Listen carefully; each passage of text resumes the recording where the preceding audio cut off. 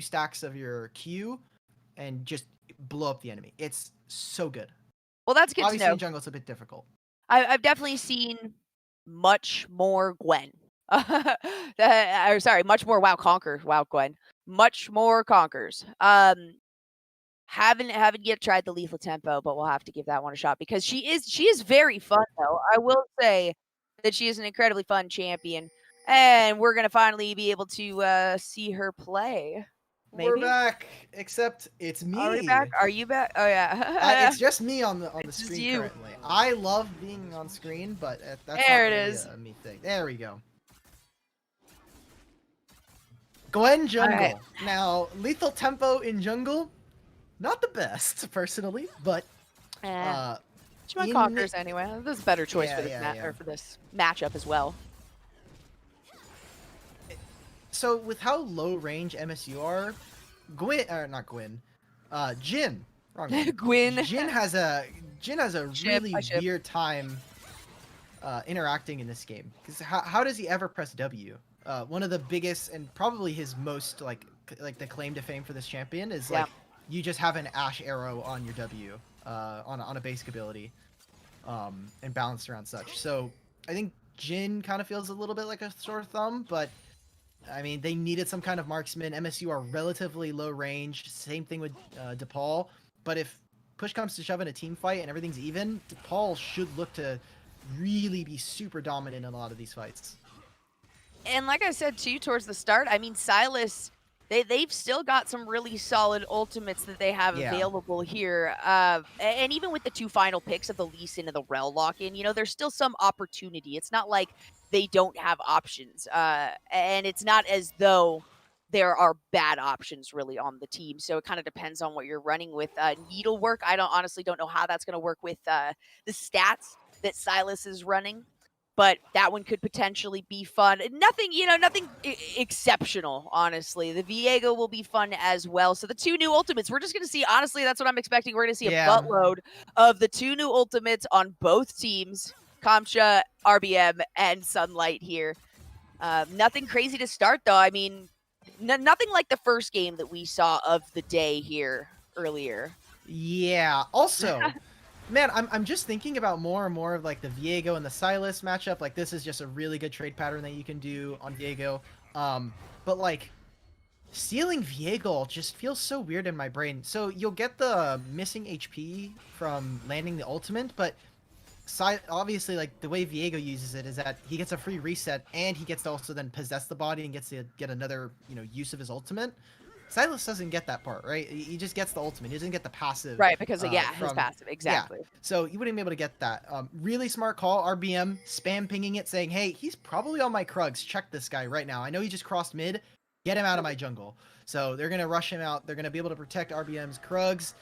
Reaper is going to be in a very sad spot. As the Olaf in most matchups, he is just, I need to do something early. I need to somehow be able to either put RBM behind on this Gwen or find someone unaware, because as the game goes on, Gwen should be like fine as she can get some items. Ooh, a lot of damage there that Danny just took. Now dismounted, so this is a lot of opportunity here for DePaul, at least to get some pressure, some priority in this lane, because either you stay here and risk potentially losing this Jhin, who's incredibly low, or you have to recall and offer the wave over to DePaul. So they're going to hang out. A few pots to burn, a few biscuits to burn, so that Danny K can remain in this fight. But I like how, I don't know, it's not timid, but it seems like everybody here is just trying to find their footing, trying to figure out how to play against their opponent.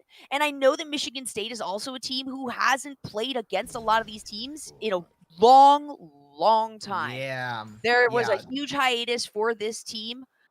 So and they were pretty successful before that. So that's another situation where it's trepidation. That's more of what it is. They're kind of just watching how they approach this and whether they'll have the upper hand over the team in terms of mechanics and whatnot. So it's always interesting to have a first game like this where you don't have one team who sincerely thinks that they are 100% better than the other team, that they can engage well, on Incon probably does. No, that's true. The coach for MSU probably thinks his team is way better. And to be fair, he does have some pretty decent teammates. Some pretty decent pieces to build around. But this game, specifically this draft for DePaul, feels like patch 11.8, 11.9, the draft.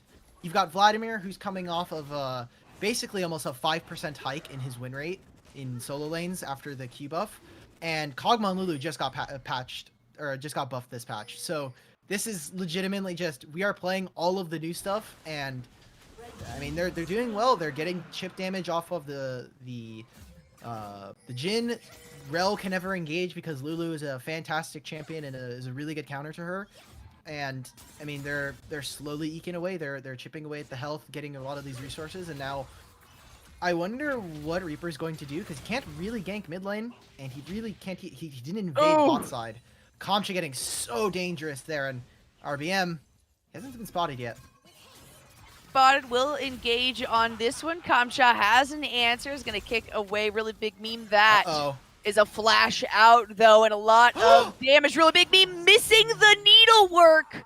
And Lee Sin will survive the flash out to only take one tower shot. Wow, Michigan State actually winning that fight. Fantastic play. I mean, a great response from Kamcha, though. Yeah, that is so close. And Kamcha playing this kind of on needle's edge. The thing is they don't have much vision. And since Kamcha is taking control, or sorry, Michigan State have taken control of the top side, he's just playing like super dangerous. Either Lee Sin's going to crash this wave and the jungler's here, or I mean, I'm kind of doomed at this point. Like, the wave might slow push back into the enemy. So, really good payoff from MSU. Their top laner and the jungler connecting. RBM is able to make the effective play. The needlework wasn't quite there, but it's okay. You got a couple more times to try that out, and we'll see what happens with that. But a really great way to kind of start off the game for MSU.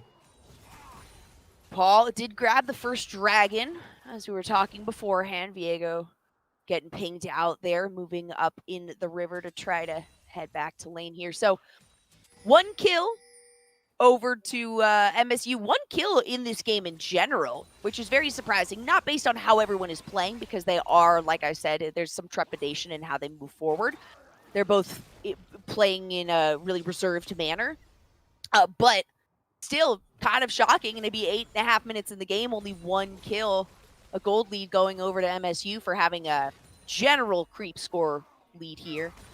You would have thought with all these melee champions, there would have been some brawling. There would have been, there's an Olaf, there's a Viego. Like, I mean, come on, guys. Lee Sin is top lane at this point. Give me a fight. But so far, MSU kind of just really well tracking of Reaper. And again, the vision is so important. They're going to start to establish some vision on the side of DePaul, but they need to kind of link up. I mean, Razor and Reaper need to link up, make sure that they're tagging along together so that they can get some vision, track RBM, and let Olaf be useful in the game. Because right now, I mean, you're just going to allow RBM to farm, and he's already got his leeching layer. He's going to be picking up that, the Riftmaker soon. It's going to be so dangerous.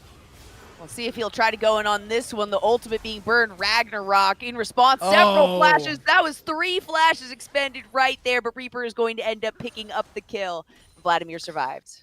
There we go. Reaper is able to finally connect onto the map, finally say, hey, I'm going to put my stamp down. It was a little bit of a dangerous position for Zerch. He needs to push the wave under the turret, and Sunlight is threatening to hold it now. Thankfully, Reaper is there to respond, and DePaul are able to find that kill, but that was a dangerous position there, and Sunlight probably just needed to back and pick up this, the Executioners. We saw that earlier on. He was able to back after the D-Shield and pick up a Cull, so ton of gold just slowly kind of matriculating into the MSU camp.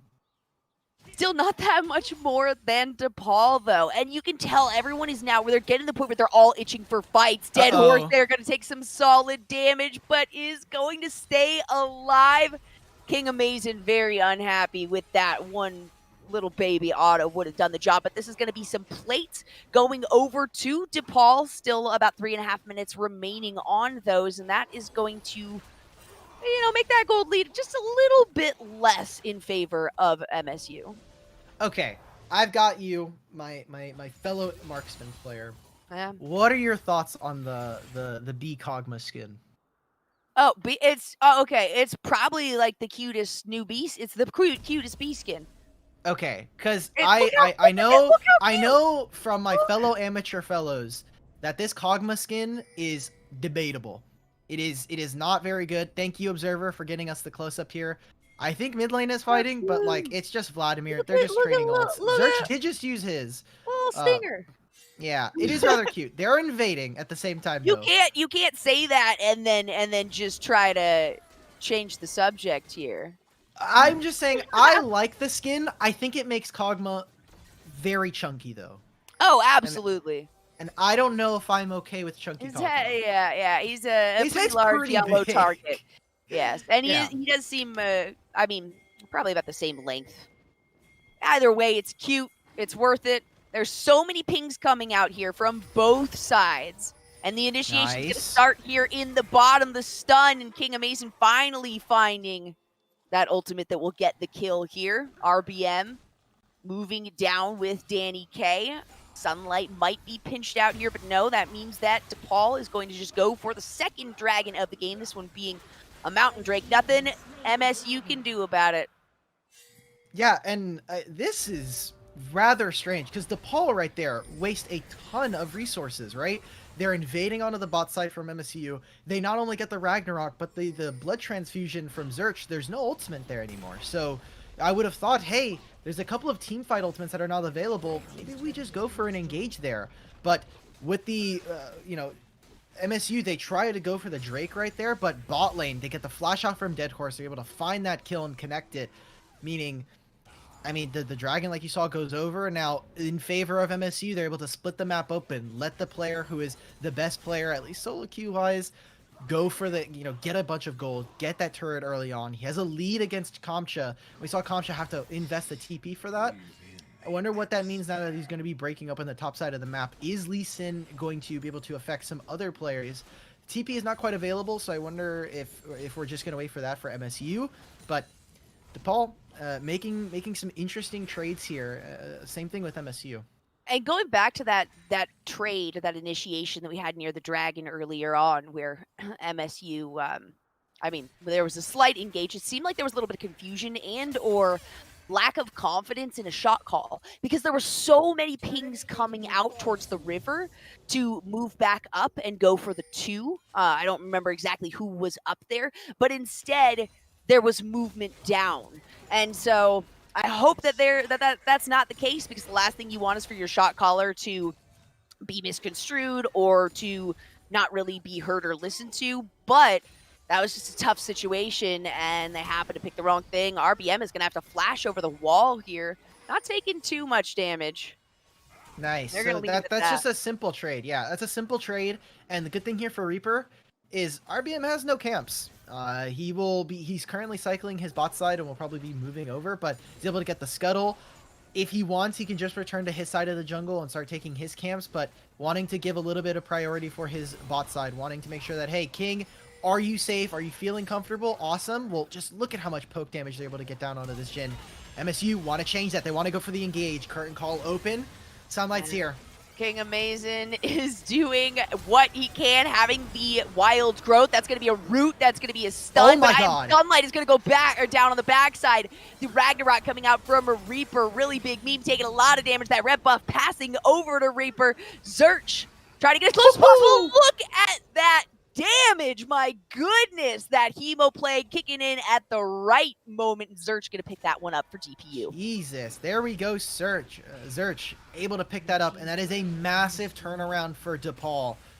I mean, the fact that King Amazing did not die early on in that fight is just so critical. We see how far they have to overextend for this, and look at how much they're losing on the opposite side. Now, while top lane isn't able to kind of follow up on this, there's a huge mid wave that, I mean, Sunlight's going to have to miss. And so, same thing with Zerch, but he's already a level ahead. So, all of this is on MSU. They need to be able to connect to this. RBM finally finds the kill into King Amazing, but they've already invested so much in Dead Horse. Kind of just staying around a little bit too long, saying maybe I can try and help to find the kill onto Reaper. Not able to do much. Feels like, yet again, top lane is the island. It is just top laners. They are just shoving waves at each other, and they're like, okay, the rest of the, what is happening on the rest of the map? Yeah, teleport is available, though, for that Lee Sin. Heading back up to the top lane. Take a look at the vision. DePaul certainly having more aggressive vision. We can see how defensive Michigan State's has been. Almost all of it remains within their jungle. So trying to play reactively when DePaul makes a proactive play like they have been making in the last couple of minutes here. And a bit of a swap mid lane down to the bottom side as well. But man, I mean, DePaul right now is 200 gold up. It is even in terms of towers. There's 4 kills up, yes, for DePaul, but you've got a pretty decent creep score lead for Michigan State. So this game feels so even and so calculated from both of these teams. They're still kind of holding back and playing in a reserved manner, because they do not want to make any mistakes. They want everything to stick, everything to last when they make a decision here. Yeah, again, it just comes on. It all comes down to, can MSU find the snap kills, right? Are they able to blow up King Amazon or maybe Zerch on a flank somewhere? The Drake is coming up. It would put them at soul point for DePaul, and I'm sure MSU does not want to have to deal with a Vladimir with Ocean Soul, or a Kog'Maw for that matter, so they're going to have to start to move in now. We're already seeing Zerch. He's pushing out the bot wave. Both of the top laners saying, hey, I'm not going to even bother TPing. I'm just going to walk down immediately. And DePaul, they're holding hands. They're going to enter the river here. And important to note, bot lane is pushing out, so now MSU kind of in an awkward position. I mean, Zerch can jump over this wall, and especially with the Rel ultimate they just got, they need to be able to make a decision. They're going to get stuck in this pit if they continue to stand here without really calling for it. RBM is pretty dedicated to doing that.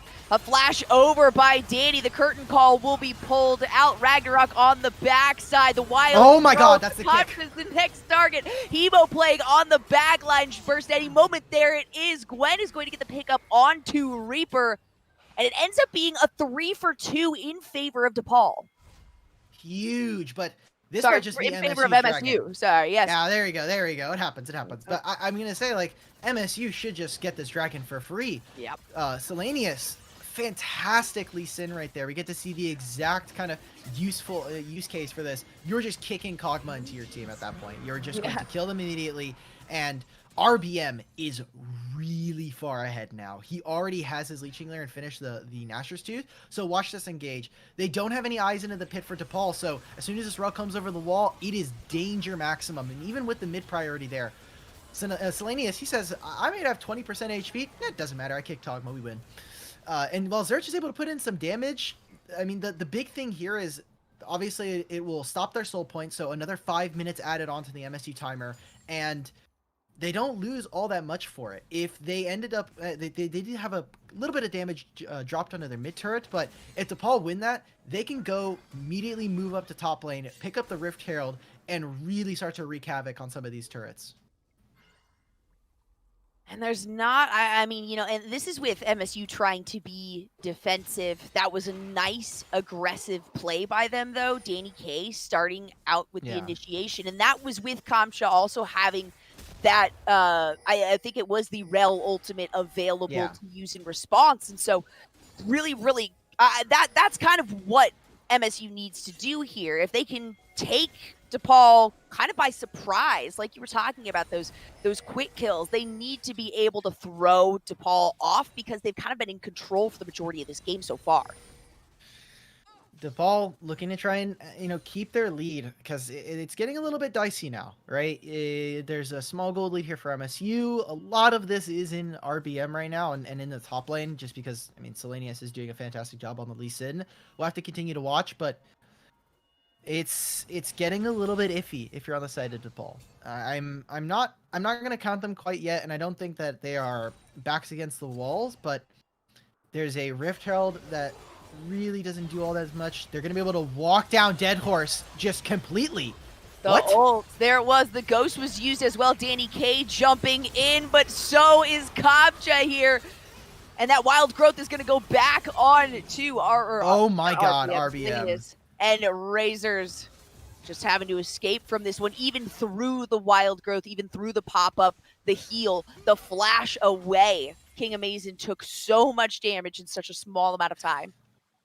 They keep killing this bot lane, but like the bot lane's not worth all this much. Look at where you are right now. You are the play. I know Kog'Maw, you want to be playing frontline Kog'Maw, but as both marksman players would probably say, don't know if you want to be the first one into the fight. They're trying to save this play. They invest a ton of resources here from DePaul to just try and save King Amazing. And while they're able to kill Jhin, Jhin is not worth all that much. 0-3-3 at this point. You are killing. It's like what, like 200 gold at that point, maybe 125, something like that.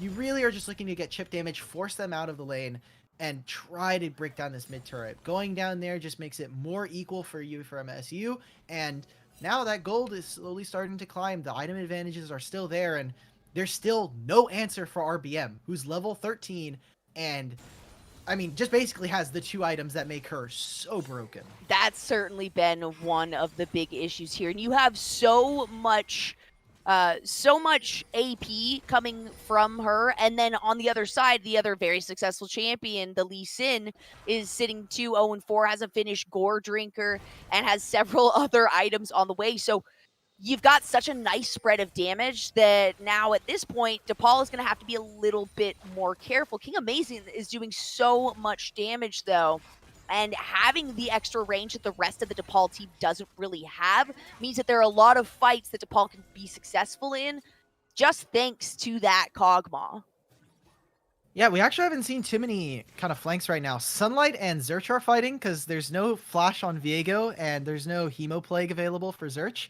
So bot lane, doing the same thing that we saw the other game, the first series of today, where the 2 top laners are just fighting and they just walk away after using some of their abilities. But I mean, this is a dangerous position. You have no flash on Kog'Maw. You can't be this far up. Flash in by Danny K, and the rest of the team is going to follow it up. RBM picking up that kill. Solanius, or however you say that one, is able to follow up on the Sonic Wave. Finds 2 kills there now for MSU. Man. And now DePaul, surprise. They're realizing that maybe they're not as far ahead as they believed. That means MSU is going to start out this Baron. It's a lot of damage, but Reaper and Kamcha are aware of what's going on. There is the ability to TP, and we see one coming in now. Zerch on the way. Baron refill.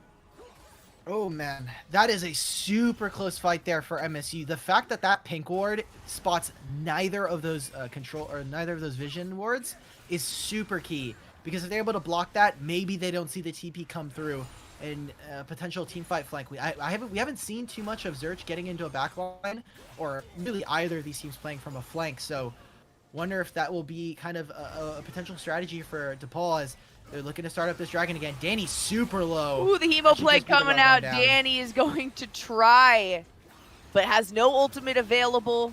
No flash available. Hex flash is up soon. The dragon will be started by DePaul. The blast cone's gonna oh my god, RBM! And it is a steal by RBM! But Zerch is not gonna let that happen too quickly and easily. Kamcha takes so much damage. The wild growth there onto the Silas. They are going to pick up 1, and RBM should be is the Baron. one they want to take down. That means that DePaul is making their way to Baron. Yeah, this is the really big, the dangerous thing. MSU were using Baron as kind of a fulcrum point against DePaul, saying, hey, you need to come to us and we will fight you and get some kills. Maybe we'll pull some extra summoner spells like the TP from you. But now, DePaul, they have the Baron damage. It's so easy for them. Solanius is here. The current call opens up. Concha is incredibly low. And the Baron is doing a ton for MSU here. So potentially watch for another steal. Watch the Sonic Wave. Last shot came through.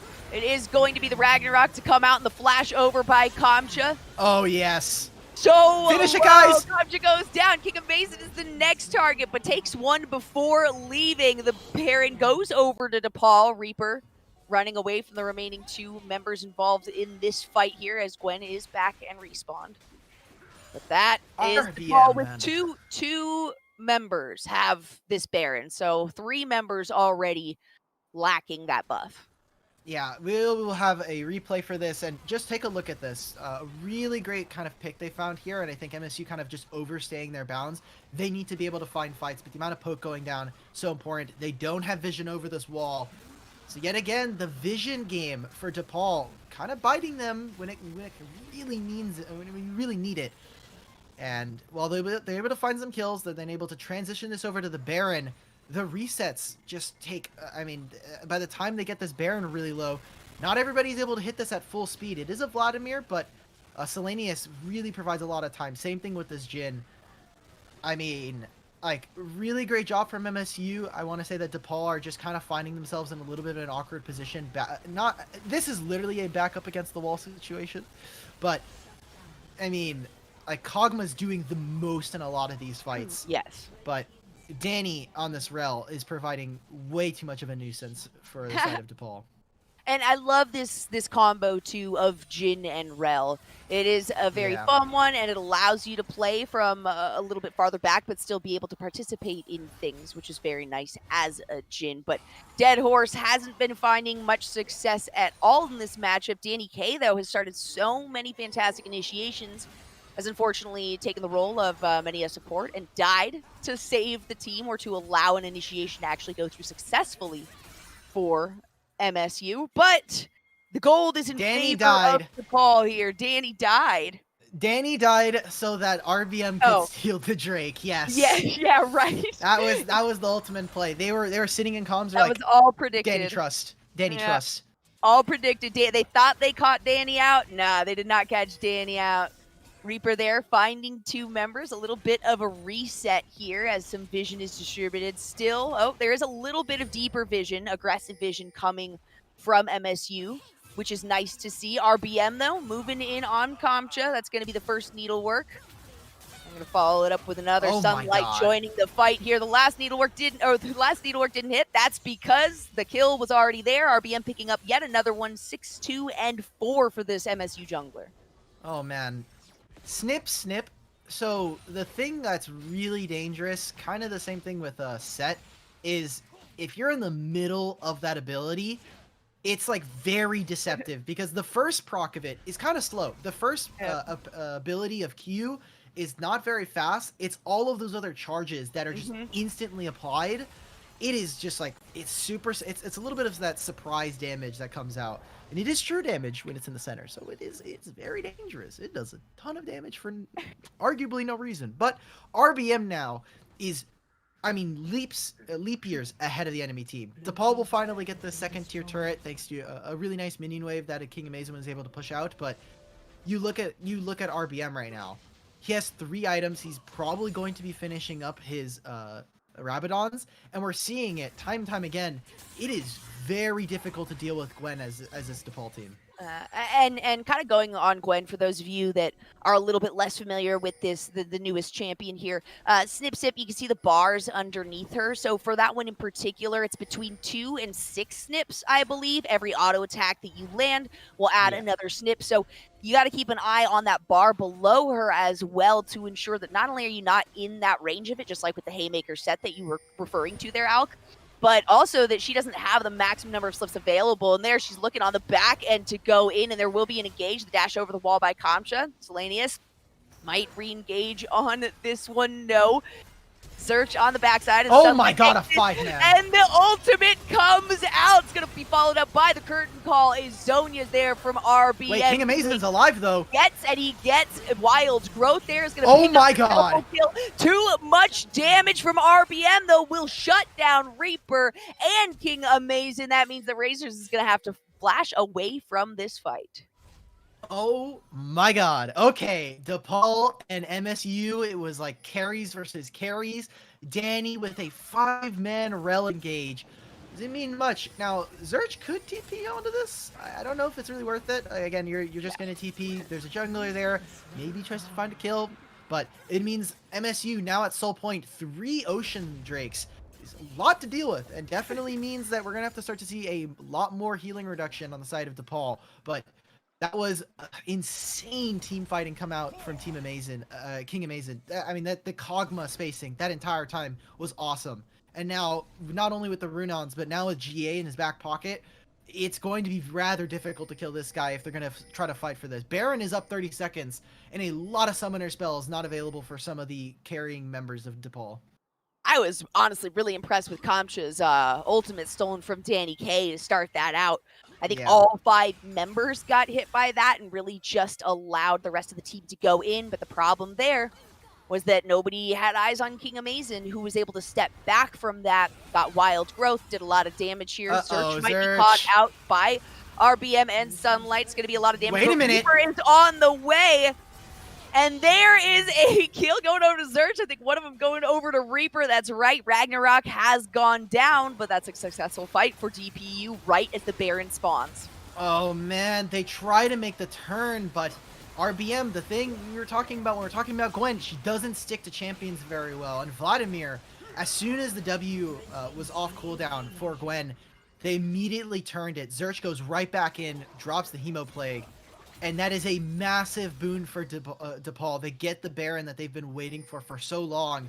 And this should mean now they're finally able to open up the base. It has been a while since DePaul were able to get some meaningful turret takes down, just because of how much wave clear MSU has been prioritizing and the wave manipulation that they've been putting forth. But now with this, DePaul can basically just overrun them. They can say, hey, we're just going to trample over any of your defensive. And even King Amazin at this point, he's playing a little fearless. He's walking right under turret, auto-attacking any of the champions that come up on his screen.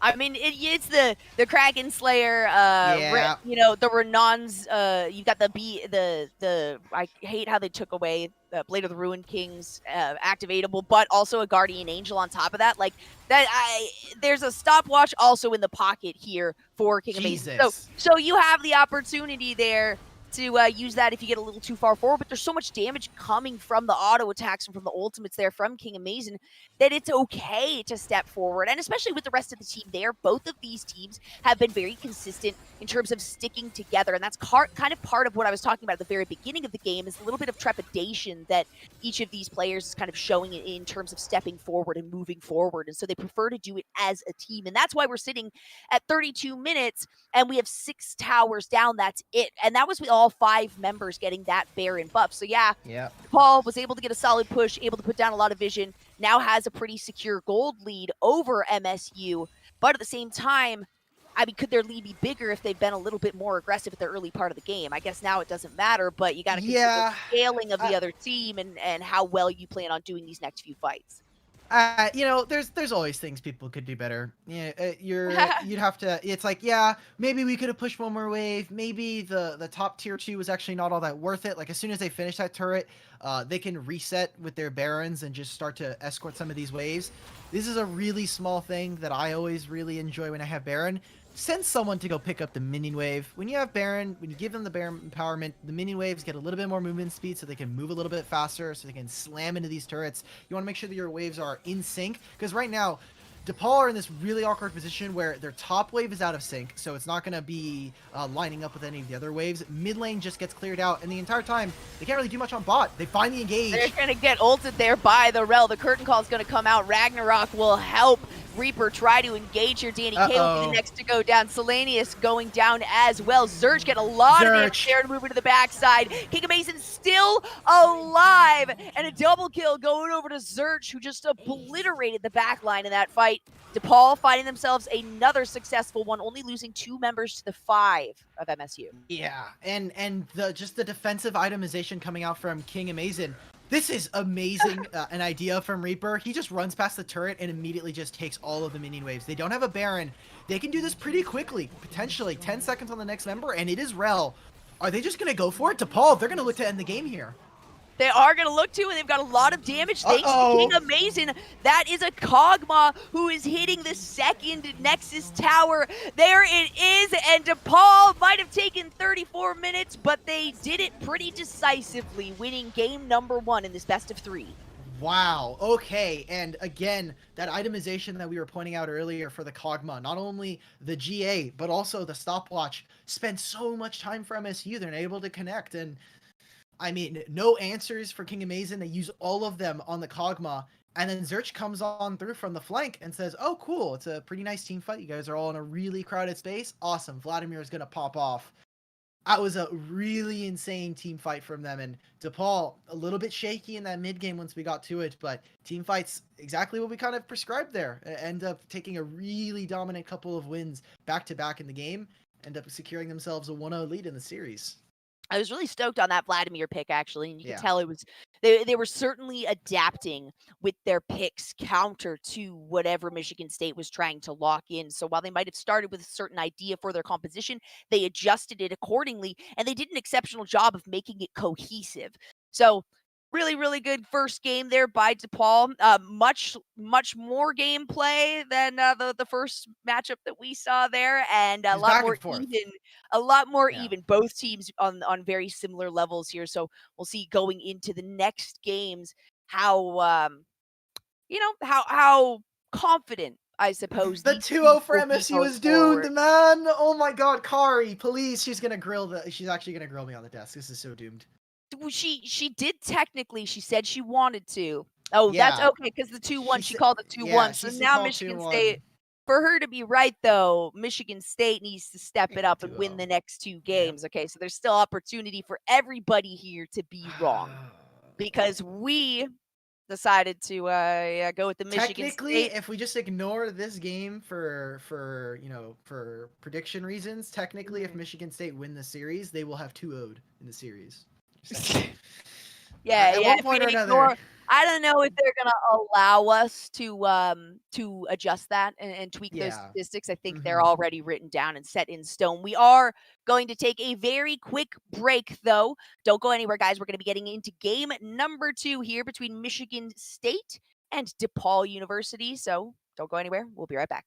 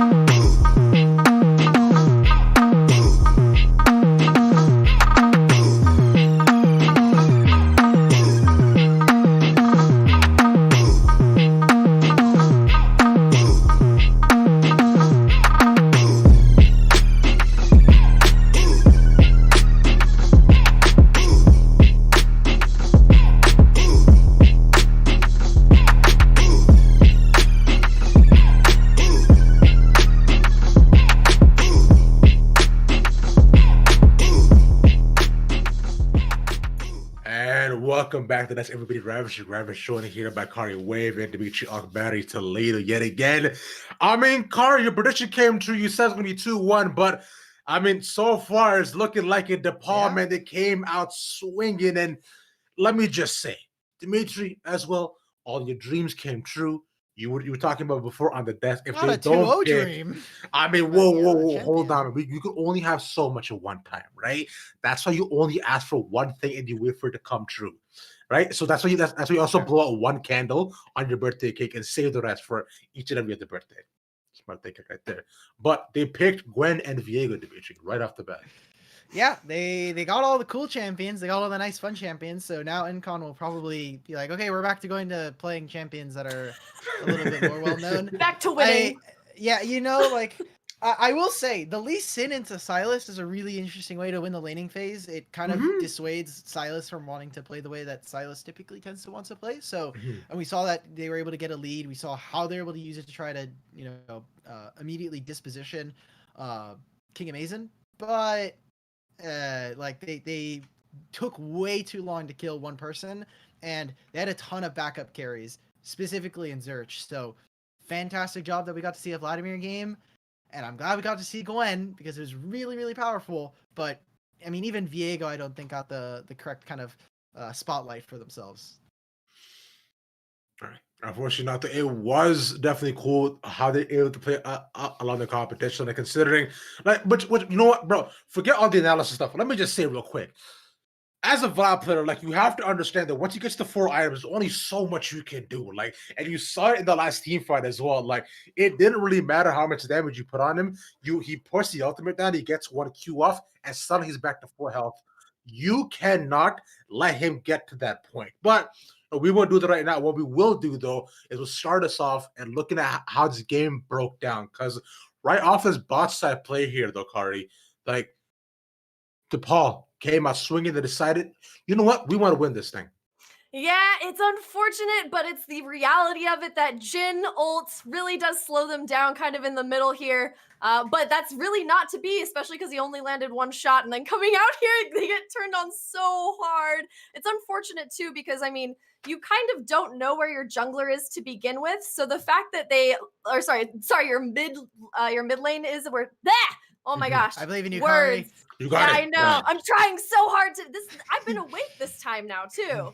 So yeah, not keeping track of where your mid lane is and knowing that they are not at base, they are not dead, and kind of delaying that team fight out. It was never meant to be. There's no way that they would have won that anyway. So I don't know. I don't necessarily know what the logic was behind that. Alk, do you have any sort of insight based on the game that you've been casting?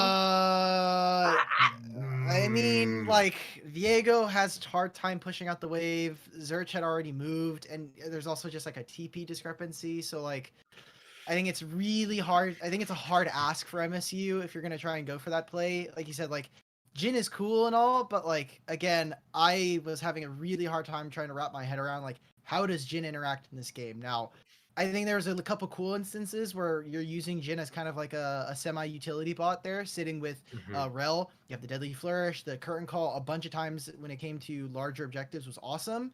But in the end, he gets outpoked by Kog'Maw. He can't ever walk up to try and fight because there's a bunch of huge team fight ultimates just running straight at him. And it was definitely a hard ask. It was definitely difficult for Dead Horse to really do much. Yeah, that's rough. And we also see it here in also these next 2 dragon plays in front of us as well, right? It's just the efforts of RBM and squad. And that's mean to say, honestly. That's mean. RBM and squad. Essentially just MSU to be able to try to climb all the way, climb all the way back. This is actually the steal that he comes back. Yeah. And this is where he takes it as a Gwen on the left of the dragon, but then the fight which devolves afterwards. Fortunately, it's starting to look like it's going in their favor, but King Amazon, if he stays alive in the backline, he can just put out such disgusting amounts of damage that it does not matter what you do. There's only so many snips that you can try to take off of Kog'Maw's hair, but he's still the bee, man. It's gonna sting like one as well. But look at this, Dimitri. Going into the next couple of games, what are you looking at MSU to do besides not pick with jungle? They might still pick Gwen jungle. No. I think MSU will probably trying to find something that answers his bot lane a little bit more. Yeah. A lot of those fights is when people are just losing track of Gwen or losing track of certain members of MSU. That is when we start to see them kind of have their wake up. We saw it even in that game right after that. They steal the dragon and then they basically almost climb back and get a mountain or an ocean soul for themselves. Just super, super scary, especially if you're on the side of DePaul. So if I'm them, how are we going to shut down King Amazon? I don't think it's going to be by giving Dead Horse a ton of resources and to try to be that 1v9 carry. Allow your solo laners to really do a lot, because I think there's a ton that I think you can do, especially with what we saw from the top laner for MSU. These guys definitely like the most mechanically adept player on the team. Let's see some more of that. That's what I'm talking about, though. Now, Kari, we'll see if your predictions truly did come true. If you were the Nostradamus among all of us, or perhaps that we'll see MSU might be able to climb back from this one. We're gonna cut it to a short 15-second break. Now, kind of in y'all's hand. Don't move for your chairs. We'll be counting along with you, and if you leave, I'm gonna be real sad about it. So don't do it. We'll catch you right back here.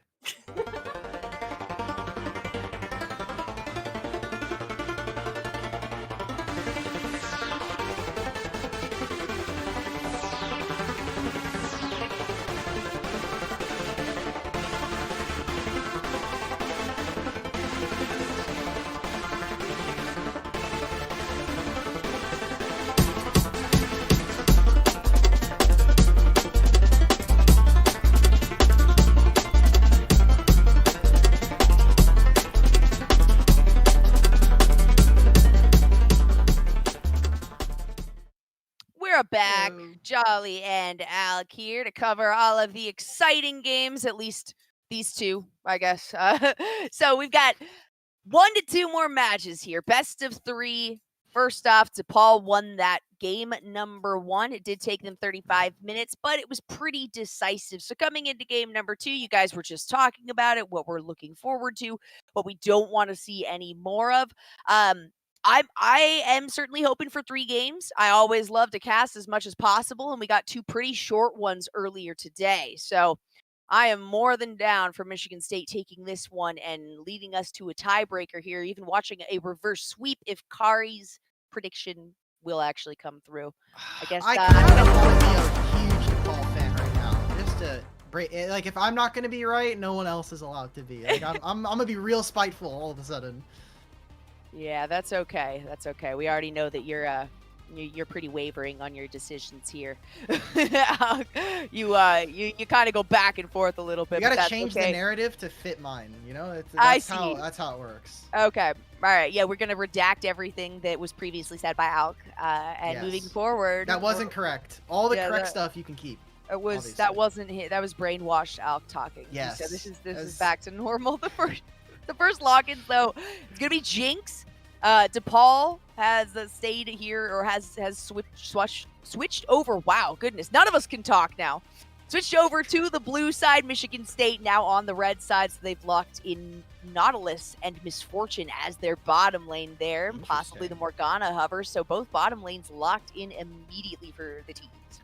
Yeah, really, really interesting that they immediately lock for this bot lane. You see the Thresh answer immediately for Nautilus. I know that a lot of supports tend to just think that Thresh is just way broken, especially in a Nautilus. It's a really great matchup. It can be skill dependent sometimes. Depends. It depends on what support you ask. But I think that taking the bot lane so early on here against Jinx, a little bit strange. There's a couple other champions that I would personally prioritize, but we're getting to see the rise of Kindred yet again, and thankfully, or not thankfully, depending on how you feel about it, there is no Gwen or Viego yet. Yeah, that's true. Neither of them were banned out. Neither of them have been locked in. Either way, I like these. I like these teams. I can imagine that we're going to see the Morgana in the jungle. They're from DePaul. So Jinx and Thresh, Misfortune, I like both of these. I like both of these a lot, but they're kind of mirroring each other's picks. We can see here jungle and bottom lane have been locked in. So no big surprise. We've got a Yone, a Vladimir, terms of the bans there. So top lane and mid lane is what we're focusing on now. Yeah, I wonder what Michigan State does, because they have a really cool answer for DePaul because of Morgana being taken so early.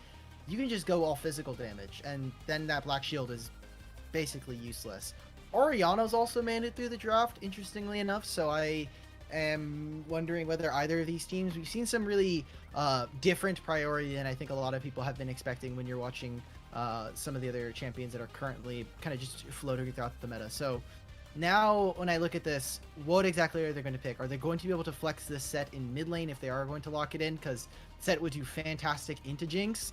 And DePaul need to be able to not only have someone to frontline, but also someone that can match damage with Jinx.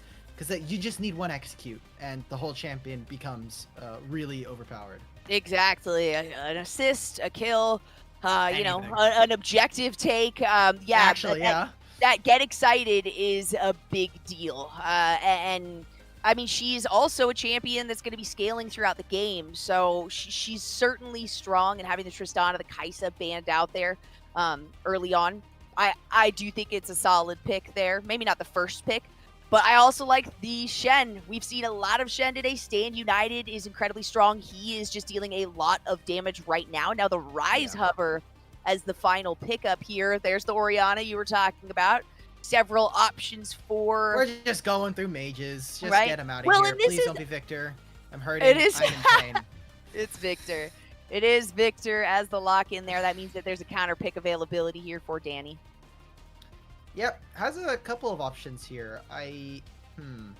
Swain is definitely a unique counter pick and would do really well in trying to zone out someone like Jinx and Victor, but again, you can just go AD in this matchup and you will just feel so fine. Swain's going to be the answer here. I look at this for MSU and I'm thinking, okay, Shen has a good matchup. And yes, please please do not play with my heartstrings, MSU. Give me the Swain top lane. That's what they're doing. This is the stuff I've been waiting for. Yeah, I'm pretty sure that's what they they're got 15 seconds. We can revisit it in 15 seconds. But MSU, very squishy. I think Kindred's going to have a little bit of a hard time if she can't outpace Reaper here. And I do like this match. They changed at the last second. Yeah, I know. Dang it. That said, I was pretty excited for that matchup. Swain will do better here into Zerch, though, on the Victor. So it is a smarter choice. I'm excited to see how Reaper does on Morgana, because I have gotten to cast several games where Morgana is in the jungle in terms of collegiate or amateur, and none of them have gone well. I know it's in the meta for a reason, but so far I haven't seen it executed properly. Granted, part of that might have been also based on the composition itself. So when you're picking up the Morgana, you are certainly going for, a lot of kill feeds, or a lot of kills fed over. She's got some nice quick clear times as well, so she can move throughout the jungle very, very quickly. That allows for a lot of gank opportunities, a lot of control on objectives. So it's a very controlling type of jungler, and I like it mixed with the rest of the combination, mixed with the Stand United. You've also got the Super Mega Death Rocket, so that other global ultimate that kind of allows this movement, this rotation, this constant re-aggression work very well for DePaul. I do really like Michigan's. I like both of these compositions, though I would say just in terms of an overall comp, I think I'm a little more appreciative of DePaul's, not going to lie. Yeah, I mean, it's got a very nice front-to-back look to it. There is a dedicated person who's going to be tanking. I will say, yet again, this is another like 11.9 patch nightmare. Morgana did get a little bit of a tweak to her W, so she's not just literally before this patch. If anyone wasn't looking, she would literally run after a certain point in the game when she got a couple items. She would just W the camp and then walk away. That's it, and the camp would die. And it's like, okay, cool. That's great. I love that.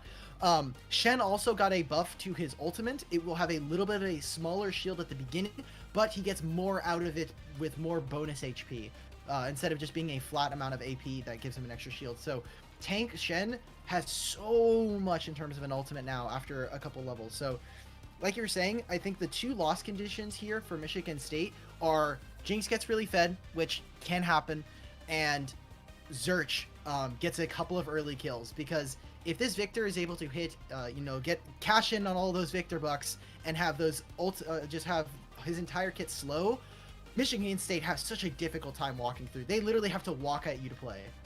Monty, well, what's the He call called here? it. Dude, he called it. Monty. Okay, wait, Monty. DePaul. He did. Monty, come here. Come here. How are you feeling about DePaul this time? It's a Okay, DePaul loss. Monty, what about I don't know. Doesn't seem like he likes any of it. I said Michigan. We'll see. Oh, We'll see. no. DePaul. Ooh, yep. All right. He's going for Michigan this time. He's looking for a game 3. Thanks, Monty. Appreciate it. Good work. Good work. Monty only comes in during draft, says, guys, this team's going to win, and then leaves. He's like the perfect Twitch chatter. I love it. Right? I know. It's great. He usually, there's a couch in the room next to me, and he just lays on that couch all the time. It's kind of his couch because of the amount of hair that is now on it. Yeah. No one else wants to sit on that couch. So that was nice. You know, thank you, Monty, for coming in and offering a little bit of love for Michigan State. I would love to see a game number 3, like I said. So I'm pulling for Monty's prediction to come true. This is like having the desk. It's like we have us two, and then Monty's our special guest coming. Yeah, this is exactly. Awesome. We don't have a full camera for him, sadly, so we'll have to. We'll get production to fix that. Right. Yeah. But I don't know if I really want to doubt the dog now, because they already got the first one, and I don't know if that's just a fluke or like just Jolly has that essence of just like esports excellence, and just like, yes, my dog is also an award-winning analyst. He's pretty intuitive. I don't know. Yeah. He hasn't really spent much time on the desk, so for all we know, he is a natural. But he has spent a lot of time around me playing League of Legends. I'll tell you that much. Which is why he immediately knows. He's like, I'll get a little bit of attention, and then I'll just walk away and come back for some more. Come back for some more later when she doesn't sound so excited. But I'm certainly excited for this game to come up. That first game, it was so. I mean, I talked about it so many times. It was so slow. It was so very slow, and there was a lot of opportunity for them potentially to make some more aggressive moves to try to push things harder. But both of these teams were very resolved in terms of just maintaining where they were at, ensuring that they were watching the map, that there wasn't a crazy jungle rotation. Of course, that kind of came back and bit MSU, but it was a very slow start and it was kind of hesitant. So I am really hoping that this one will be a little bit more headstrong, but I wouldn't be surprised if it's kind of the same thing we saw last time, because it worked for both of these teams in certain instances. DePaul came out victorious, but now these teams have a little bit more opportunity to do that, a little bit more range than we were seeing on the previous teams for some more of these fierce engages. Now Michigan State moving as a 5-man group towards that Tribush. Might find out amazing. And that's the player they want. Oh no, King! The flash over, and the root is going to give a first blood over to Swain. Danny K is absolutely fine with using flash. King Amazing also used flash before losing their life. Oh no. The flash, it's like, oh man, I'm playing Jinx. I don't have flash. Sucks. But like, the flash specifically, failing the flash over the wall, that one just is like, that one hurts the soul. And I love this from MSU. They said, okay, look, bot lane is already really, really weak. Let's just try and look for something. Let's get a little bit cheesy with it. And interesting to note here, we have set mid lane. So we're technically still right. Oh. And he's just going to hold the wave here, because so they'll probably end up swapping back after this. Yep. But they're spending a ton of time, and they know that Sunlight, I mean, because Set was there for so long, there's so many S words.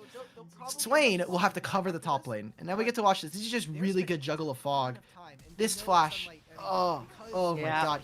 All he did was auto as well. That one hurts. It's just his passive. That's all you need. One auto, you get Nautilus's passive down, you get a lockdown, and the rest of the team can move in. Hence why you always have Nautilus at the front of that line. They're taking a lot of damage from this set here. Selenius not holding back. I guess that's kind of a set strategy. Now we can see a little bit of the counter jungling from Reaper, having that red buff taken. Really big meme. RBM is still in the enemy jungle, and so Reaper is going to take advantage of that and take the opposing red buff. And this is actually a really slow clear here, because again, because of how long it takes them, I mean, Reaper's already done with the red camp, will now also then finish this Raptor camp, and is going to kind of cash out really big here. Now, DePaul, they know, they're like, okay, look, we're vertical jungling at this point. RBM is probably going to be here.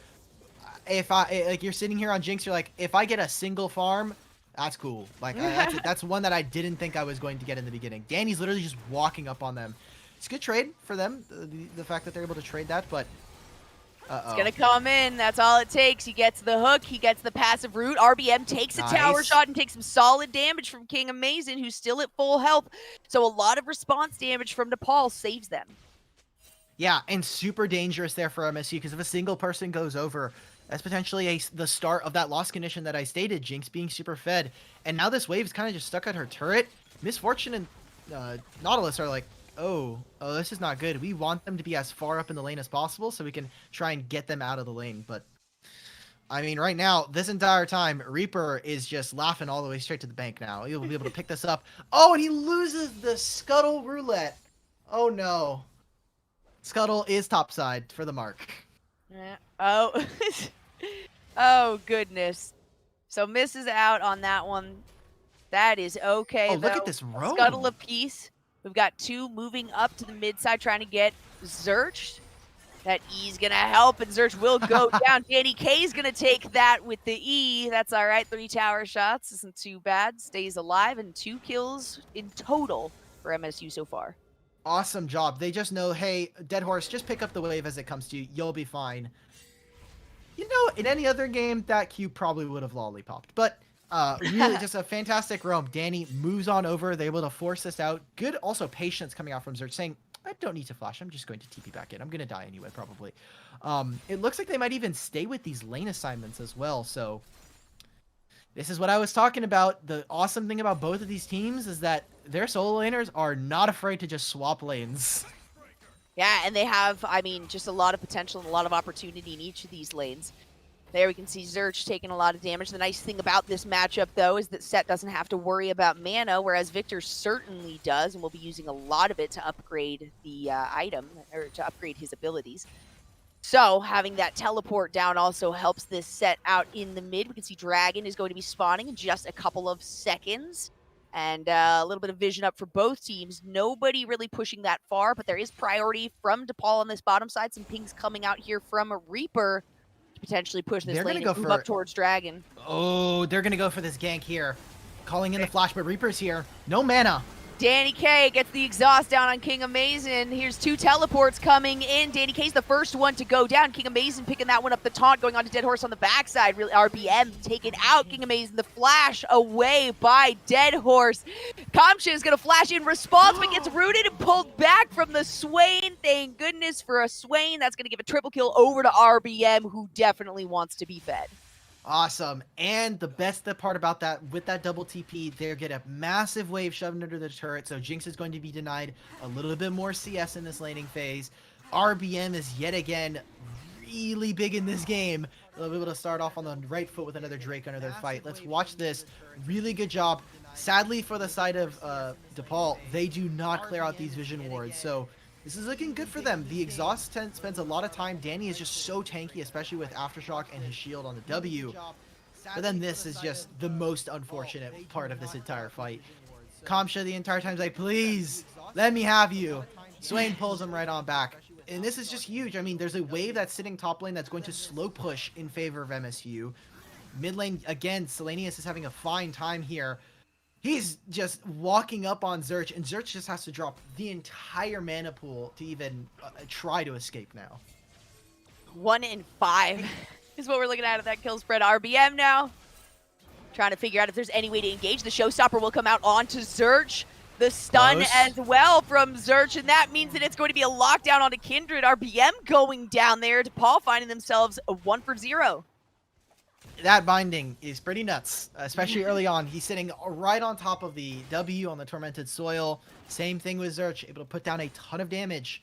So good job. They're able to pick up a nice shutdown for them onto RBM. Kind of try to get this gold lead under their control, wrestle it under their belt here for DePaul. But gonna need a few more of those. Gonna need a few more of those RBM slip-ups.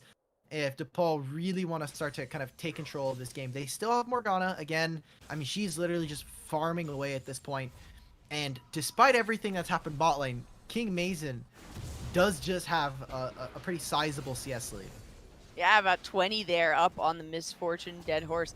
I mean, you talked about it a little bit earlier, Alec, how they had pushed the lane a little too far in, and that meant that Paul was able to freeze it towards their tower. So too much pressure from MSU can spell something bad, as it did there for Dead Horse. Very far behind now on Creep. Reaper potentially moving in for something. Very, very quick clears, I mean, from the start, but now as time goes on, it's just going to be faster and easier for this Morgana to try to participate in these fights. A little bit slower moving of a champion, though, so that is the one downside, really, to bringing her into the jungle as opposed to some of these other lanes. RBM definitely looking for something here, is going to lose that sweeper before moving into the tri-brush, but they are going to get the engage with the root onto Kamcha. The taunt, though, underneath the tower, it's still Sunlight who's taking the shots, though. Really good aggro there from MSU, and they pick up a kill.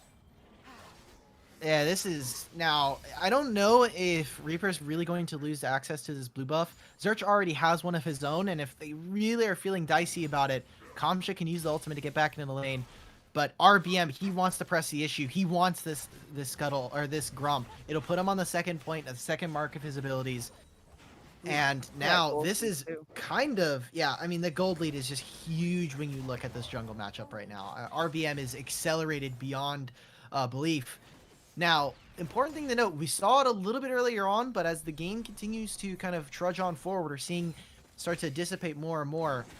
Not a lot of interest. I'll hold that. Zerch, he's gone. Yeah, gonna get show stopped. The Haymaker wasn't even necessary there as RBM finds it. Reaper is going to get the root and follow it up with the Tormented Shadow, but then responds with the Lamb's Respite, saving this set. She doesn't feel great about that, but left with her life, so at least is hopeful. I said this earlier today in the first series, Kindred is broken. Like, Kindred is so good in the current compositions where you are just trying to kill one person. You're trying to overload in terms of damage. She has arguably one of the most broken abilities in the entire game.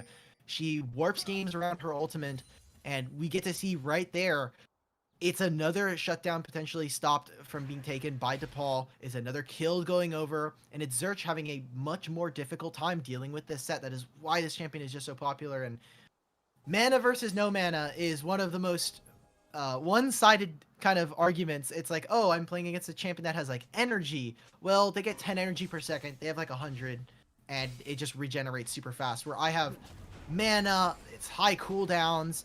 It doesn't even effectively do all that much damage early on. It sucks. So, feeling a little bit of the pain there. King Mason has to flash away. That's going to be the box coming out from Razors, who gets hooked, and out is bullet time. That Q, the binding is going to miss there and hit one of the minions, so no re-engage from DePaul. It's just going to be a little bit of swatting back and forth with no kills. Uh-oh, wait a minute. Woo! RBM is going to be hit by the Super Mega Death Rocket, but no kill. Maybe if he has like a full item on Jinx, that's like playable, but unlucky. Is not able to find that. There has been way too many steals and kills with not only Jinx ult, but if anybody was watching E-Masters earlier today, a dragon being stolen with Kaisa W is just like mental to me. So really fun to watch AD carry projectiles do things that maybe they're not supposed to. Oh, she's absolutely supposed to. Well, maybe, maybe not so much the steals with the Kaisa W, but certainly the steals with the Super Mega Death Rocket. I mean, we have that was a bug for like so long. That was a bug from last year that just like made the champion disgusting. And now look at that. Zerch, buddy, going to flash in, use the showstopper. That's a nice quick cooldown, and that means that even though that ult is expended from Zerch, it's still going to be another kill for MSU.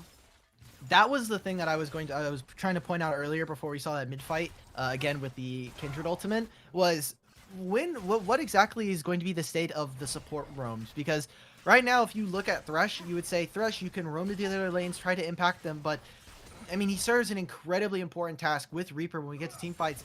Protect King Amazin. You are there to help him move the wave when he wants to. You are there to also then put down vision to prevent these kinds of plays. But Danny K is saying, okay, you guys are just going to, kind of stay in lane. Well, not much happening here. I'm going to leave. My AD carry has double summoners if they really need to. I can go impact the rest of the map. As Reaper trying to answer this Sunlight using the ultimate. Not going to get too much out of it. It's going to call Reaper up here. But then we're going to recall.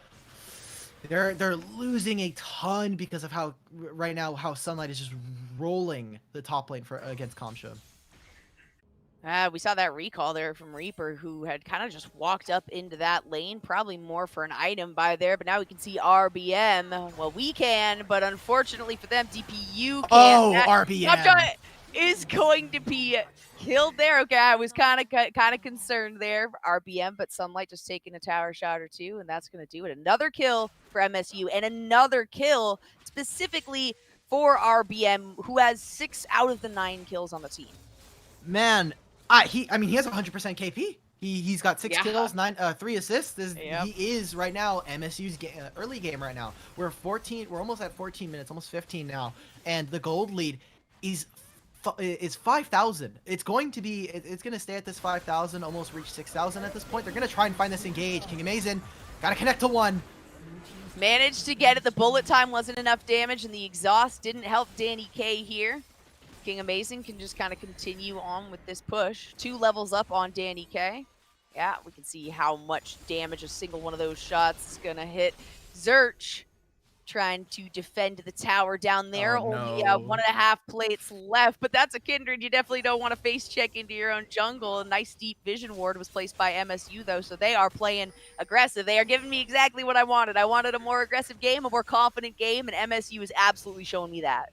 Man, it is so difficult if you're already having some mana struggles in mid lane trying to clear this out versus Selenius, and now your blue is being taken away. Not only is Reaper sad about that, but I'm sure that Zerch is not exactly having the most fun right now because, I mean, you look across the board, I mean, Selenius doesn't need blue buff either, so now they're just double stacking these buffs. And the entire time, Zerch and Reaper are going to continue to hurt, continue to slowly start to have to bleed out resources, try and fight for wave control, as I think Sunlight just solo kills him. Wow, yeah, it did seem that way. It looks like the Black Shield alpha flash forward, the taunt and the TP coming in on the backside. They do manage to take down the Victor. RBM gets that kill. Kamcha manages to lose aggro from this, but is the last member in this fight. Jinx has been on the outskirts the entire time, so that was a deep DePaul fight without Jinx. Not necessarily something we want to go through with, so that's going to be the second tower down for MSU. And right now, DePaul are in deep. They need to somehow pull themselves up by their bootstraps and find a way into this game because not only is your tank top laner behind, which is, arguably is okay because he's about as useful as he's going to be whenever he presses ult, but now even your damage follow-up is falling behind in the Victor and even in the Morgana, so coming into a really massive problem. No one can actually try to find that connect for Jinx to kind of get excited. We see the Sunlight goes really deep. Zhonya's is really powerful up against the DePaul squad, and the amount of time that's spent, it is all about delaying the fight for as long as possible. If they can't find the burst, if they can't kill one member, DePaul kind of just falls apart at the seams here. So Drake being spawned, they find a small hook onto Danny. They're going to get some poke damage down, but I don't think DePaul is going to have much say on this Drake unless Super Mega Death Rocket just decides, yeah, it's not yours. Yeah, the steal is certainly the opportunity that they are going to be looking for, at least hopefully should be looking for, because it is Zerch is dead. Massive gold differential. Zerch is absolutely dead. I mean, you got a group. You have to be safe. You cannot try to go in. And this is knowing that MSU has placed aggressive vision in the enemy jungle. So not only do you not have vision, but they do have vision here. So you have to be especially careful. That just even reinforces how easily MSU is going to be able to take that dragon. The second one for them, and it was Infernal. So now just pressure on the bottom lane is the way they're going to go, and trying to steal a kill here onto Reaper. Reaper going to use the Black Shield there. Wolf gets a few good bites off, and that is a flash away by Reaper, but RBM does too much damage. You can't escape from that. Kamcha taking just as much, a double kill, and even more kills over to this really fed, really big meme. Oh, yes, Peyton. That's what you love to see. Thank you, RBM. You're doing us a service, finally. I was waiting for this from game one. We're going to see it here now. 11-1-3. And is now 10,000 gold at 17 minutes. if this is not the MSU a lot of people were expecting, I really don't know what it is. I mean, they have one of the strongest, they were playing in one of the strongest conferences that CELO has, and they're showing it up right now against Big East in DePaul. They cannot match the aggression right now. And Zerch right now, I mean, he was trying to move into the Dragon Pit to try and help his team secure some vision, and he got picked out by RBM. That slow on the Mounting Dread is so disgusting. It's so difficult. And now the level creep is going to start to be there. It's not bad in some of the other areas for MSU, but jungle and top lane are leagues and miles ahead of their opponents. That makes it super, super tough, and these are already players who are behind. I mean, 0-4-0 is what Kamcha is sitting on. Oh, Zerch is going to get ulted here by Danny, who literally just walks up, autos for the passive, and then walks away, letting RBM take yet another kill for MSU. Wow. You can't really split here. This is, like, again, the problem. You know that MSU has vision. If you are alone, they are going to follow you. They're going to find you out, and they're going to do what they can, and what they can do is kill you almost instantly as a member of DePaul. So you got to move together, stay safe under tower, and be very safe with vision placement, because just look at the mini map and look at the amount of red spots here. The engage is coming through. RBM almost immediately gets a kill there, and it doesn't matter how much damage he takes in the process. He is more than okay with bursting himself down, because he will do it faster than the opponent. And the best thing here is, if for whatever reason MSU just like stop pushing waves, or there's a wave that DePaul are trying to push under the turret and they're trying to make some kind of split map play, between set or even misfortune, they will just clear a single minion wave or a stacked wave so quickly that even, I mean, DePaul basically need to find miracle plays. It's 13,000 gold. We are beyond the realm of, like, guys, it's potentially winnable. They need to find, like, multiple miracles in a row. They need to get flanks off, and with the aggressive vision from MSU, the just naturally being ahead and having more items, more stats than the enemy champions, I mean, MSU are all but basically have locked this game in. Yeah, at this point, having that much of a goal sub 20 minutes. I was really hoping that there was going to be a second Rift Trail, but they don't do it in time. Nope, they did not get it in time, but that does mean that the Baron is going to spawn, and they are in position to do that. There's also a ton of vision on the side of DePaul as they walk up, so MSU is very aware. Old Steel. Better at least get This shouldn't be allowed. You shouldn't be allowed to steal it, but... That's it. Okay, not going to go for it. Nice quick bear, and the moment that it drops at 20 minutes, all 5 members, you get that. Razors is going to be the target here. The ultimate burn by Sunlight. King Mason gets rooted down, and Reaper misses that binding. It's going to be a flash forward onto Razors. The box comes out from Thresh. Bullet time on the backside. RBM has gotten a double kill, and we'll find a third one right here. Triple kill going over to this Kindred. That is the base being broken open, and that might be MSU winning game number 2. For sure. I mean, look at again, the Morgana was picked so early there for DePaul that MSU, very smart. They immediately answer saying, let's just pick a bunch of attack damage. Really, the Black Shield's not going to have too much. Oh, come on, RBM. Really, man? You're ruining the KDA. Grace is not very happy with it. My dog is barking because she saw the dominance from MSU. But that was not particularly...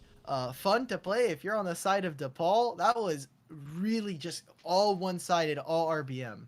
And after last game, it was a little unexpected. But like I said, we saw more aggressive play, and that's what I wanted, and kind of what I was looking for last game. Kind of, why I was being a little bit particular in terms of some of these plays, so they could have done more. They could have, stepped away from that or continued that fight. But this time we did see it, and this time the aggression worked very, very well. The compositions allowed for that a little bit more, but Michigan State, I mean, they hit the ground running, and absolutely nothing was going to stop them. No Nivea walls available here to collide with, because it was just an absurd amount of power RBM had throughout that entire game. Wouldn't be surprised if the Kindred was respect banned for the next one, but we know that RBM has a deep, deep pool. I mean, that's like this isn't a kiddie pool. This isn't a hot tub right here. This is like the 10-foot deep, deep end of the pool. the diving pool. So he's got a bunch of wacky picks. So I don't know if we'll see any more of them. We already got the Gwen once, but I'm sure if there's anybody to do it, it'd definitely be RBM. And I mean, Monty was right again. So far, my dog. Oh my god! Better okay, the dog's actually OP. The dog is need to be nerfed. He has better predictions than I do. All right, he's heard a lot. You know, he's right next door, so he knows all the information that I spout off, which is almost nothing. So, very excited to see, and we get a game 3. That was what I most wanted Michigan State to win that. So. You guys, we are going to take a very quick break. We're going to hop back afterwards to the analyst desk to break down that game before hopping into game number 3, the tiebreaker between Michigan State and DePaul. So don't go anywhere. We will be right back.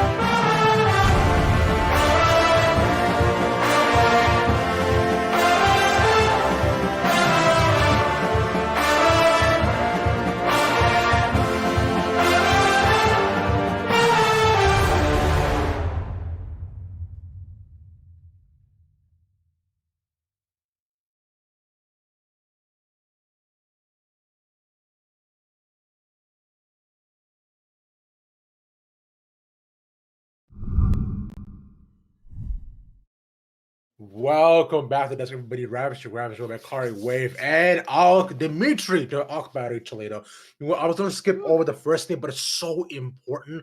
I had to make sure to stamp that one back in. Dimitri, it seems that Kari's getting more and more right as you continue on, but unfortunately, in the opposite direction. This sucks. I'm just getting I paid that old lady a lot of money to give me the, the stats. So I carried her up the mountain. I let her drink the water, and she gave me exactly what I needed. So. Oh man, I'm just getting sniped by Kari. This sucks. I'm just getting absolutely, not only Kari but also Jolly's dog is absolutely OP. Yeah, me and Monty actually have an alliance. We're right 100% of the time. Yeah, I mean, hey man, whatever you gotta do to make sure things work on your end, by all means do it up. Can I borrow Monty sometime to make sure that I'm right too? Sometimes I gotta make sure to put out my Twitter predictions, just for all that free clout and engagement, right? Just to make sure I build myself up. It's all about the impressions, all about farming impressions. Yes, what dog ownership's truly about. That's what we're all about. But we're also all about the game that we just saw as well, Dimitri, right? And going into this, you mentioned how you had a new favorite person on this roster. Yeah, I gotta say, RBM, you're looking good, buddy. You're obviously what everybody wants to say, MSU. Selenius, dude, you're nuts. I want to give a lot of credit over to MSU, not only in, identifying, hey, we can just, they picked Morgana early, let's just immediately index into getting a bunch of attack damage, but Selenius in the lane swap, I don't know if this was a coach decision by Incon. I want to give props to whoever was let's just swap the lanes, why not? This is one of the strengths that I was looking for both of these teams, considering both of the solo laners on either team play top lane-esque champions.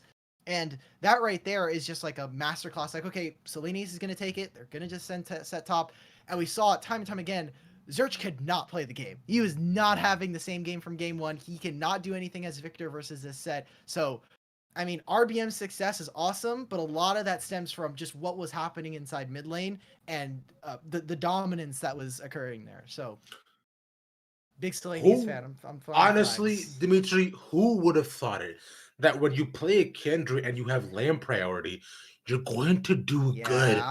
Wow. A wild concept. It's almost like you pick a composition with Kendra to make sure she has lane priority so you can get your marks up and make sure that... You say that, Ravish, but then people still pick losing lanes with your jungler. So I don't think it's just, just pick winning lanes, forehead. I get it, right? Literally just win lane, bro. How hard could it be? Apparently it's for intellectuals, as earlier. So laning phase is for intellectuals only, okay? It's for intellectuals. We are in the college championship, so there's a couple students that are, they're taking their masters, they're moving some finals around. Never know. We got some kid geniuses here. Yeah. I mean, very clearly, especially the adaptability that they showed in this. For some reason, I felt like they were memeing the entire first game, and then they were memeing again for the entire first 5 minutes of this game. And then after that, they were like, okay, no more. We're gonna take it seriously now. It was just so it's so surreal to see them almost not take it seriously at certain points, and you think, I don't know, I'm a little unsettled. Even though I was right and that feels good, I'm still a little unsettled.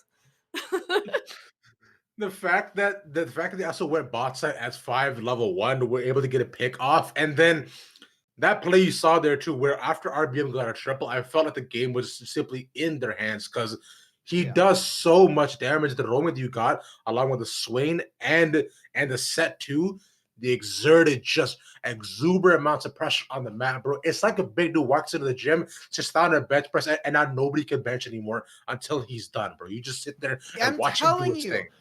Mid lane is support difference. It's support difference. Danny is so disgusting. This guy actually almost solo carried game 1, and they still lost. He could not win on Rel because whatever. Game 2, this guy roams mid lane and helps kill the enemy AD carry at level 1. I don't know what more to tell you. Selenius, fantastic job. Danny's also, firing on all cylinders, at least in this game. It is only round of 32, but MSU looking really good in this first series. Could not agree with you more here, Dimitri. Now, Kari, in your honest and initial thoughts, in 10 words, I want you to tell me, do do MSU win this next game, or are we going to, or are the things going another way? 10 words, go. Yes, they do. We like really big memes. That's it. Okay. Oh, okay. No, that was 10. That was 10. Never do math on stream. Never do math on stream. Never do math on stream. Super cursed. Yeah, we'll see what happens. I think it's anybody's game here. I think that if Michigan decides to meme, they're going to lose. So, because I think DePaul is actually ready to take it all. Like they want it really bad. So, no memeing. Do you hear me? No memeing. We're done. No, only small memes. No, only small baby memes. Real small memes. Minuscule, tiny meme, please. That's what we want to see out of MSU this game. Or else it's going to topsy-turvy. But honestly, Fed, that series was so far. We're going to get again cut into about a 10-second break. And when we come back, we'll have the final game of the second series for you all. We'll see you in a little bit.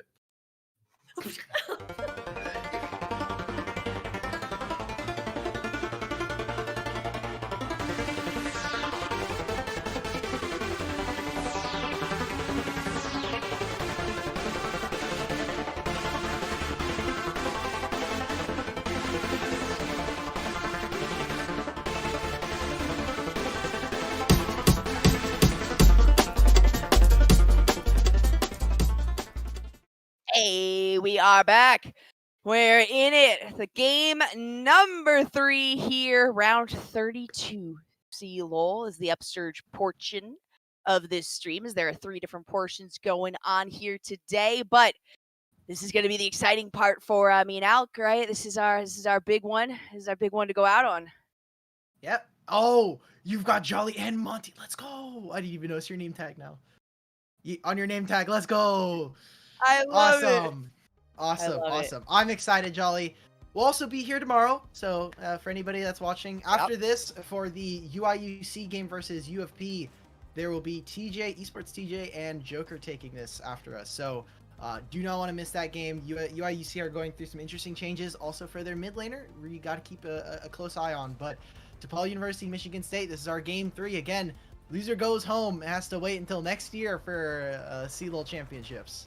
That's rough. I mean, granted, these teams have done well to fight to get to this point at all in general in the first place. So commendations all around just for putting in the work, I guess. But these are 2 really even teams. And so, I mean, from what we saw in Michigan last game, I would think that this is a team that's going to be moving forward through the ranks. And when I did talk to Inconspicuous, he did say that we're going to see him next week. So that is a confident statement right there. And we're going to start with a lock-in for Graves on the side of DePaul. Starting blue again. So, yeah, getting away from the bot lane for right now, right? Immediately moving to Graves. Reaper saying, look, let me just play like a carry champion. Let me try it. Let me just go for it. Because right now, it's just not working versus RBM. He plays the Gwyn versus Olaf matchup. Doesn't go all that well. They do end up still winning, but saying, hey, Graves, I can blind this right now. We've kind of knocked down some of the chem tank junglers, and since farming is still super relevant, just do it. Just go for it. Never a bad choice there. Graves is one who, if you play it well, he's always in the meta. He's always good. So the Misfortune and the Nautilus lock in. So same as last time coming from Michigan State. They were very confident in that lane, obviously. They're going to lock that in first thing to start. Yeah, again, it gives them so much access to not only being able to poke out the opponents, but just clear out the wave instantly. Be gone. Just, you drop down the bullet time, boom, that wave is just evaporated at that point. So Michigan State, they're going to keep that for themselves. They want to see what DePaul are going to be able to pick up here. So Vladimir and Jinx, interesting combination of champions. Support pool can start to get pinched very heavily after this. And things like Thresh, there's only 2 bans left. So again, Thresh, Morgana is still on the table. Would obviously still be going into the support role. But things to be able to protect Jinx are kind of running out here for DePaul. So to lock in Jinx as the third pick there, especially when you have someone like a Nautilus already locked in on the other side. Jinx doesn't have a lot of escapability, doesn't have a dash, has to flash out, but a We get the Kha'Zix RBM special. Let's locked go. in for RBM. Oh my goodness, they're bringing the heavy guns this game. Let's go. Oh, we've got a meme. We have a meme set up if RBM wins this game. I already talked about it on the desk. If he wins, we're getting the meme on. Everybody, we're going to keep it a secret for everybody at home. If you know, you know. But now, I mean, this is super dangerous for Jinx. And I think even excitement aside, Kha'Zix is going to have a really kind of fun time picking off some of these marksmen. But Vladimir is infamously super difficult for him to deal with.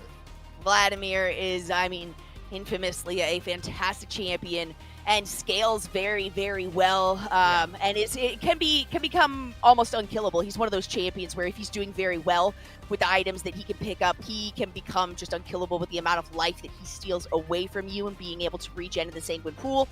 So all around a great champion and a good selection going into, you know, the Kha'Zix and the MF on the other side. But you still got to find a support now. And Karma and Thresh were banned out from Michigan State. So DePaul, I mean, you've still got the Rel available. You've still got, oh my goodness, who else has been like really in the meta recently? Yeah, I mean, like, you can pick a Rel here if you really want to engage. The problem is, like, who's protecting Jinx at this point? I think it kind of puts Jinx in a little bit of a backseat, similar to how Jin was in that first game. Right. And with how much attack damage they have, again, this is just dissuading DePaul from wanting to pick up that Morgana. Hey, you want to block out on some of the CC? Well, it's not going to matter. And actually, this has been a really big fan of someone who's on the Academy stream currently, doing the other broadcast for all of CLOL. Braum and Jinx are a super deadly combo that I know me and Cubby have been playing a little bit in solo queue, and he has been a huge proponent for this. So it was just a hover. I hate when I get baited like this. It is a hover. Braum was my, like, if I have to play a support, I mean, he's not as in the meta right now because he just takes so much damage early game. That's really his big problem. But they are going to hover it again. They might actually lock that in. Honestly, he has one of the greatest passives in the freaking game. Concussive Blows is so busted. And when you have the opportunity to do something like Concussive Blows in response to the Nautilus passive, that is a good response. Yeah, it's really hard to play that one. And especially with, you look at Michigan State, a lot of melee champions. So Braum is just like, he's like, yes, I am so good this game. And it also gets rid of that Ornn, potentially, that we saw hovered there. So a lot of really interesting answers, especially kind of following it up with a Wukong. Oh, this Mordekaiser is going to hurt so much. I like this. I like these comps. I like how both teams are trying to, you know, create their own composition, but at the same time rival the enemy teams. And we got final lock-ins here. All right. I need to write down my things. I do like the Wukong, though. You were talking about there's not a ton of range on the side of Michigan State. You got not just a Braum to go in there with the Glacial Fissure, but the Wukong to go in there with the Cyclone as well. And then all the damage from the remaining three just to back it up and aggress when they so please. Yeah, this is... I will say for Michigan State, I think that this is a super hard composition to execute right now. You are kind of hoping, you're kind of hoping that Wukong doesn't pop off. You got a bunch of melee champions. It's not looking too hot, but who cares what we think, right? We need Monty. Bring us on home. He's got a special whistle. All right, Monty, this is the last one, buddy, okay? Okay, so we got to make this one count. All right, bud. Okay, what do you think? We got DePaul. We got Michigan. Oh, thanks, bud. Okay. How about DePaul? DePaul? Michigan? No. Michigan? No, oh my God, Michigan. Okay. All right. DePaul. Monty. Let me. DePaul. All right. DePaul. Oh. All right, Grace. What do we think? Michigan. I don't know if Grace has determined league speech yet. She's she's 4 months old. Yeah, a little fluff ball. Okay, Grace, can I have a kiss if Michigan win? DePaul. Oh my God. Okay, she voted DePaul. Grace has officially voted for DePaul, so we got rival. This one I'm not as convinced on Monty's vote. You know? Monty's playing both sides now. DePaul. Michigan. Oh, DePaul thank you. or Michigan. We got Grace on there. Oh man. Yeah, it's Michigan. It's Michigan. It's a Michigan. Let's go. Okay. It's a battle of two houses now. All right, you're dismissed. Goodbye, Monty. We'll see you tomorrow, Monty. Yeah, right. Maybe he could be definitely. a TriCast now. Yeah, right. He'll be on desk. Yeah, he fits. He's just gonna stare at me the whole time. So he won't really help me. Look at how elegant he looks. He's the most I know. dog. He looks so majestic. This is one of those things for anybody who's watching at home. This is a posture check coming out from Monty. He wants everybody to be sitting up in their chairs or whatever you're doing. Good boy. Make sure you get some water in your. Yep. Look at that. Yep. Majestic. Sit up Rather right. regal, I would say. I know, it's true. He's like, I heard you said DePaul. Like, so, yeah. Yeah, he's not the biggest fan of that. So Michigan. So Monty's prediction now lines up with the remainder of Kari's prediction from earlier on. So if this comes true, you know, we won't hear any trash talk from Monty, but we will not hear the end of it from Kari. I guarantee you that. So be prepared. I'm just interested on how Kari has a pact with your dog and how you don't know about this. Yeah, but I you know, they've never met, but maybe it's a soul bond kind of thing. I thought we had that going. But you know, you never know what your dog does when you're not home. It's a shared experience. It's a shared experience. So, yep. Oh man. Okay. All right. I don't even know. Grace, I have to agree. I'll take I will believe in my dog that this DePaul draft is so sick. I will say there's a ton of damage, so a little bit different from the first time we saw something akin to this in game 1, where there's damage there for a Jinx to finally pop off. Again, it is a double-edged sword. If they do not do well, or if they get stuffed in lane, this looks really, really bad. And Mordekaiser has such a really hard time versus Wukong if they can play it a little bit chaotic. So a lot up in the top lane, especially, you know, I was giving praise to Selenius. He needs to be able to show up in this match, take his team to the round of 16. Honestly, I like the pick of the Mordekaiser, though, when it comes to the later game, excuse me, being able to pick out any of these champions really to prevent these wombo combos from going through, because that could be deadly for the entire team. So I like that selection there. The Kha'Zix is going to offer some early damage, some early ganks as well. So, you know, while I love both of these compositions. I love champions on both of them. I also just know I Am Sunlight has been absolutely popping off today. Doesn't matter whether he was on the Viego, the Swain in that last game, and now is on the set here. So, you know, you can't dismiss that mid laner on the side of MSU, because even in that losing game, they still performed incredibly well. Zerch has his Vladimir again, so time to pull it back out, right? You got game 1 victory on it, and while you lost on the Victor, it's a little bit of a redemption story here. So coming into game 3, I mean, like you said, a ton is already riding on this game, and with how some of the players are already starting to kind of warm up and heat up in the game, I think it's going to be a kind of a tough game. It's going to be super back and forth. I hope, because it would really suck if we just are like, yeah, these teams, they're kind of going in a little bit even, blah, blah, and then just like one of these teams just raffle stops them.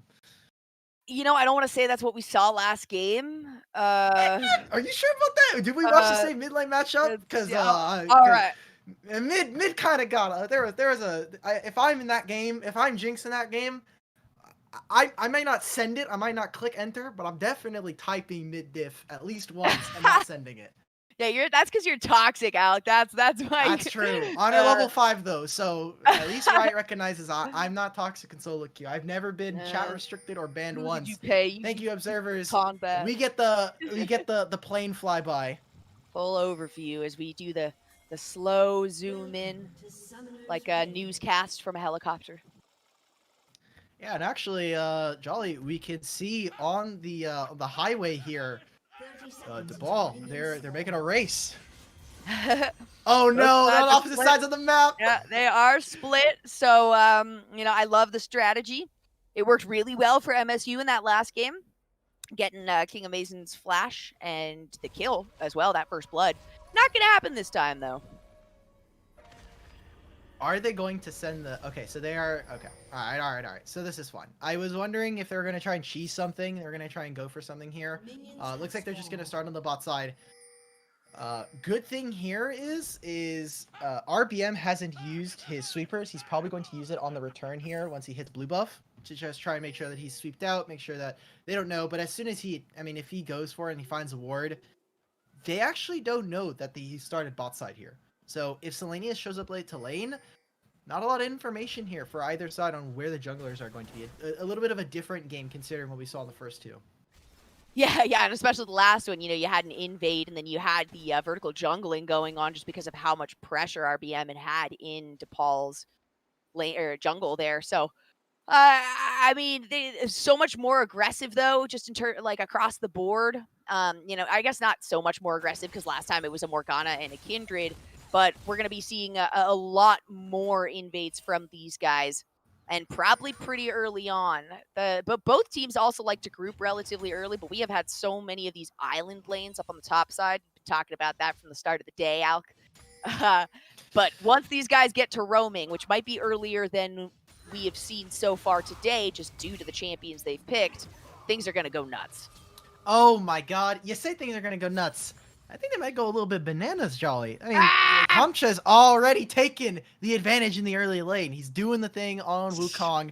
I wonder, again, like, Wukong is going to do fine in the early lane. He's going to try and fight Mordekaiser on the wave every single time. Going to try and keep him kind of under wraps. But who does Wukong kill the later we get into this game? If he even gets ulted by Mordekaiser, he stops the Kha'Zix engage, which is cool, but a ton of champions on MSU kind of put a stop to anything that the Monkey wants to do. Little bit of a damper for sure on that Monkey King, but the early lead push will certainly help, and being very smart about it as well. Kind of notice that Selenius has frozen out that lane in front of the tower, so it's just only last hitting, doesn't want that lane to get any further in, wants to stay up on the pressure, so at least playing it in a smart way at the beginning here. Really cool start here for RBM, and because he knows, hey, we just saw the vision, the Scryer's Bloom get hit topside. Instead of just going to do his Krugs, he just says, I'm Kha'Zix, I'm just gonna go to bot side, Graves is here, I'm not gonna be able to fight him. Maybe if Sunlight's able to move over, but he can't miss out on this, and will actually not be found on the wave, Danny. There it is. I said we were going to see early engages, and RBM is going to find one here, get some damage onto Razors, the flash away, but RBM is just able to jump in. It's going to be 3 tower shots, but on the backside, Dead Horse finds another kill. First 2 kills going over to the jungle and the ADC. MSU is off to a good start.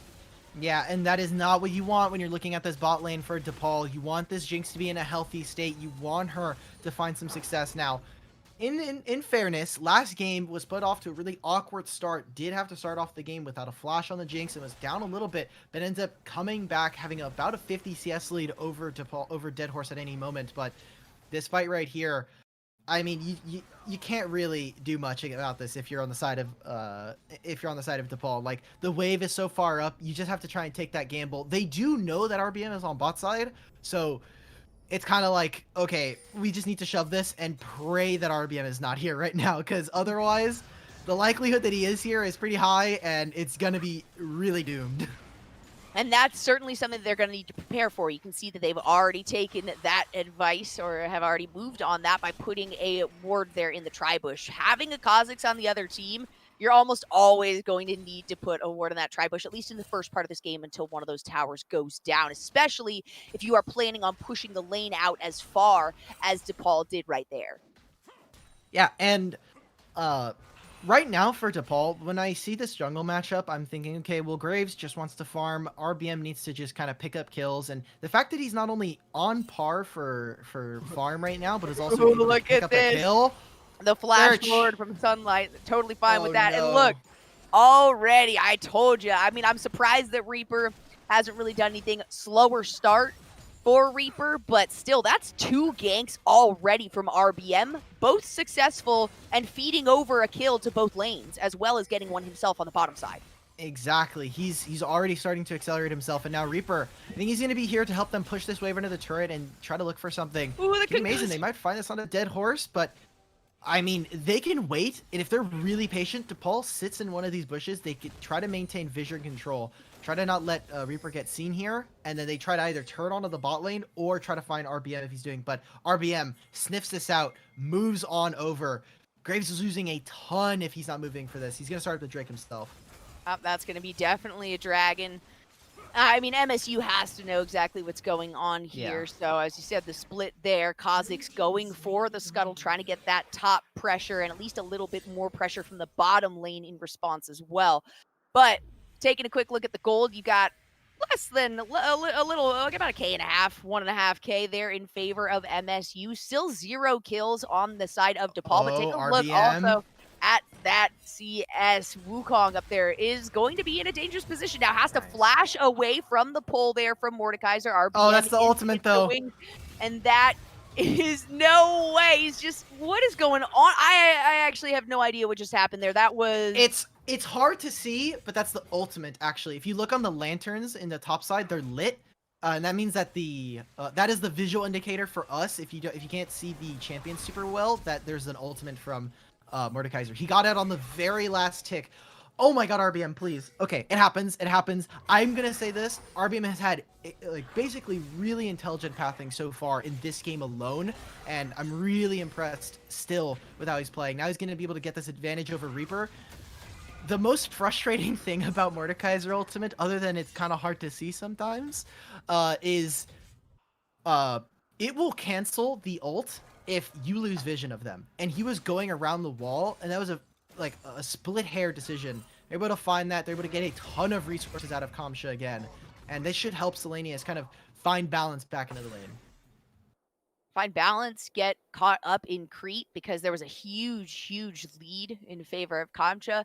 But also that gives extra pressure, and that's going to put Mordekaiser to where Mordekaiser wants to be in this matchup earlier than he would have been able to do on his own.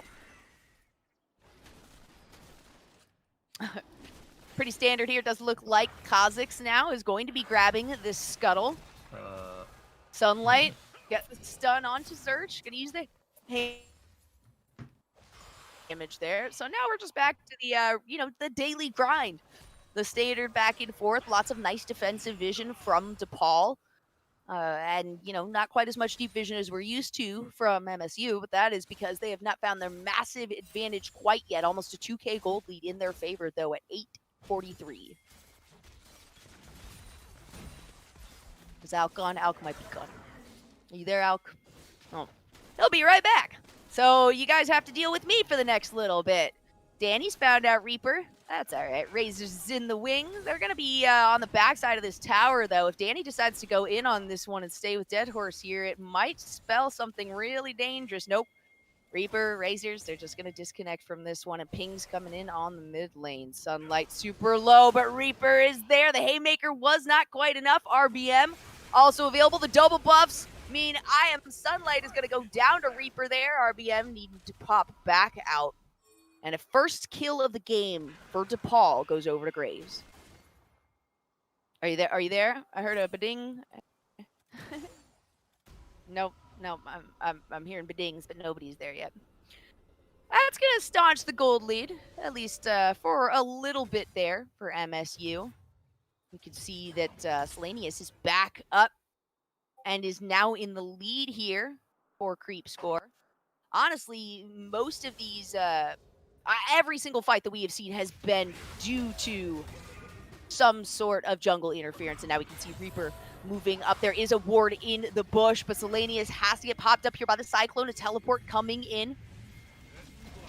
Reaper getting the nearsightedness. Oh, Sunlight is going to use the showstopper onto Reaper, pull him back in. Haymaker deals a bunch of damage. RBM in the meantime decides to focus down Kamsha, who tries to back away on the other side, but that's going to give double kill over to Selenius. 3-0-0 for this Mordekaiser, who is feeling great in a not so great matchup to start. Hard early game as the Mordekaiser, but I mean, all you need is a really big meme, I think, and any matchup will go your way. Now we're going to be getting some plates up here. 14 minutes is when those go down, so we got a little bit over 3 minutes left on that. Rift Herald coming out, and that should be first tower down in the game. Any second now, it's going to go down. There we go. There we go. We solved it. I don't know what just happened. My Bluetooth headset just decided it's not happening today. Sorry, guys. Okay, solved. Solved. Got it covered. Jolly, fill me in. Why is Selenius 3-0 right now? Losing top matchup. So yeah, so there was you know, a little bit. There was a fight between Selenius and Kamcha. Yeah. Reaper ends up joining the fight. Selenius backs away, and then there's a double teleport that comes through. Wow. Nice. So one for each team while RBM moves up through the jungle. So RBM catches one of them out. They flash back, and both players went down to Selenius. It was a double kill. All right. Well, Selenius is just by far so sick. The thing here is, it's only top lane that's really problematic right now. So MSU, they're going to be able to rotate some of their members to get the Drake. Yo, Reaper, show RBM how it's done. Show RBM the steal. There is a Mordecai. The Mordekaiser ult's not available right now, so they want to make the jump, but they're going to say no. They're going to lose out on the Drake here. And now this comes up with a really interesting problem for MSU, where they don't quite have mid priority. It is hard for Vladimir to clear waves traditionally, but if Kamcha just holds this lane here, Mordekaiser is going to start to lose out a ton, even though it will come at the cost of Reaper, who is already falling behind, and RBM is just taking control of the jungle. That's something like this, where Selenius can make up for that. Yeah, Kamcha can keep this on that side, but that also means you kind of have to babysit this lane. And if you need to teleport at any point, Kamcha's TP almost up or will be up relatively soon. That means that you're going to have to walk back to your lane, or you're sacrificing a tower if you decide to engage somewhere else. So it is a strategy, but it doesn't always work. Kamcha is going to get jumped on here anyway by Selenius. No ultimates used by either player, but Selenius clearly the victor, getting more damage done here. And then that's the result if Selenius decides to continue to push on that top lane. I mean, there's not a ton that Kamcha can do about it, except for continue farming and wait for the teamfight stage. I am waiting. He's like, okay, I'm farming under turret, and even that's starting to become a little bit dangerous. As you see, he is like trying to take trades versus Mordekaiser, where Mordekaiser's not making it any easier for him.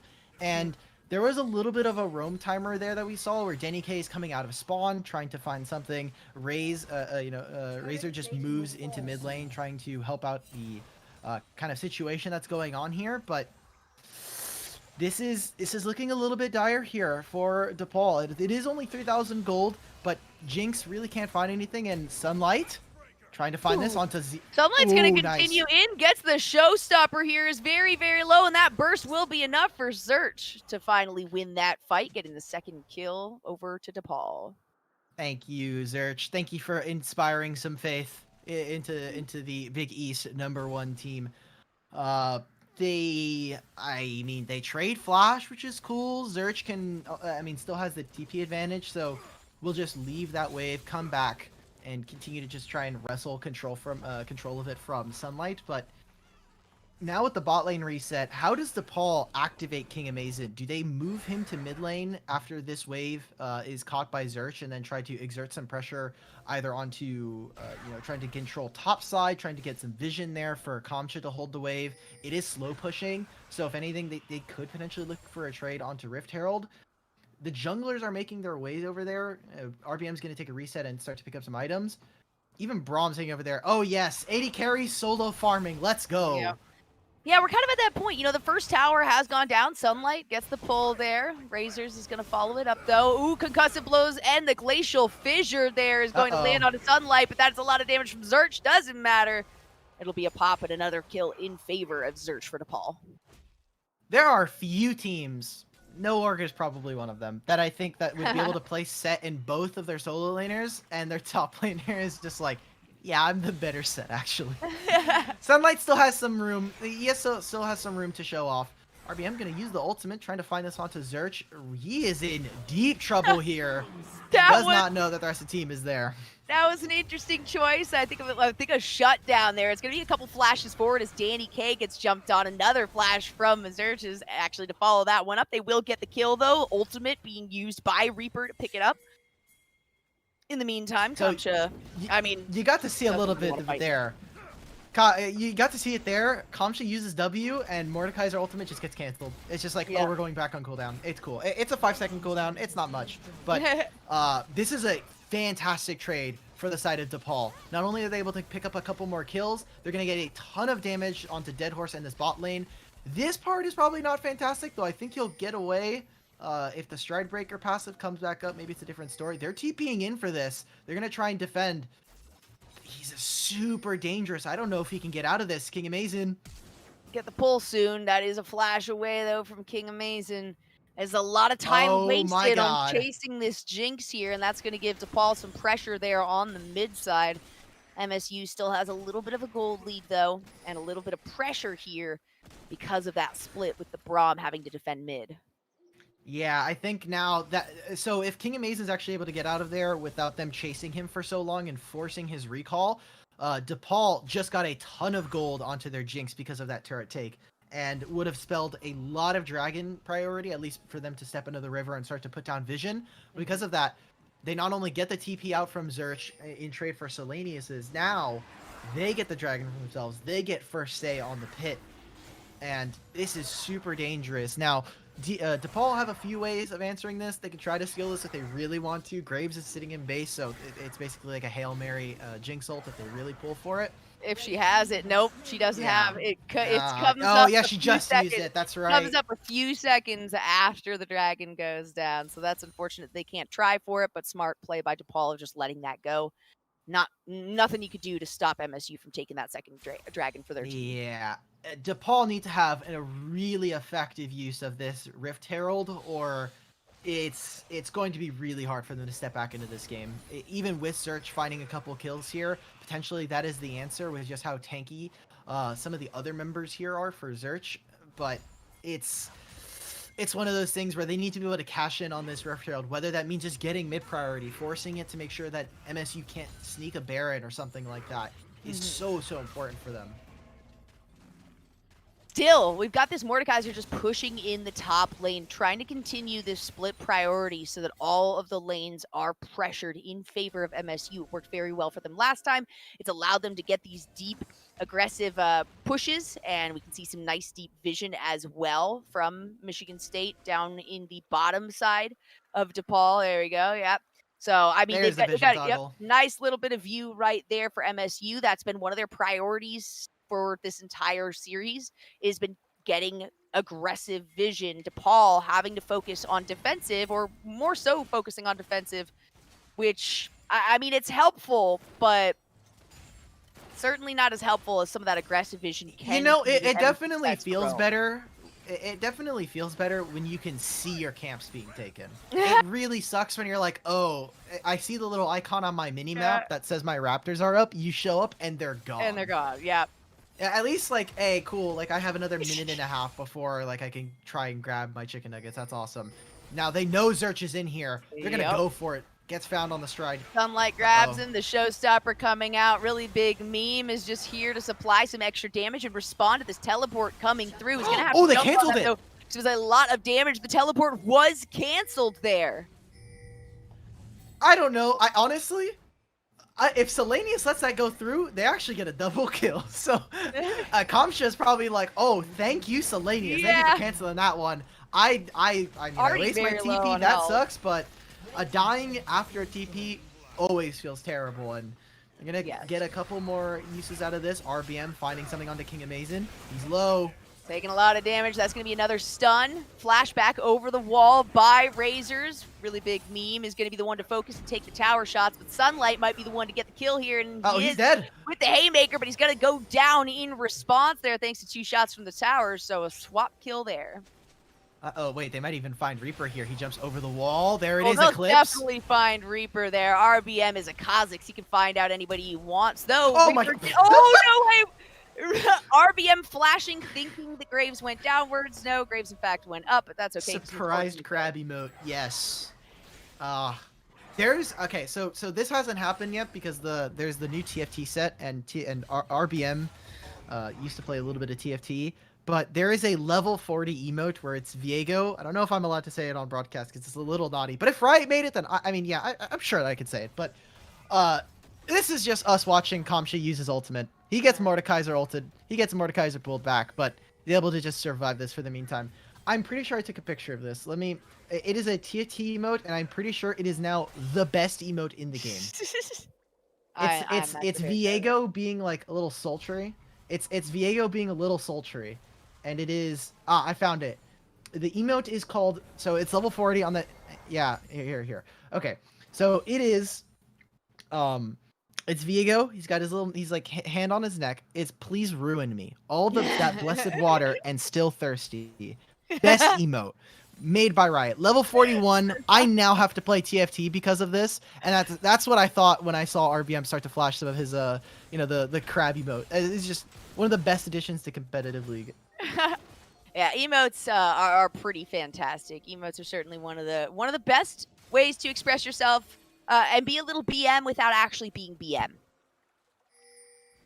I don't know if anyone's ever been reported for emote spam. No. You obviously do it for chat spam, right? But like, how do you tag someone for this? I'll hold that. We're starting to fight. RBM pretty low. Comes out from Kamsha. The bullet time is going to come through, but it's going to be interrupted there. RBM is very low, but is taking on Reaper here.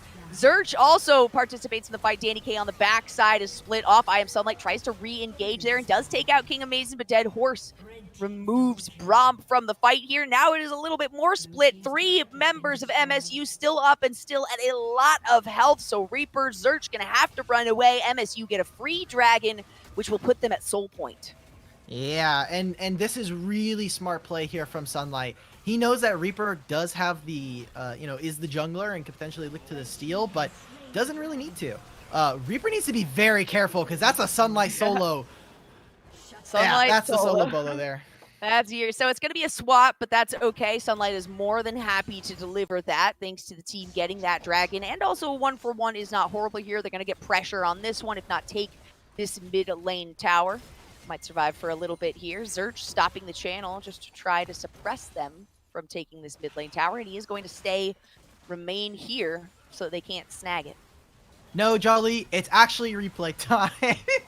This is a good fight for DePaul as they're able to pick up some shutdowns. They go on to Zerch, which is the important part here, but King Amazing still being focused by MSU. They're able to pick up some more kills. They're just so far ahead that some of this is a little bit of a wallet smacking. But again, I was going to say Sunlight doing a fantastic job trying to find the Graves and trying to zone him away from the objectives from a potential steal.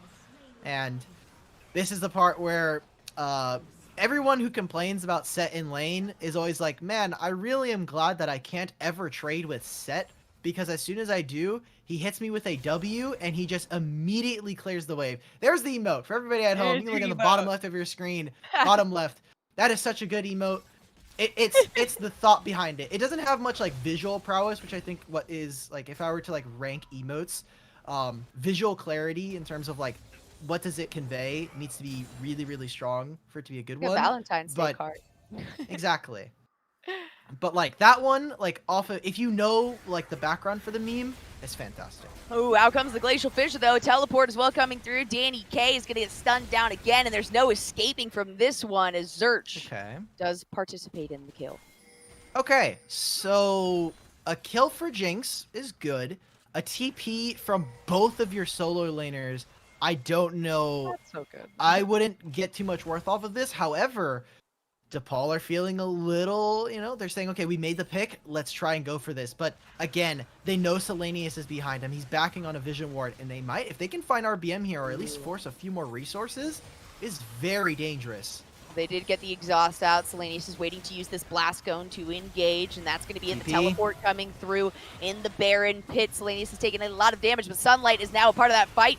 Reaper is the target. Selenius is going to pick that one up. Razors will be the next one, but Selenius takes a lot of damage here. The flash away from Zerch. I Am Sunlight. Dead Horse uses the bullet time. It gets stopped out by Kamcha, who ends up going down to I Am Sunlight. Super Mega Death Rocket doesn't do enough damage to kill anyone, and now 2 members left alive of DePaul. I Am Sunlight's gonna flash over into the tri-bush, and Dead Horse will try to find the pinch here. They're going to stop the recall, and Zerch is gonna get the shutdown onto Misfortune. I Am Sunlight does get the kill, and that's going to be an exhaust onto King Amazing.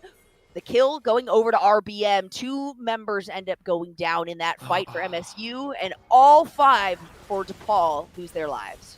Oh man, MSU, they're also going to be able to pick up this Baron potentially. There's no one able to get back onto the map.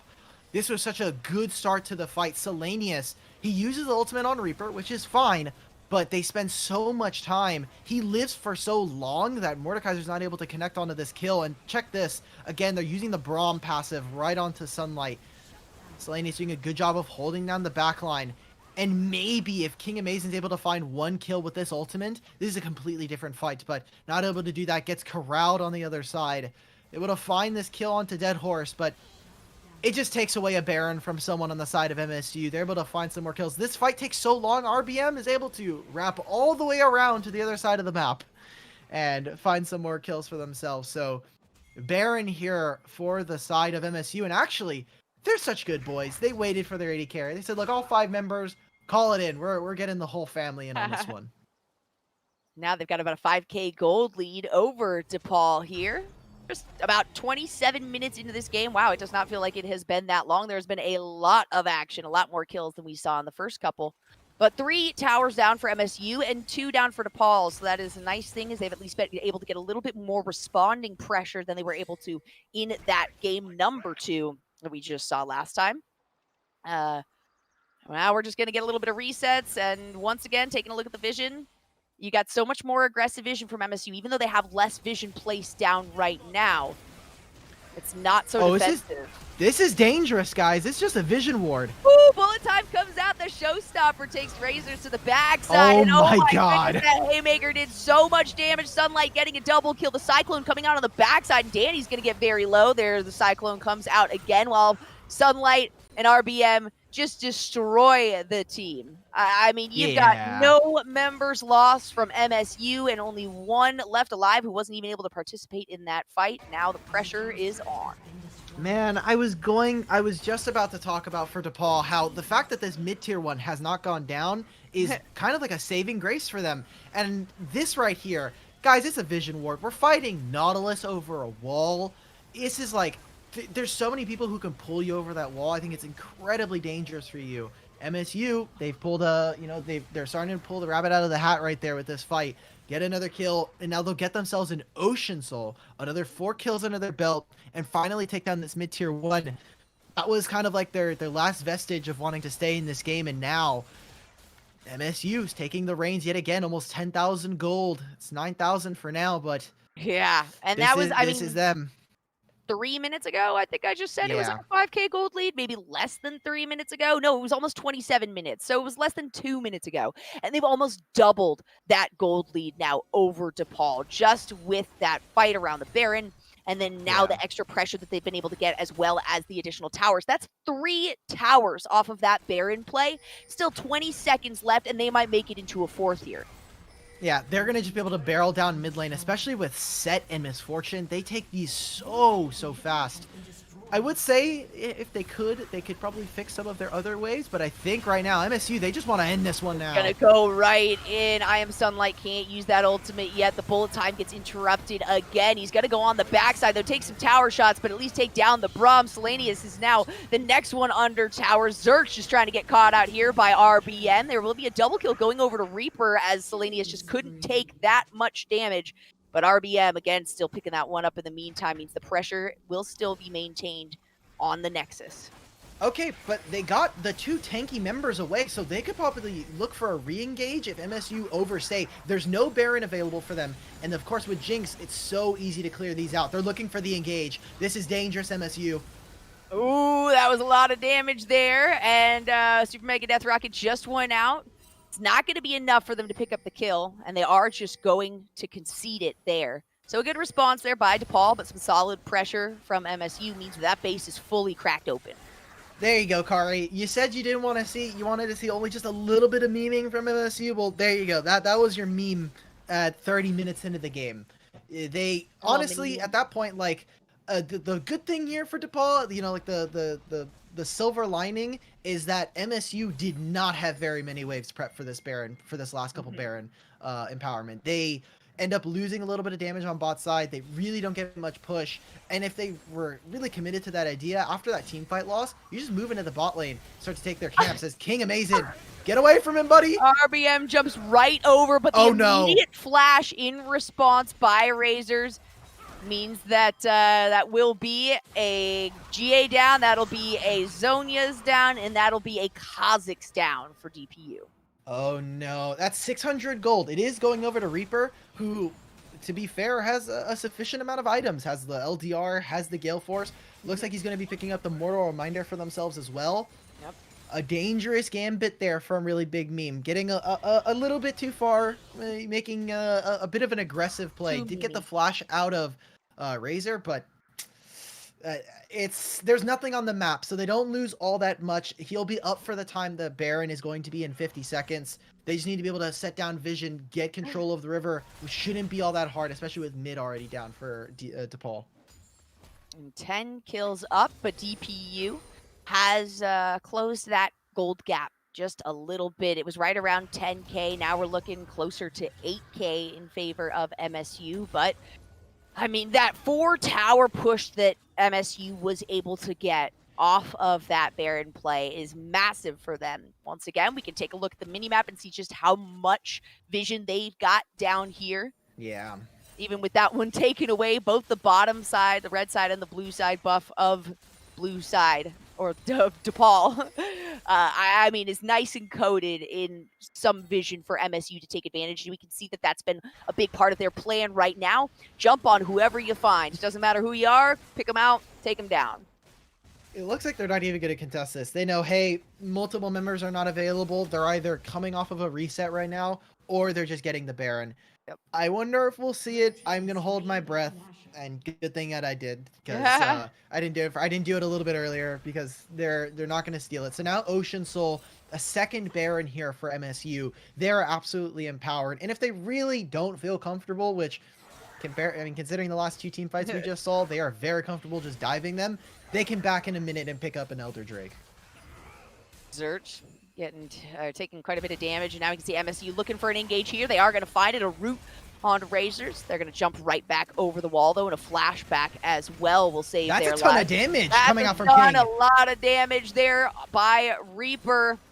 And King Mason is excited. Not going to be able to land that zap onto Selenius, and those will be Baron empowered minions now pushing down, at least as long as Selenius stays nearby. Okay, that right there actually stalls out the Baron for a little bit. It won't mean that, I mean, it's hard for Vladimir again to kind of wave clear, but they were able to stop them from aggressing onto the top inhibitor, and that is actually going to provide a few problems when it comes to this Drake. Danny will be respawning as the Elder Drake respawns, so will not be here for this fight, and if MSU can make it last long enough, Danny could potentially make a reemergence, but it's all on DePaul. They need to be able to connect on kills, find one. King has double sums here. There's no ultimate for the Wukong. Set is on the flank here. RBM is going to be jumped on. Still jump over the wall. The bullet time once again gets interrupted there. That's a lot of damage onto Razors. Reaper will be the next target. The showstopper onto Kamchu, who tries to flash away, but a flash of response by Selenius means that he will go down to a triple kill. And the last member remaining, Zerch, gets caught out here by Really Big Meme. A lot of damage to be taken here. The Zhonya's burned. But you can't survive that. An ace here for MSU, and now they're going to be able to run this down in the mid lane. That should be the end of the game, and a victory for MSU in this tournament. Michigan State, they do not make it into their playoffs. They do not make it to CLOL championships, but they get voted in by the committee, and they make a really strong statement in today's series. They go on to the round of 16, and oh boy. Okay. MSU. Reverse sweep. If exactly. They hit the reverse sweep. I got the 2-0 MSU that I wanted. Maybe not in the fashion that I was expecting or people at home were expecting. Kari was right. Monty was right. My dog, Monty, was right. I guess Monty has 100% win rate. I hate it here. He does. My dog has a better prediction rate than any of us aside from Kari. Yeah. This is I'm not disappointed because, you know, I'm proud of my dog. Monty the Prophet. There we go. He's the goodest boy. And yes, Monty the Prophet, he got him right. I mean, Michigan State kind of wavered a little bit on that last one, but really same as his last game. They had a lot of control. They had a ton of vision. They were very, very aggressive, and it was forcing DePaul to play reactively, which Michigan State just excels at. So I guess Inconspicuous was not too bold in saying that Michigan State would be seen next week as well. We are going to check in with all the other good folks, Ravish and Kari. But first, we're going to take a quick break, so don't go anywhere, because after this, it might not be alchemy, but you're going to have some amazing casters following up with the last broadcast here on the Upsurge stream today. So stay tuned. We will be right back.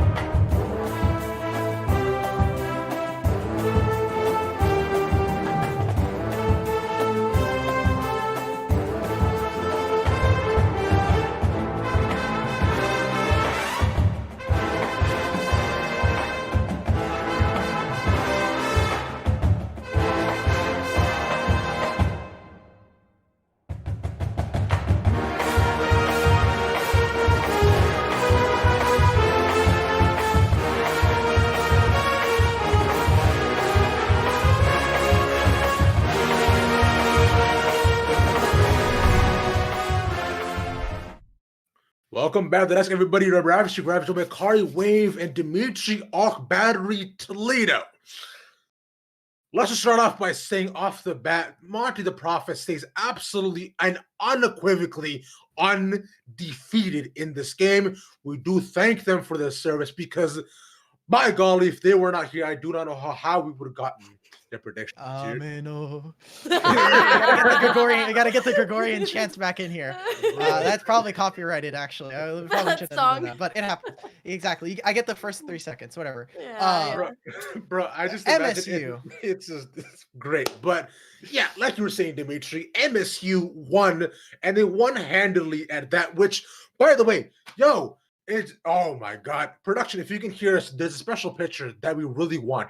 And if you can put that up at any time during the broadcast, please. Please put it up. Yes, this is the one that, if you guys were watching during draft, is one I teased potentially coming on through.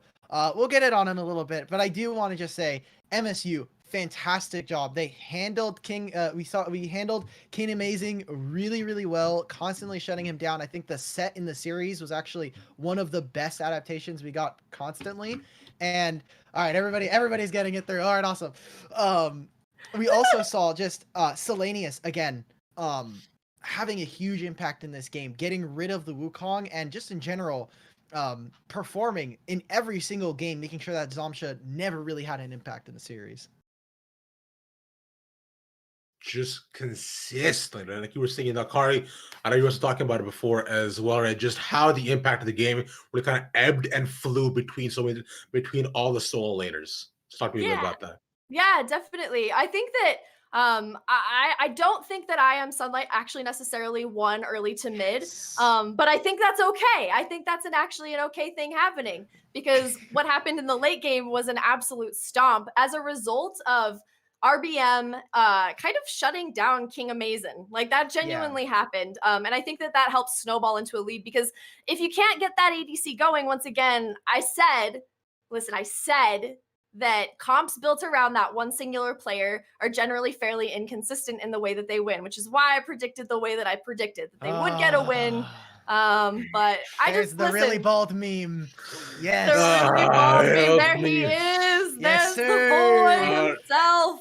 And he had to play the causes in the last game too, but it worked out so well too. No, take a look at this one.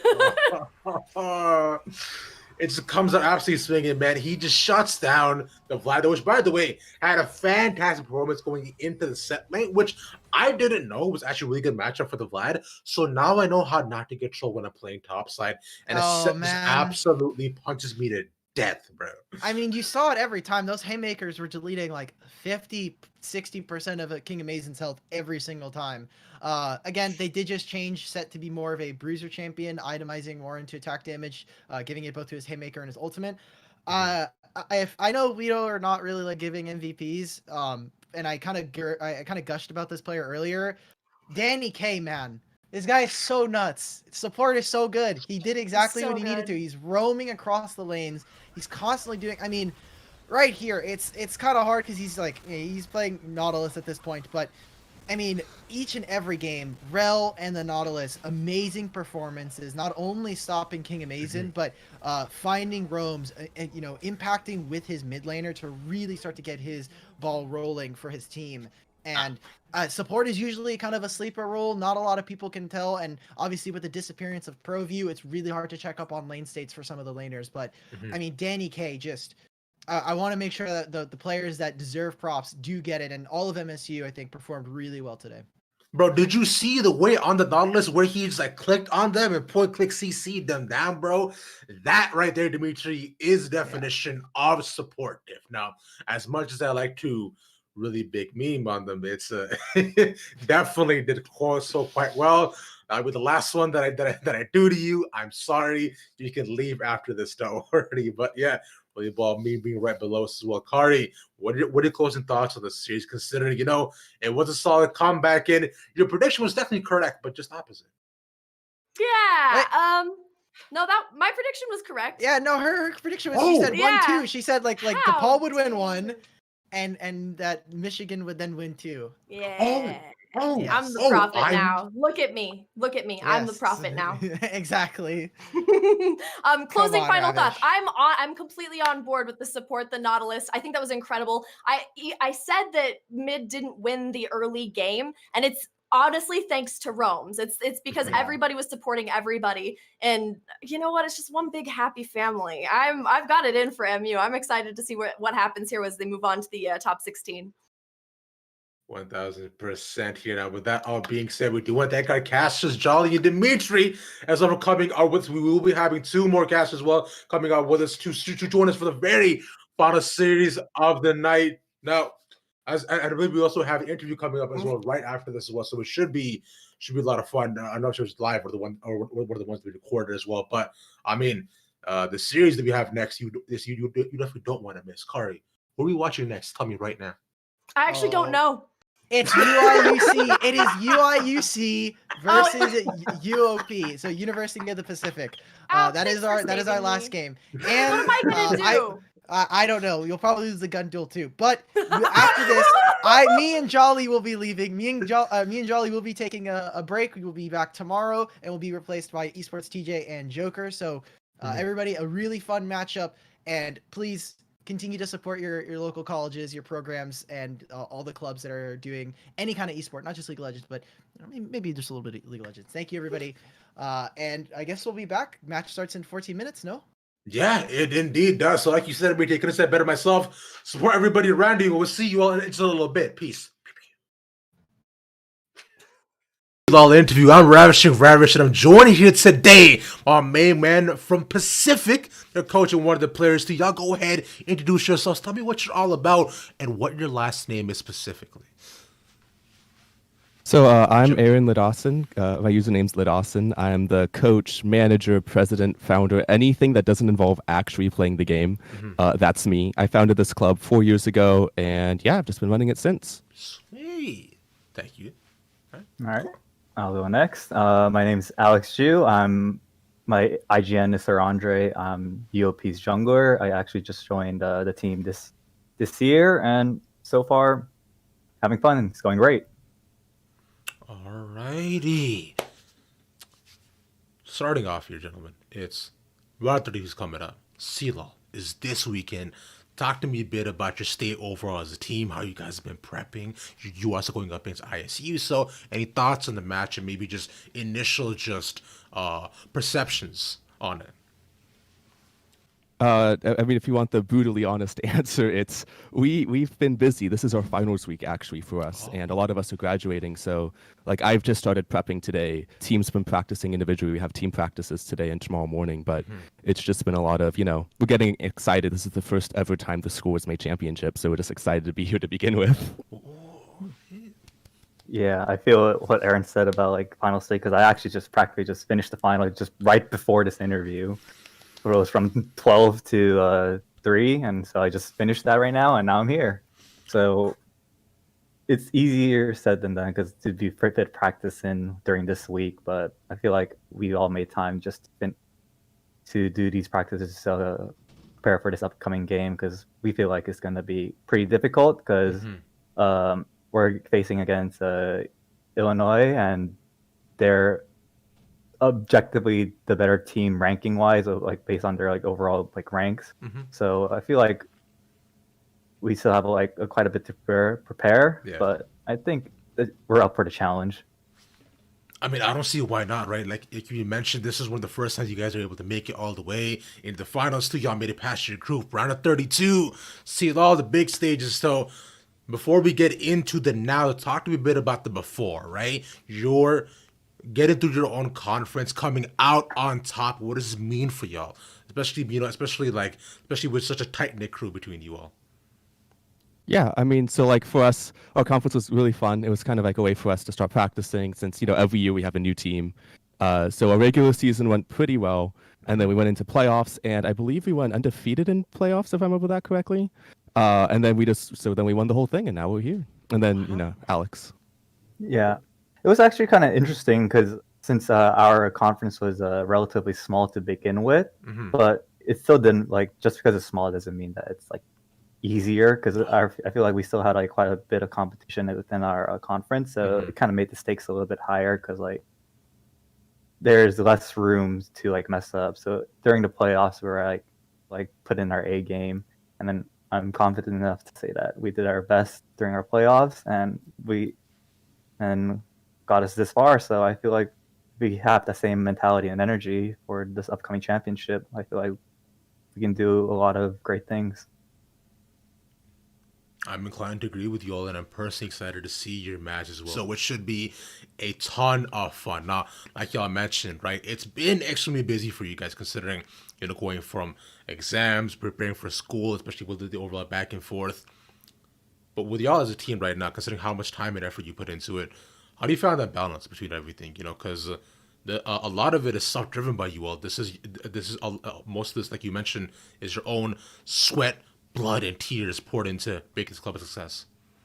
For us, I think the balance has always been we prioritize school first. School is like, this is fun, but we wanna get that degree first, because that's what college is about for us. This is like a fun way to de-stress at the end of the day and have some fun playing together and win a couple of things hopefully.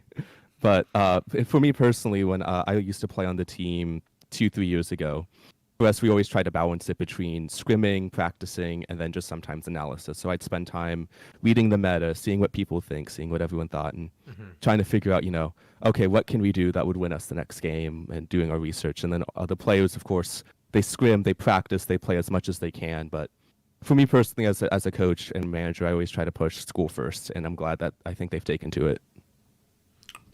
Have you taken to it? That's right. I mean, I do agree, like what Aaron said about how school comes first, but I feel like even though like it's like you said, like our blood, sweat, and tears is like grueling work to like keep on to manage like study time and like playing time, but I feel like the most important thing is that like it's fun to be playing together, because like instead of thinking it as, oh, I gotta practice, it's just, oh, I'm playing with my homies again, so like that's like something that we're looking forward to, instead of just like thinking it as like work, essentially, since we're actually having fun doing these things, playing together, just talking about the game. I feel like that kind of helps a lot with balancing our like mentality throughout this entire semester. Yeah, 1,000%. And with y'all as a team as of right now, though, talk to me a bit more about your play styles, right? What do you at Pacific offer that you're thinking, yo, we're just different, or we're just better, probably? The word that always comes to mind is scrappy. We're always just like, we're ready to go. We want something. We'll prepare, of course, but a lot of times it's like at least the 2 games I played, which we didn't win, but it's always scrap and ready to go. It's like there's a fight, sure, let's take it. But Alex, you talk about how the team actually plays. I mean, I guess Aaron's not wrong. It's just like instead of thinking like we don't really like to think like super like analysis wise. We just like to go big or go home, go ham. We just go scrappy is a good way to say it because I feel like a lot of our team fights is pretty chaotic, and that's what makes the game pretty fun. And that element of chaos also kind of feels like it brings in an element of surprise against our opponents. So I feel like that's our main. I wouldn't say strategy, but our weapon, I guess. Also, Aaron, man, like I gotta know. So on the 2 games you came in and actually subbed in for the team, like, tell me about that. What happened? So I'm trying to. I mean, I'm just objectively a bad player. I'm just not, like the micro isn't there. That's how come I've become like this manager or coach. I let the players are objectively all better than me, hands down. So I just try to like keep clear comms during champ select, make sure they're thinking about the right things. But at the end of the day, I'm almost never needed. I think there's a couple games where I was busy and I just didn't show up for champ select. The team won the game, so. This team got it on lock. Our captain, who's not here, Justin, he's absolutely amazing. I love that man. He's done so much for me over the past, I think, 3 years. Yeah. Let me ask y'all, considering just the big light that's now been shed on C-Law, Riot's been investing a lot more on the amateur scene and the academy scene, considering many of these games will be broadcasting on the academy channel as well. I want you all to pitch yourselves to me. The scouts are watching. What would you say that you as a player, as a coach, as a team just do better or different than anybody else? I hope the team makes sure everyone's on track or doing something or we're prepared. I would help them realize there's compromise on a team. A team isn't one person. It's not one star player. Even if there's someone who might be better than everyone else, it's everyone on a team. And so sometimes you just have to learn, you got to rely on other people. You got to trust your teammates. And so I try to communicate that with these teams. Luckily with this team, they're absolutely amazing. Everyone knows the resources. Everyone knows what to utilize, and they do great. The stats speaks for itself. I joined the team this year, and this is the first time we joined championship, got to championship. So I don't know what's more to say.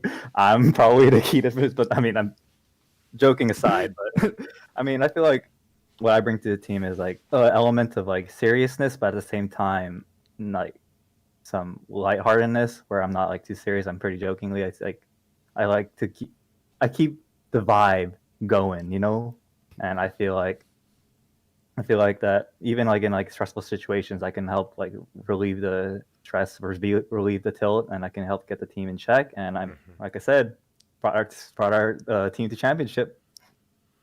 All right, so if y'all want immaculate vibes, pick these people up, bro. That's what I'm talking about, man. That's what's up right there. But that's enough for the serious stuff. And I appreciate y'all leading me through that. This is great. What I do want to hear now is going to be, so first, can you give me an impression of some of your favorite League voice lines? If you want, I can go first, but I know y'all got this, bro. Alex, you go first immediately. I guess my favorite is whenever Twitch gets out of his queues invisibility, he just like goes, sneaky, sneaky. And then when he reveals himself, ha, I was hiding. They're so good. It's me. I think what I would do. Yeah, my best one, the only one I can think of is when I was younger, when I first started playing, I could do an Annie voice, and I don't know if I can still do it, but it's like, you smell like burning. That's not even the laugh, but it works.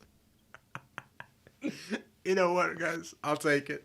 I think that's fantastic. I'm genuinely all for it. All right, question number 2 on that. Okay, you got to fuel up before a game, and the entire team has to eat one thing. What are they munching on? Yeah, I think the whole team drinks Red Bull, not unironically, before matches. Just straight up Red Bull, huh? All right, well, there you go. Right games. Y'all got it, bro. Red Bull and nothing else. Just so it's not to hide, so it's not. We're not sponsored. Yeah, you know what the can is. Respects. The final thing, could y'all do your favorite league dance for me, please? It's just like my face won't be like seen. That's fine. Your face isn't important, Alex. It's the cat that's important. That's the dance. That's the. That's. I'm trying to. I love it, bro. I'll take it, man. And then I think it's like, isn't Garen's something like? Yeah, but like like in his legendary skin, like he gets like the. Oh no, that was my dance. That's the one I can remember. Yeah, so it's like a. Yeah, it's like the little.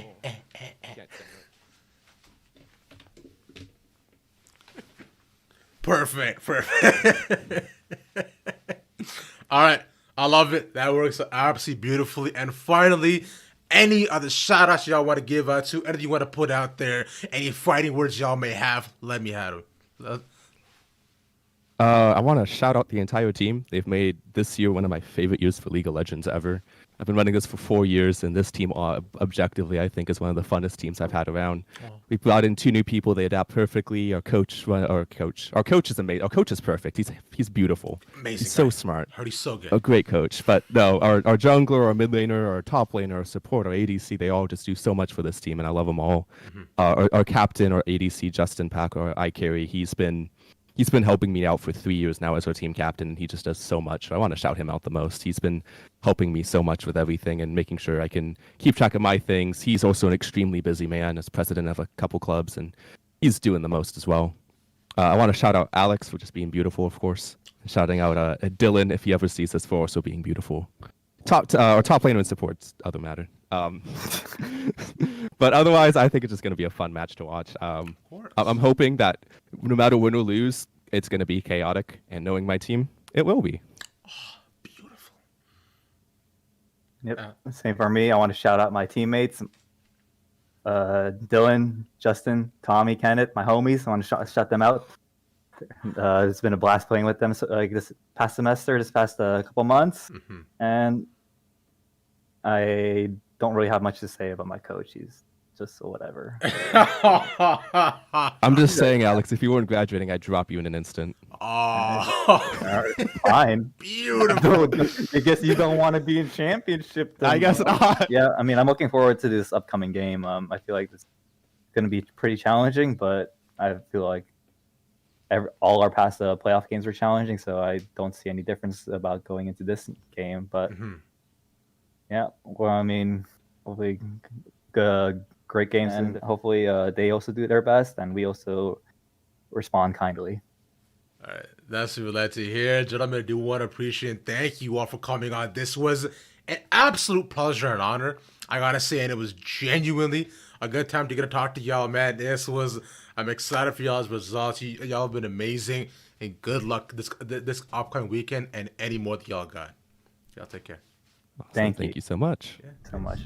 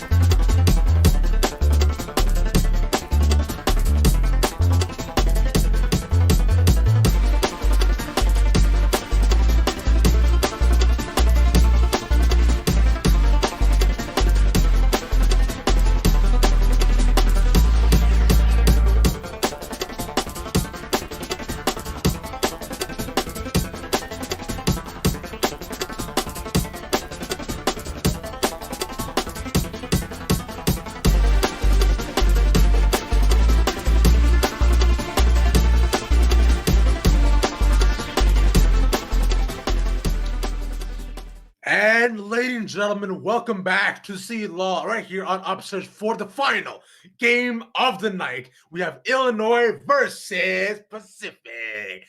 I'm joined yet again by Cardi Wade, but we got two new faces for y'all to see. We got Joker and TJ going on. Y'all go ahead and say what's up, starting with Joker first. Well, first off, what's up, everybody? I'm excited here.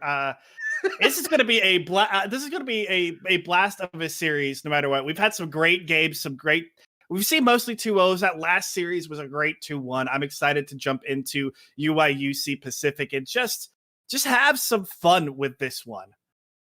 I'm having a terrible day. I woke up at like 8 a.m. and that's pretty late. I was having a rough time.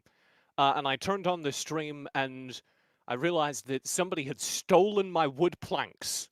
And ever since Alk took my green screen background, I'm just standing in front of a blue void with nothing to work with. There's no texture to it. I don't know what to do.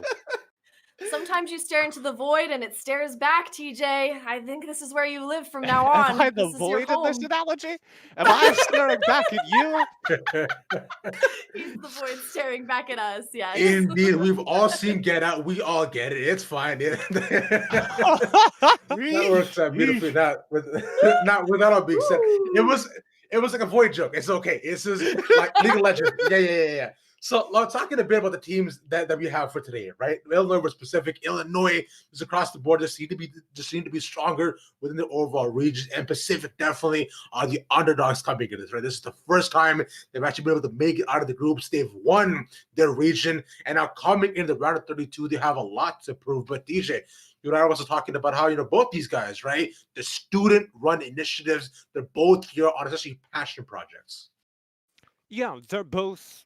And this is something, there's a dividing line in the collegiate scene between the schools that are very in on esports. Obviously, Maryville is like the flagship everyone talks about, but there are plenty of others who run events for their teams, who have full facilities and coaching staff.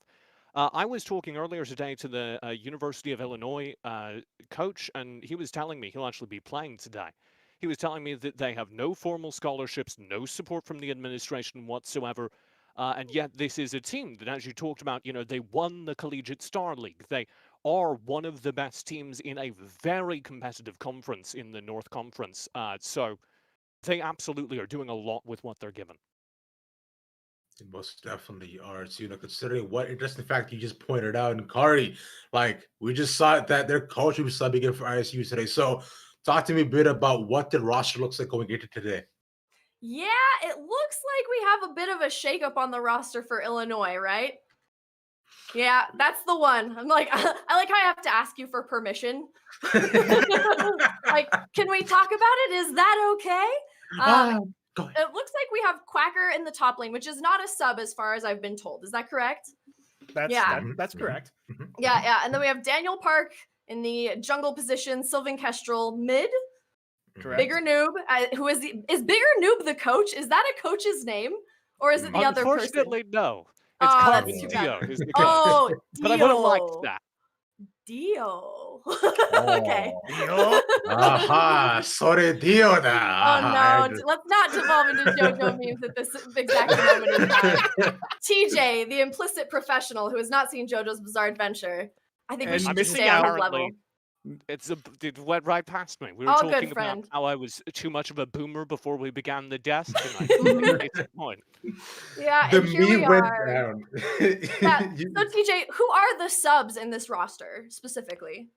Yeah, so fans of Amateur will recognize both Quacker and Xeno as names that did play on Wildcard and were very, very good on Wildcard. And Xeno does play mid lane for this roster, the University of Illinois. But not today. He'll be back, apparently, if they make it to round of 16. But here in the round of 32, he is not able to play due to some personal issues around the end of the school year. So we are going to have Sylvan Kestrel in instead. And I believe they play with this team's academy roster. They do have one of those. They actually won the Upsurge Contenders League in 2020 with a roster that did have Daniel Park on it and I believe Sylvan. So this isn't like crazy. This is a player who works regularly with the program, plays regularly with these players, but not normally a part of this team. And obviously it is Xeno that they're losing, so it is going to be a little rough. One thing I do want to mention real quick as well on the side of Pacific, because you spent a lot of time in Illinois as well. You know, also these guys, like you're mentioning, grassroots organization, the first thing they made out of the group as well. One big thing is that I believe it is their top laner who plays on a laptop, uses an ironing board to play, and half the time is using his trackpad when he's in competitive games. And most of all, because he doesn't exactly have the best Wi-Fi setup, he's borrowing his neighbor's Wi-Fi to play the games. It is you gotta do what you can for what you love. I like the use of the word borrowing. The actual right word is maybe pirating your neighbor's Wi-Fi. I do have a really good quote I think you'll like as our analyst here, Joker. Can you give me a rating on this? I talked to the coach of University of the Pacific, Leigh Dawson, and they said that, quote, overall, our game plan is to win by destroying the Nexus more times than they destroy ours. That's a 10 out of 10 game plan. I see no issues with that. You can't win unless you destroy the Nexus, and if you can't lose if they don't destroy yours. That's a 10 out of 10 game plan right there. You know, Joker, speaking to that as well, then looking at this match and how we presented it today, what are you expecting out of it? And I mean, give us your prediction as well. I'm expecting UIUC to come out strong, come out of the gate and play very strong, even with their substitutes. I don't want to necessarily discount Pacific out of it. They finished third in their regular season, but they defeated the first and second place teams in a 2-1 and 2-0 to win the West Coast Conference. So they are riding that bit of high. They are playing that scrappy underdog style that could catch teams like UIUC off guard for potentially at least one game. That being said, even with the substitutes, I do feel like UIUC are gonna pull away with this, but I think it's gonna be a 2-0, even if Pacific do manage to get those one of those crazy drafts in where we don't expect something to come in. All right, TJ, we'll go to you next here. What do you think in terms of predictions and why? Okay, it's very simple. Based on the quotes I got from multiple players, Dolan's Ring, the mid laner for University of the Pacific, also said, quote, we win by not losing. So their game plan is ready to go. They are West Coast, which is the best coast. University of the Pacific, 2-0. Easy. Wow. A bold TJ. statement and a respectable one at that. Miss Kari, let's hear it. What do you have for us? I'm not gonna throw my hat in. I am 2 for 2. Perfect, Oh, flawless come on. prediction Wow. today. I will not be. Nah, I'm not gonna do it. I'm not gonna do it. Just kidding. 2-0 University of Illinois. That's what I've got. That's what I'm doing. You know what?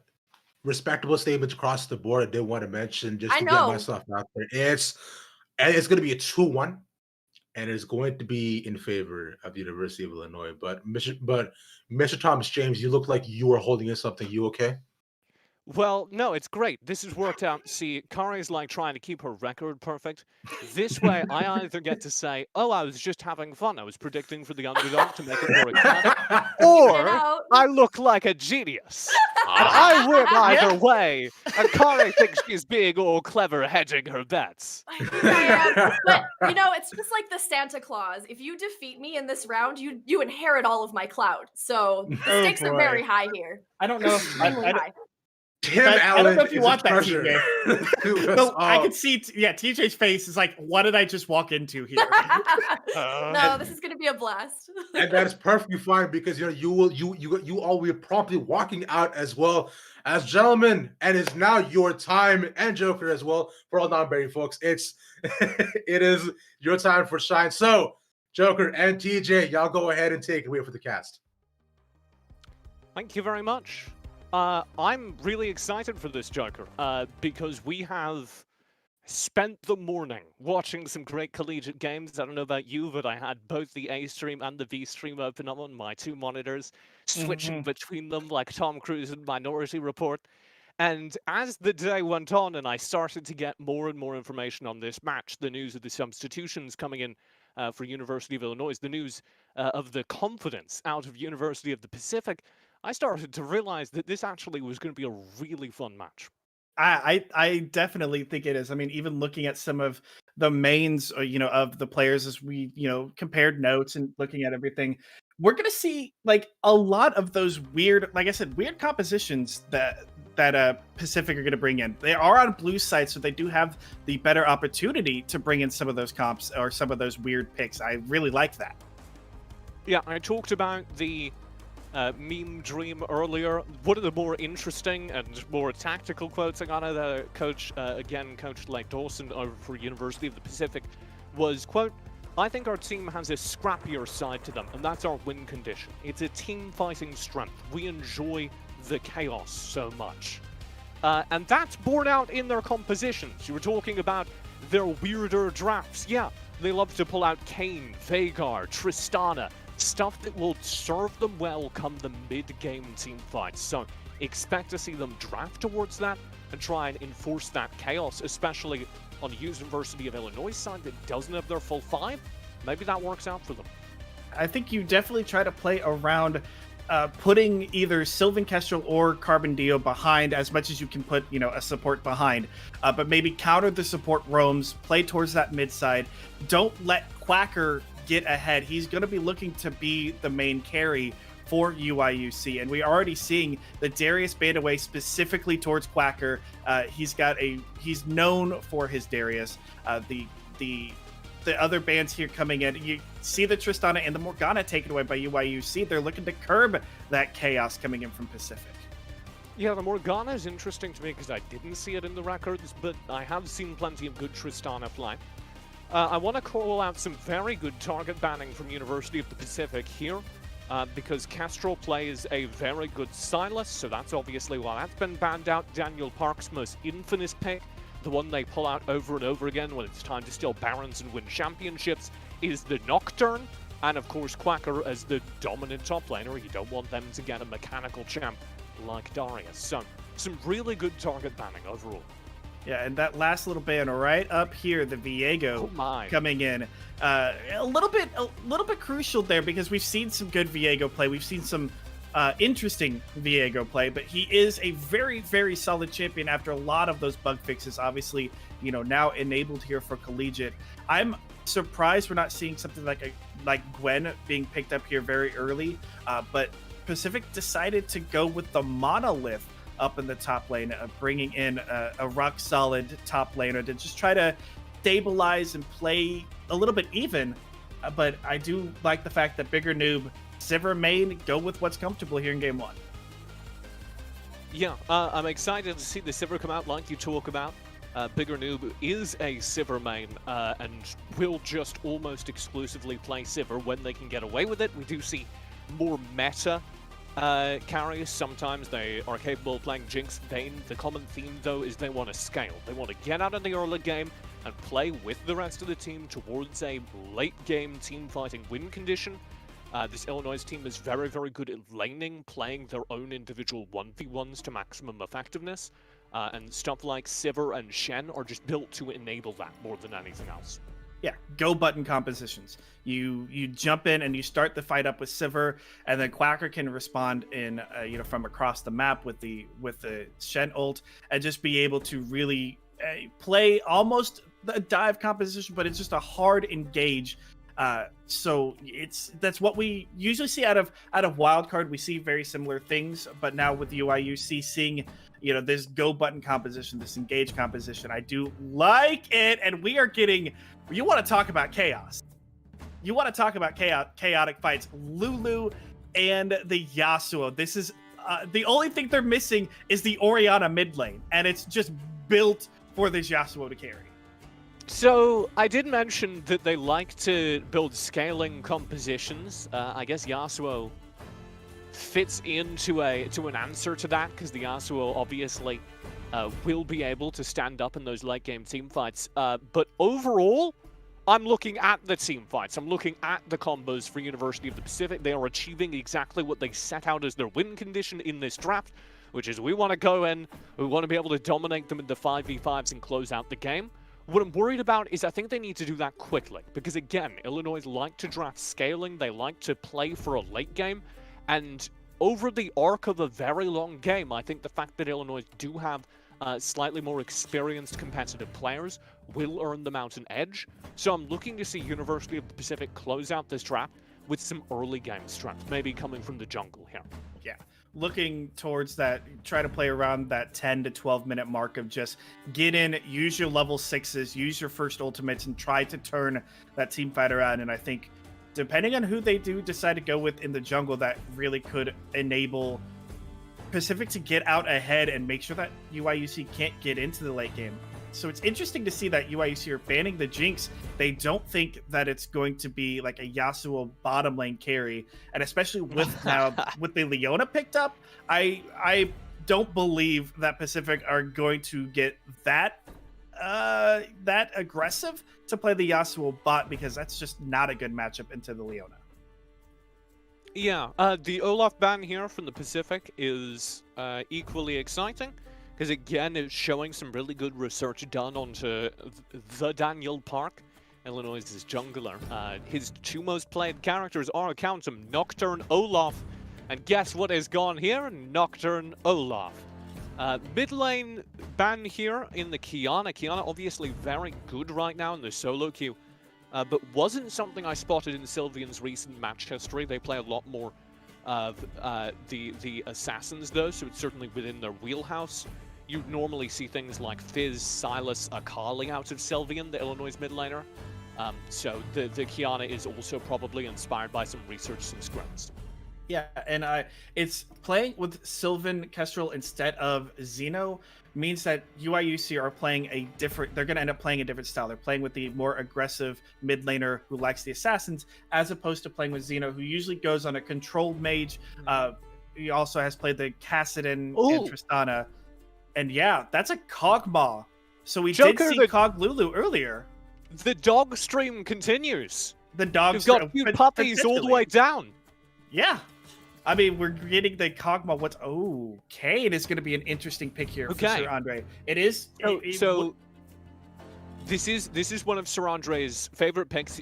Plays a lot of Kane on his own account. Plays a lot of Kane during the solo queue. So you can expect this. I would say his Kane is actually one of the strongest parts of this team, because again, they do love to scrap, they do love to team fight, and that Kane oftentimes gives them that power in these frankly wild game states that they engineer, where there are just constant fights across the map. Kane's mobility and ability to get in and out of those fights is sometimes very important, even though it's not meta. Well, and speaking of not quite meta, the Rumble is the last pick here for UIUC. The Rumble into the Yasuo. I'm not 100% sure I like this matchup for Sylvan Kestrel, because I do believe the red carpet can get stopped by the wind wall, but I'm not 100% sure on that interaction. We'll potentially see it in the game, but I think you're right. That means we're both wrong, and we can find out. Yeah. We also get Volibear. You also get Volibear jungle to close things out. So you're going to have a little bit more tanky presence over on the Illinois side. This again matches with what they like to do, which is last till late game and then come through with the overwhelming power in that mid-late game phase. You're going to see this 3-tank front line backed up by a Sivir and a Rumble. And we do have confirmation from our lovely producer who came in with the fact check. We are incorrect! Hyper says, producer Hyper, not the player. The equalizer is not blocked by the wind wall. You know, hey, sometimes it's good to be wrong. At least to understand what's going on. That actually will turn around these fights a lot. No? They do have... Why is it good to be wrong? Because you get to learn more information, and you get to learn something new. I take it, that's how I take it, is it can be good to be wrong. And that's actually good here for UIUC, because it does open up their team fights a bit better. Because now you can have the Volibear jumping in, stopping the turrets, and then diving everybody in on either the Yasuo or the Kog'Maw, because there is a fair amount of that solo CC coming in that you can continue to isolate out this immobile AD carry who does scale to the late game and at least gives Pacific some way to function if you get to that mid to late game. Is a very good tank shredder as well.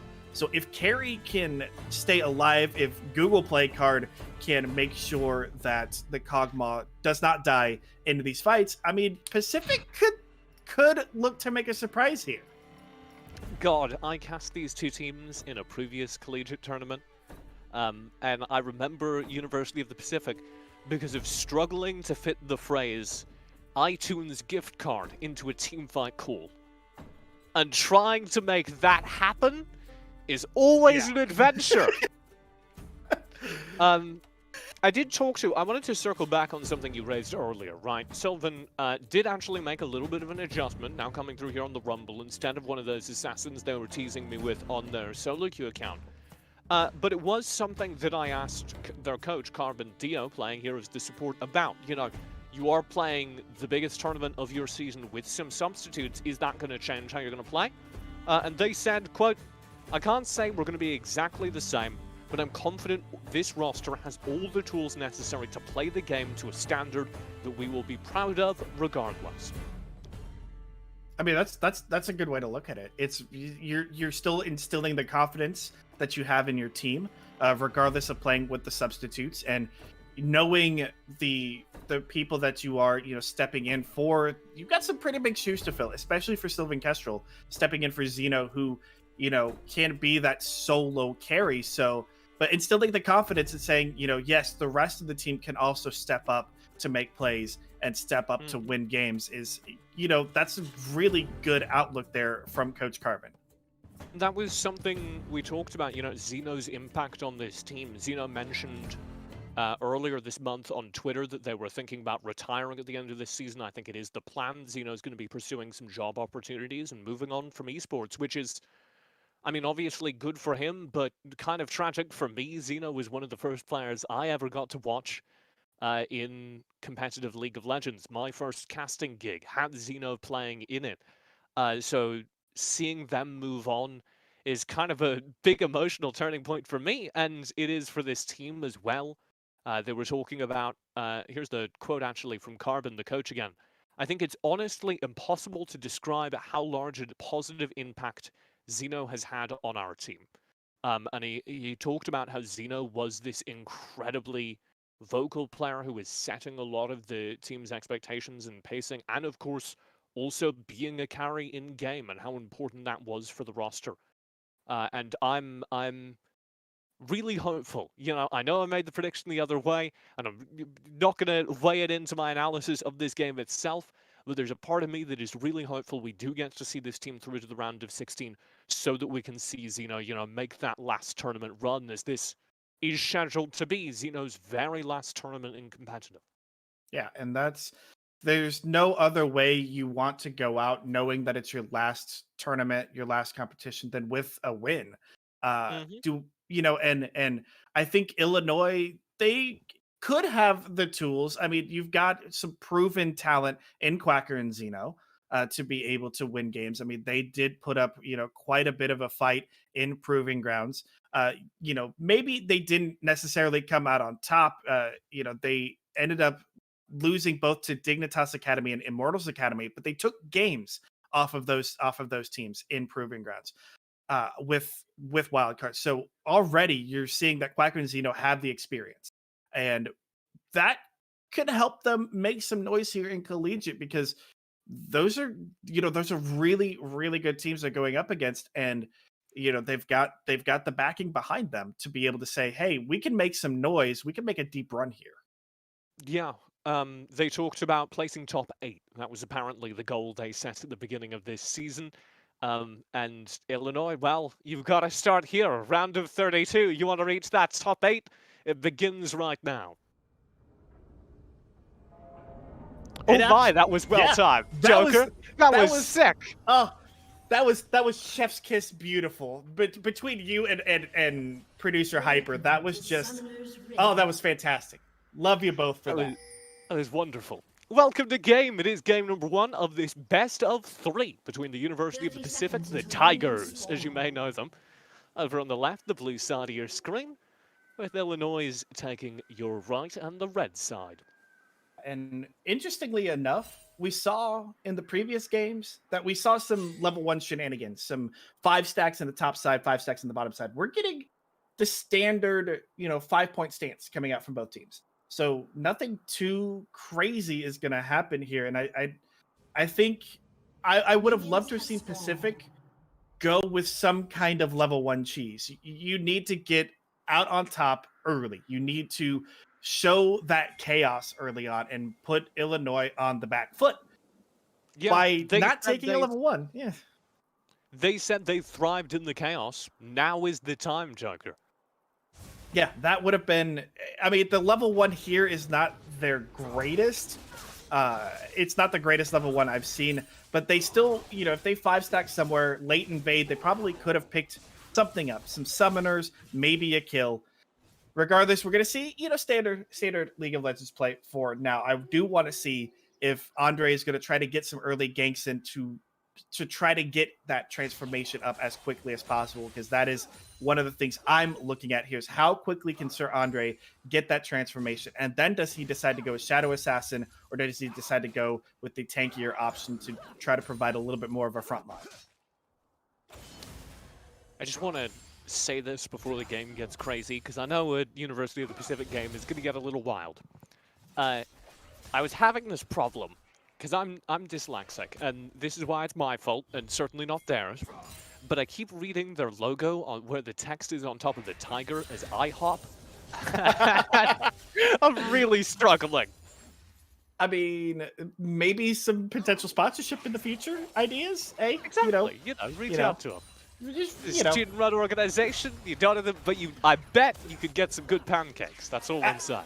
At least you probably could, and that's as a broke collegiate student, that as most collegiate people are. Hey, free pancakes that's a win. That is a win in my book.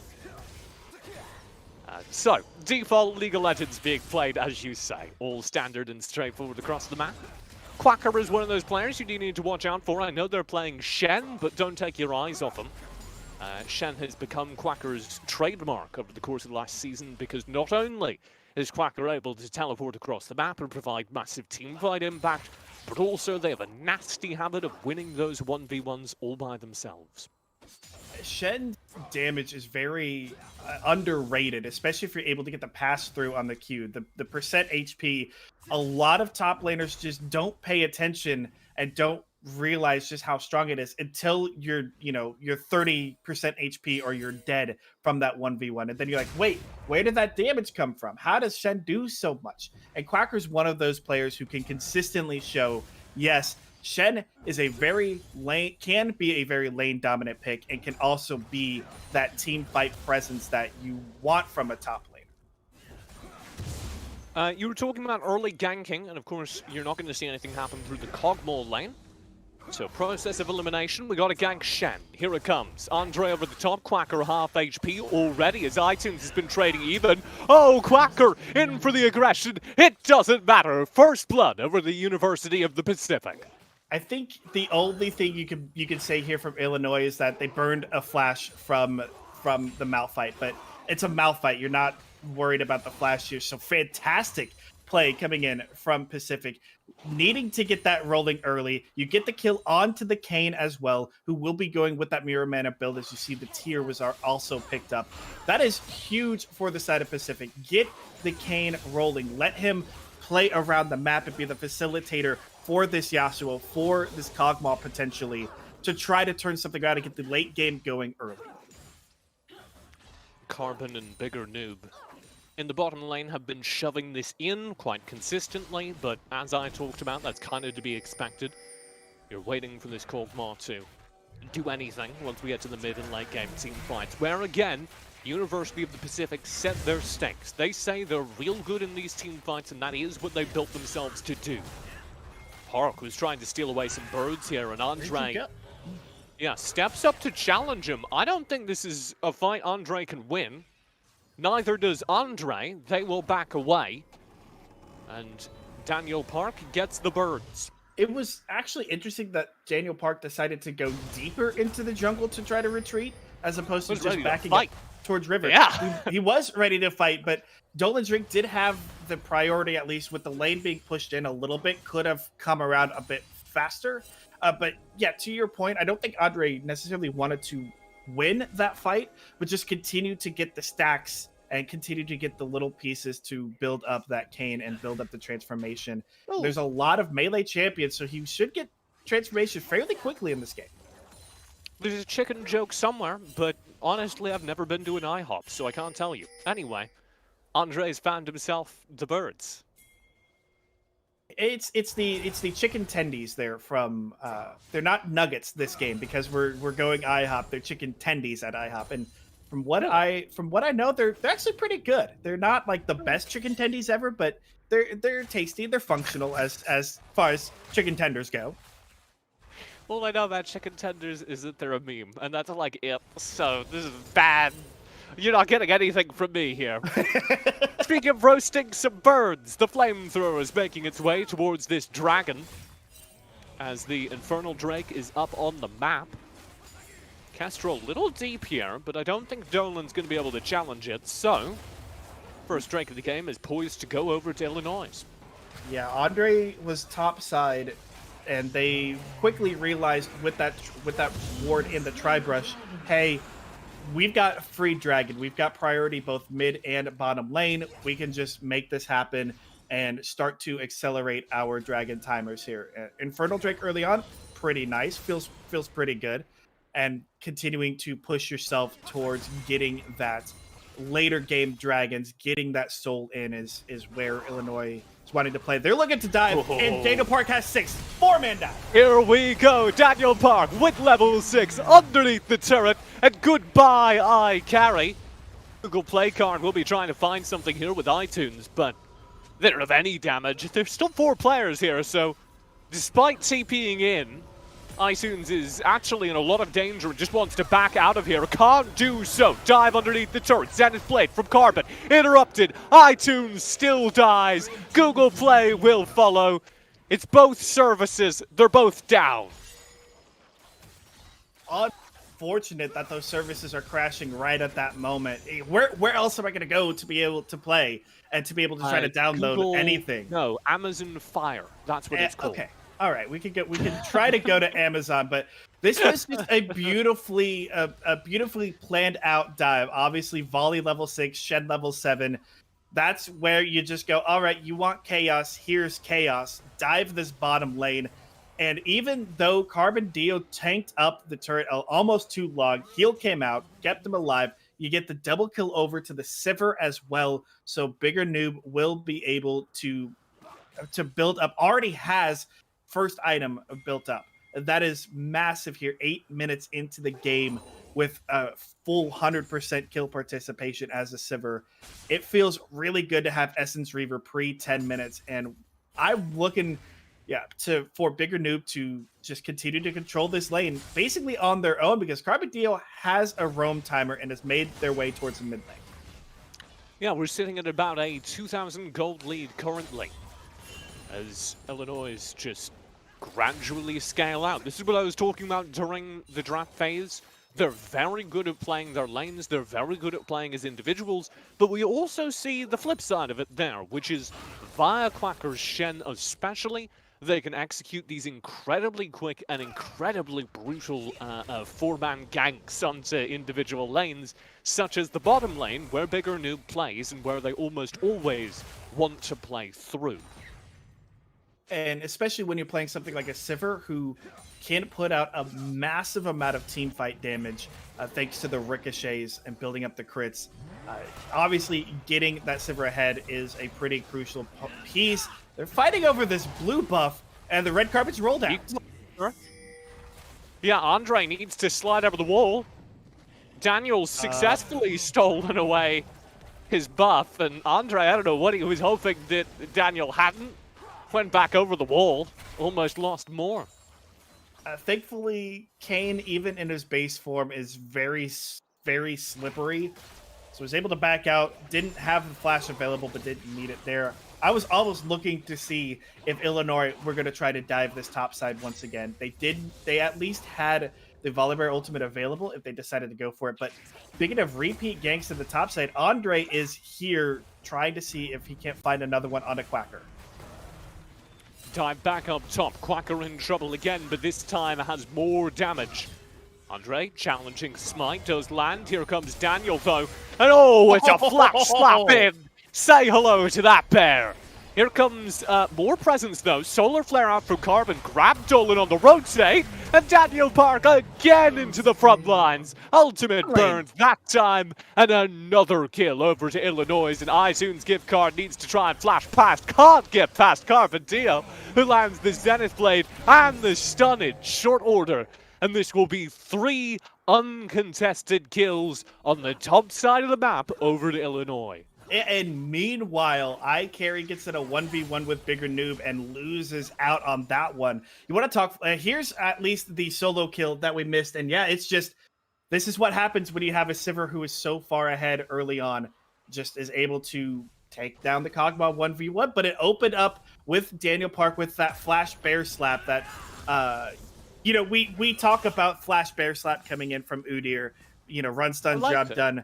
And you know, it's effective. And now Daniel Park is saying, hey, there is a stronger Bear Slap, and I'm going to make this one happen and be super impactful.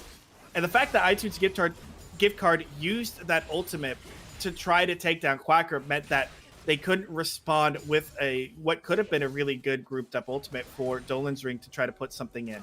And unfortunately, just mistiming and the roams from Illinois were so key there to allow them to pick up those easy kills onto the top side. And now trying to migrate it towards this dragon once again. Oh. Dolan, I will say, has very consistently been so good on the movement, just the individual reactions to ganking. Uh-oh. Here's Daniel. iCarry in trouble. Will need to kite away. Flash over the Lightning Storm. It'll keep them safe, but iCarry, of course, doesn't have the flash, and on Kog'Maw, that's a death sentence. I mean, technically, you could say that Thresh isn't in the game, so it's not a you know, actual death sentence, but it does mean very that good. Does mean that you are very immobile and very, very squishy, and with the access that Illinois will have to the backline, to the Kog'Maw, iCarry has to be very, very cautious in these fights. iTunes Okai back.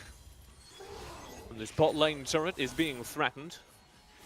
Threatened both by action and by emotes, as the mastery flashes are coming through. But it looks like iCarry is kind of arriving at their damage, and we should talk about this. Obviously, one of the potential ways West Coast get back into this game is via the Kog'Maw. One of the ways University of the Pacific can make their region proud is this Kog'Maw scaling up into the team fights that they love so much. Andre's getting real greedy with that one. Yeah, I wasn't sure whether or not to pick that up because there was obviously no follow-up. Onto a Leona as well, that's very risky because Leona can just decide you're fighting and then you die probably. Yeah, and especially with the fact that the lane is just constantly shoved in because that's Sivir's specialty. You throw down one boomerang blade and a ricochet, and the wave is just gone. The fact that iCarry Google Play card couldn't follow that up would have been that was a little bit of a interesting play there from Andre. Stayed alive, was able to dive in, dive back out, so no worries there. But still does not have transformation. We are 15 minutes in and has not been able to fully transform. That is something to continue to keep an eye on, because the longer this game goes without the upgrades to the abilities, the scarier it is for Pacific to try to get back in.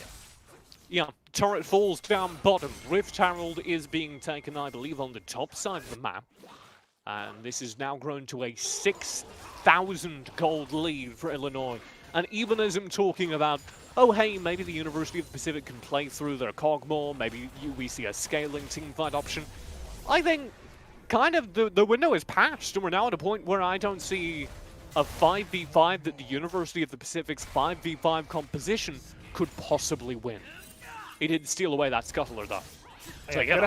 Oh no. Oh dear, there's the Leona. That's what I was talking about. Full stun cycle, equalize over the top. He stole the scuttle, and Andre was feeling real frisky about it for a second. Very instantly paid the price. Zia was looking a little bit frisky to try to land that Zenith Blade onto iTunes. Didn't land it, didn't have the follow-up, but they're going to get the turret off of this with the Rift Herald should be able to pick this up pretty easily, and Data Park looking for the dive. Yeah, they did not leave in time, carrying trouble. Wild Growth to try and keep them up. It does not matter! Not in any way, shape, or form, Joker! They just get deleted, even through the Wild Growth. And now it's 10 kills to 1. 30,000 gold in the bank compared to just 22. And Illinois are running away with this game. Here's Quacker underneath the turret. Will tank a turret shot without even noticing, walk back up, and take the turret easily. Yeah, and I think especially with looking at Quacker, does have the Sunfire Aegis again. It was buffed here in the last patch, as well as the minor nerf coming in to the Chem Tank. So gonna see a little bit more of that coming in, but hold on, another fight. Yeah, big trouble actually this time for Daniel Park. Barely alive, will go down. Andre and iTunes need to kite away. They've lost Dolans, and that means they've lost most of their damage. Andre falls. That's now a 2-for-1 trade. And iCarry, Google Play, and iTunes, the complete collection, are just backing away. Pacific, okay, you get a kill, you got a shutdown. It went over to iTunes gift card on the tank. Maybe that helps you build up your front line a little bit better, but you know, obviously you'd love to have that on one of the carries. You'd love to have some more damage coming in. And yeah, this is just a little bit of it's an overstay. Not even a little bit. It's just a massive overstay coming in from Pacific. They thought they could defend the turret. Obviously, we're not able to. The fight extended out into the top side jungle. They tried to pick, they got something out of it. So they got some kind of gold. But the only way that Pacific gets in is if they're able to execute this Malphite Yasuo combo onto one or two members. No. Yeah, and here's replays in replays. Yeah. This is the second fight where they did get that kill. The second of the game over at University of the Pacific. The Ignite just taking them down. And that's, I mean, you can kind of take comfort knowing that you picked something up. You got a kill, you got some gold back in your pockets, but it's not exactly on who you wanted at this point. So you got to look and try to get vision, get some wards in your own jungle. Try to be able to roam around as a team, get some individual picks, and try to find your way back into the game by getting a pick for Dolan Stream, getting a pick for iCarry to try to get some more gold in their pockets. Because as you can see, I mean, a 3K gold difference just in the AD carry position alone.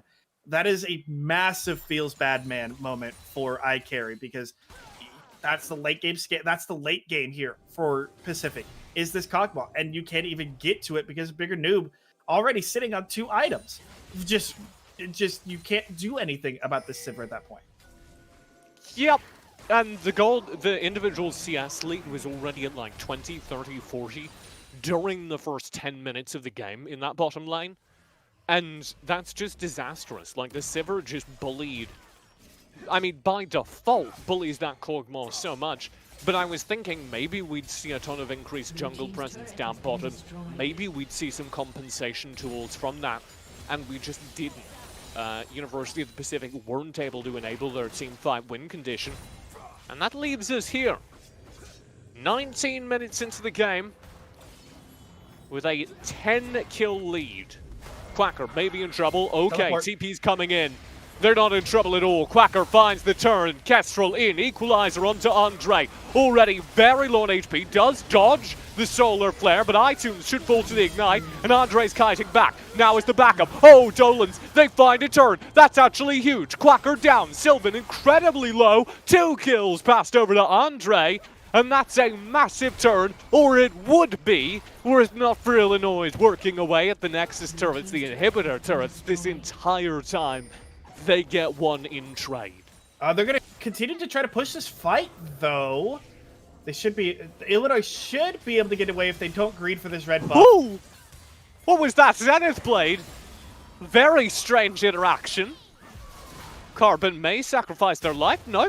Able to pop the speed boost and get Oh over the wall. no! Daniel goes in for the turn. Oh, Stand United burned. Quacker didn't spend it in the fight earlier, so they just arrived. Dolan's gone, shredded by the backline damage from Bigger Noob. This Sivir is huge, and everybody is dead. It is just iTunes left alive on the map for the University of the Pacific, and there's already an exposed inhibitor in this mid lane.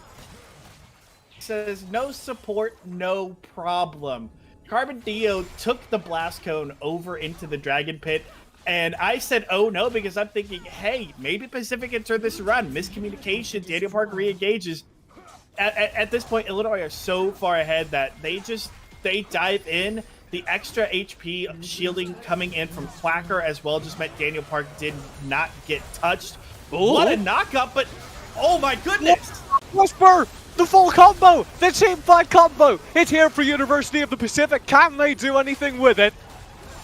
Good pressure, those Kog'Maw landing huge chunks of HP now. Quacker from that kill. Huge damage, but Quacker dies. Carbon Dio, no HP. I carry, in trouble, still fight the trade, but they haven't touched Bigger Noob, who has another quadra kill and is approaching the Nexus yet again. Sir Andre can't get onto him, can't even get close. Just resolves to cut some waves.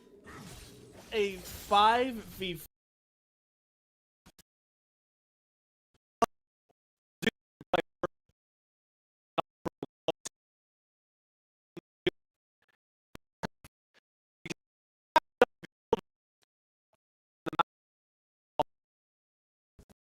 A very, very last second ultimate. I didn't think Dolan's Ring was in range for that unstoppable force.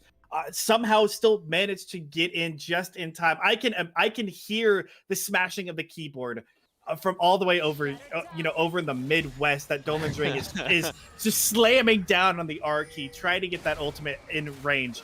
Was finally able to do so, and 3 kills onto the Kog'Maw is massive at this point. Getting those kills, getting those shutdowns, but I think Illinois, they're just looking to end this. They're going to take this Baron for basically free and then just say, all right, 2 inhibitors down. We can push in this top lane because it is pushing in for us. This game is going to be over. Illinois wants to move to game 2 as quickly as they can. I mean, they want to move to the round of 16, play with more of their main roster. Here's the second try at that replay. Oh, it was clean. Yeah, it was. This is what Pacific needed to do about 10 to 15 minutes ago into this game. Group up as 5, use the knockups, and iCarry doing a fantastic job of just staying alive and putting out damage. At this point, stepped a bit too far forward, but was able to get that final snipe there with the ultimate. But I think just stepping just a little bit too far forward to try to find some more damage is what cost him near the end. But this just could be the game. Baron buff pushing in, super minis are pushing in. This should be the game. You're looking for another miraculous team fight if you're iCarry. Big problem was that team fight looked pretty good, sure, but nobody ever threatened Bigger Noob, who is a massive chunk of their team's damage. Equalizer deployed, iCarry focused. Wild growth doesn't matter. The AD carry is already gone. University of the Pacific lose their Kog'Maw, lose Doran's Ring. And this is going to be iTunes gone as well, as the cleanup will come through. It's going to be game number 1 to Illinois. What did you say earlier? Carbon Dio on the Leona can just tell you if you're going to fight or not, and that's exactly what happened in that last fight. No flash on the Kog'Maw, no cleanse, just means Zenith Blade stun, you're dead, and we're fighting right now. And they didn't wait for Pacific to try to force a team fight and use their ultimate combos. They just said, all right, we're going to force this fight. We're going to make sure that this game comes out in our favor. And we're now up 1-0 in this series. I thought you were going to roast me for saying Doran's Ring instead of Dolan's Ring. Auto-correcting that in my head at the end there. I'll let that one slide. Everyone gets one. Everyone gets one. All right. Yeah. Overall, I think that is basically what we expected from game number 1, right? We came into this with the very clear narrative in our heads that the University of the Pacific were the underdogs, and we see why there. But we also see some of that scrappiness that the University of the Pacific were talking about to me. Some of the upsides they were talking about in the team fights there at the end. And I think there's definitely upsides to build on, but it needs to happen 15 minutes before it happens. It needs to happen in the early game where you can actually stabilize, set yourself up, and get yourself some gold. That early gank, the first blood, great. Do something with it. Continue to play that chaotic style. Continue to try to make plays around the map and help your team get to a point where you can actually fight. Otherwise, the game just continued to slip away out of their hands because they just didn't have great positioning. They didn't have great presence, and they just continued to lose out in their lane slowly but surely, to the point where it's just, there's nothing that they can do to get it back. And that will close out, I think, our game number 1. Before we do leave, sorry, I was just getting some new information. That's why I was stuttering there. My new information is the coach of Leigh Dawson, of University of the Pacific, coming in, writing in my chat here. Our motto for today is "Do it for TJ." So, I mean, it's not a great start, but I believe game 2, right after this, we'll come back with the desk in just a few moments.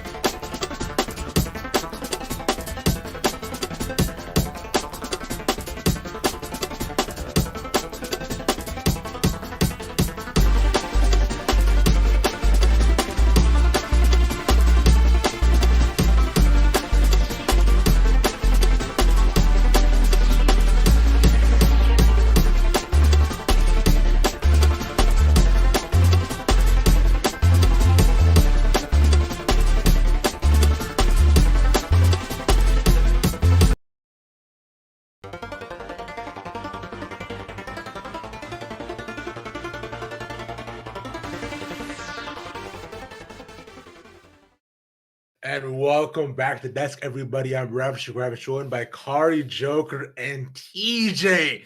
Again, and gentlemen, thank you. And not Barry folks as well, along with Joker. Thank you for the cast as well. That was a very, very fun time. And let's just get this out of the way.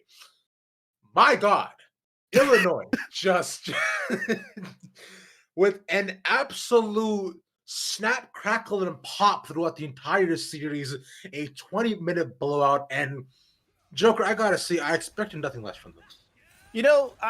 Honestly, I was thinking that it was going to be a very, very similar style of play, and this was the second try to gank onto Quacker, and We were talking about Flash Bear Slap, and Daniel Park just immediately turns it around. And I love the Illinois composition because we touched on it multiple times. They get to decide when you fight. And it was Pacific waiting for the right opportunities, but then Carbon Dio and Daniel Park just says, no, you don't get to wait. You're going to play League of Legends at our pace, and it showed in that game. Illinois just dictated the pace of the game, basically from right after the first blood. After it was like a switch turned on, and they said, we lost first blood. No, they're losing this game. 1,000% so, because as you continue on throughout right now, TJ, I'm sure you also witnessed this too. Just the consistent, incessant. No, you were. I saw you. In fact. I might have even heard you. In fact, just the incessant calling of no from Illinois allowed them, like as Joker is mentioning, to be able to completely take the game by force, grab it by the collar, and drag it to the finish line. I believe, and Pacific was even saying that, hey, you know what? Whoever kills the enemy's Nexus first is able to win. And we even see it right now. This is going to be the Nexus dying after they just immediately get banned. But TJ, your thoughts of the game? Because as we were looking at it, what does Pacific need to do? Can they come back from this? How? I mean, you used a phrase unlike snap, crackle, and pop. I would change that slightly. It was a snap, crackle, and bop. Because some of those early just team fights, dives, I was very proud of that one, were really cool. I really enjoyed like the 4-man dive. They executed it like the 7-minute mark, where the entire team groups up. You have the Quacker TP across the map using Stand United, and they just instantly have 4 players at the bottom turret. There is no way to rotate in for University of the Pacific. That looked really good, and that's the kind of synced up team play that frankly sets teams apart in collegiate. This is the level of play where many of these teams don't have full-time coaches, they don't have full-time facilities, so being able to execute team plays like that and make them look as good as that, even with, yes, 2 substitutes today, even though that is the coach and the academy team player, you're still bringing new people into those comms. So I was very impressed by the way that Illinois played. I do want to throw in a word for the West Coast. University of the Pacific did also have like a couple of really good team fights towards the end. Well, just the one, but that one looked really good. I think really good is kind of an understatement. I think it was fantastic, amazing, and just absolutely gorgeous, right?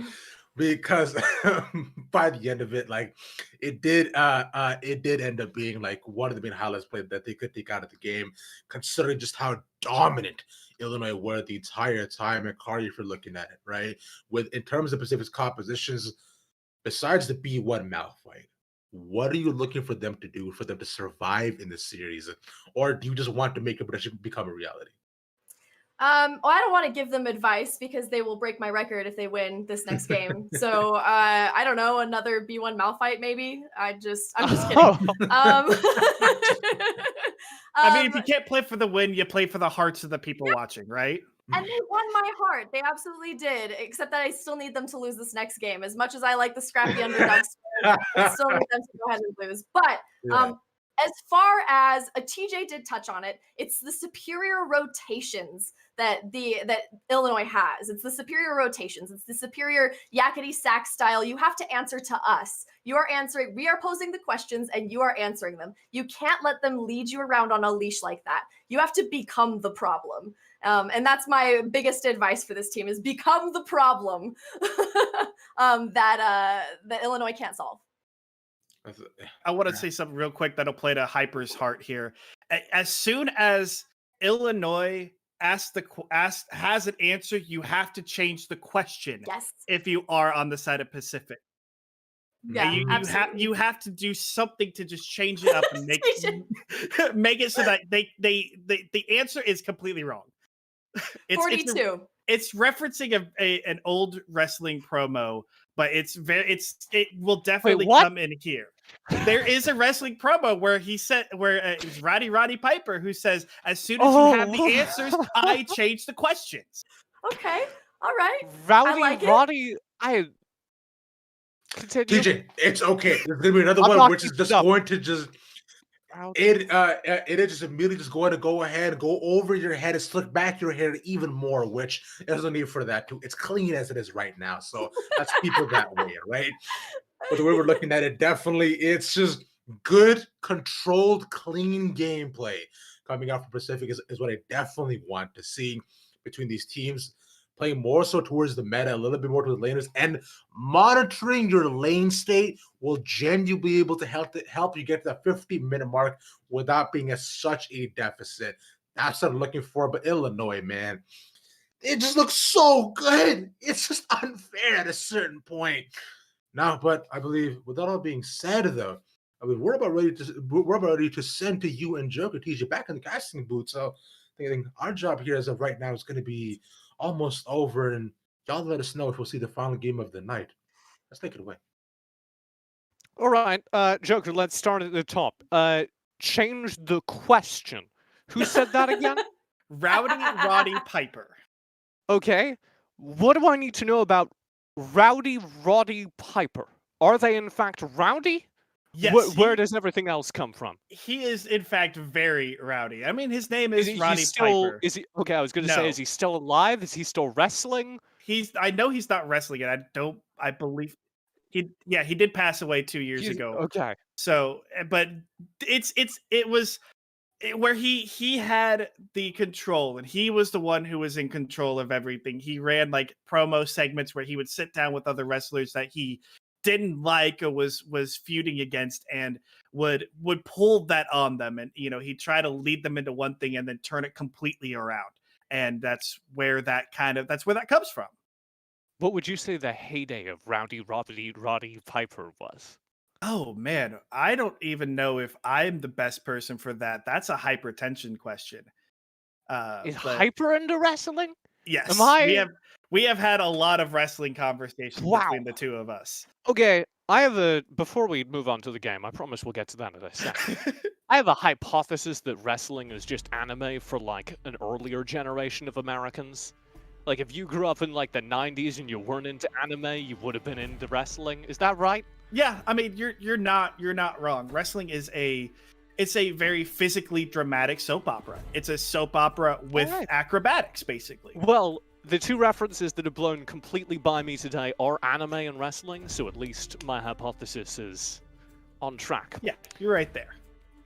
Let's talk about this draft. We got there. Wait. University of the Pacific. Are we sure this is game 2? Yeah, actually. We don't need to talk about this. This is exactly the same. Yeah. Nothing has changed. Pacific's still on the blue side. Illinois is on the red side, and the same 3 bands coming across in the first time. If I see a blue 1 Malphite, I'm pretty sure that we're going to be seeing Shen! Okay, we get the blue 1 Shen. All right, so we're not repeating. It's not the rerun. We get something different. Give me the Urgot. Give me the Urgot, Quacker, because I was looking at that queue, and all you're playing is Urgot. He played it in tournament games. He played Urgot in collegiate tournament games in the top lane and won. Some of them were wins, some of them were losses. Quacker does not go through with the Urgot. Instead, we got a Jinx, so my hope is still alive. This is something that Illinois do, though. Sorry, Joker. They do love that scaling pick in the bot lane. Jinx is one of them. It's I mean, a bigger noob, like we said, plays to the scaling, and Jinx, one of the best scaling AD carries, and it can be mobile in the team fights with the resets, getting excited, running around. And hey, the death sentence that we mentioned in game number 1 comes true in game number 2. Jinx Thresh is a scary lane to play against if you're on the side of Pacific. Jinx Thresh will come through. Oh! So, you need a response. That response will be Nautilus Samira. I did see some Samira in iCarry's record. It's very different, certainly, from Kog'Maw. But it's going to allow them, like, Samira is very functionally a melee champion, right? So it's going to allow them to have this early game melee threat against the Jinx. And I think if they can get past the coach's Thresh, then that opens up some opportunities. Gotta be careful, though, depending on where Carbon Dia wants to position. Typically, on a Thresh, you do want to be a little bit more aggressive, use your range to the advantage. Oh, God! Oh! I've vanished! Okay. All right. So now that my mind is blown and I'm back, you typically want to play that aggression with the Thresh, use your rage to the advantage. However, in a lane like this, with the Nautilus who can aggress on you, playing back and having the Lantern safety for the Jinx could be what UIUC's bottom lane looks to do. Keep Bigger Noob alive moving into the mid to end game. Sorry, I just used my stopwatch, so this is broken now. Gotcha. Hey, as you gotta, it's cheap and it'll rebuy into something. You'll get a second life later on. Right. You'll get a respawn later on in life. It's fine. We do get a set here. Now, you might be like, set top. I guess TJ, your dreams of seeing a Urgot are ruined. It's actually not true, because Sylvan has been playing some of that set mid nastiness we've been seeing recently. So, maybe. I do suspect into a Shen, though, that will go towards the top side. University of the Pacific again banning out the Kiana, and we get a Galio from Illinois. Sorry, Joker, I do keep cutting you off. No, it's actually quite all right, because you basically made my point in the fact that you can see the set into the Shen, but Sylvan, like you said, playing the set in the mid lane as well. It is that open flex pick, but I think here you just go ahead and you pick your jungler and you wait for that flex pick and you wait to see what you can pick it into. It's already pretty decent into the Shen, but if you have an even better matchup in the mid lane, go for it. I do like the turnaround bans, though, the last bans from both Pacific and Illinois. The fact that the Yasuo and the Volibear are taken away. Okay, that's just a hover. That's not actually going to be a thing this game. Give it to me. No, we're not going to get the Janna. Illinois go back to the Kayn for Andre, which has been, Illinois get the Kayn, so it is being taken away from Andre. It has been a part of Andre's pool all season. It was not part of the prep I did for Daniel Park. Daniel Park has a very wide champion pool, but most of them are meta. Lots of Hecarim, lots of Nocturnes, so interesting to see this be pulled out pretty much as a direct counter, as a secondary ban almost. The Olaf will come through to complete that jungle matchup.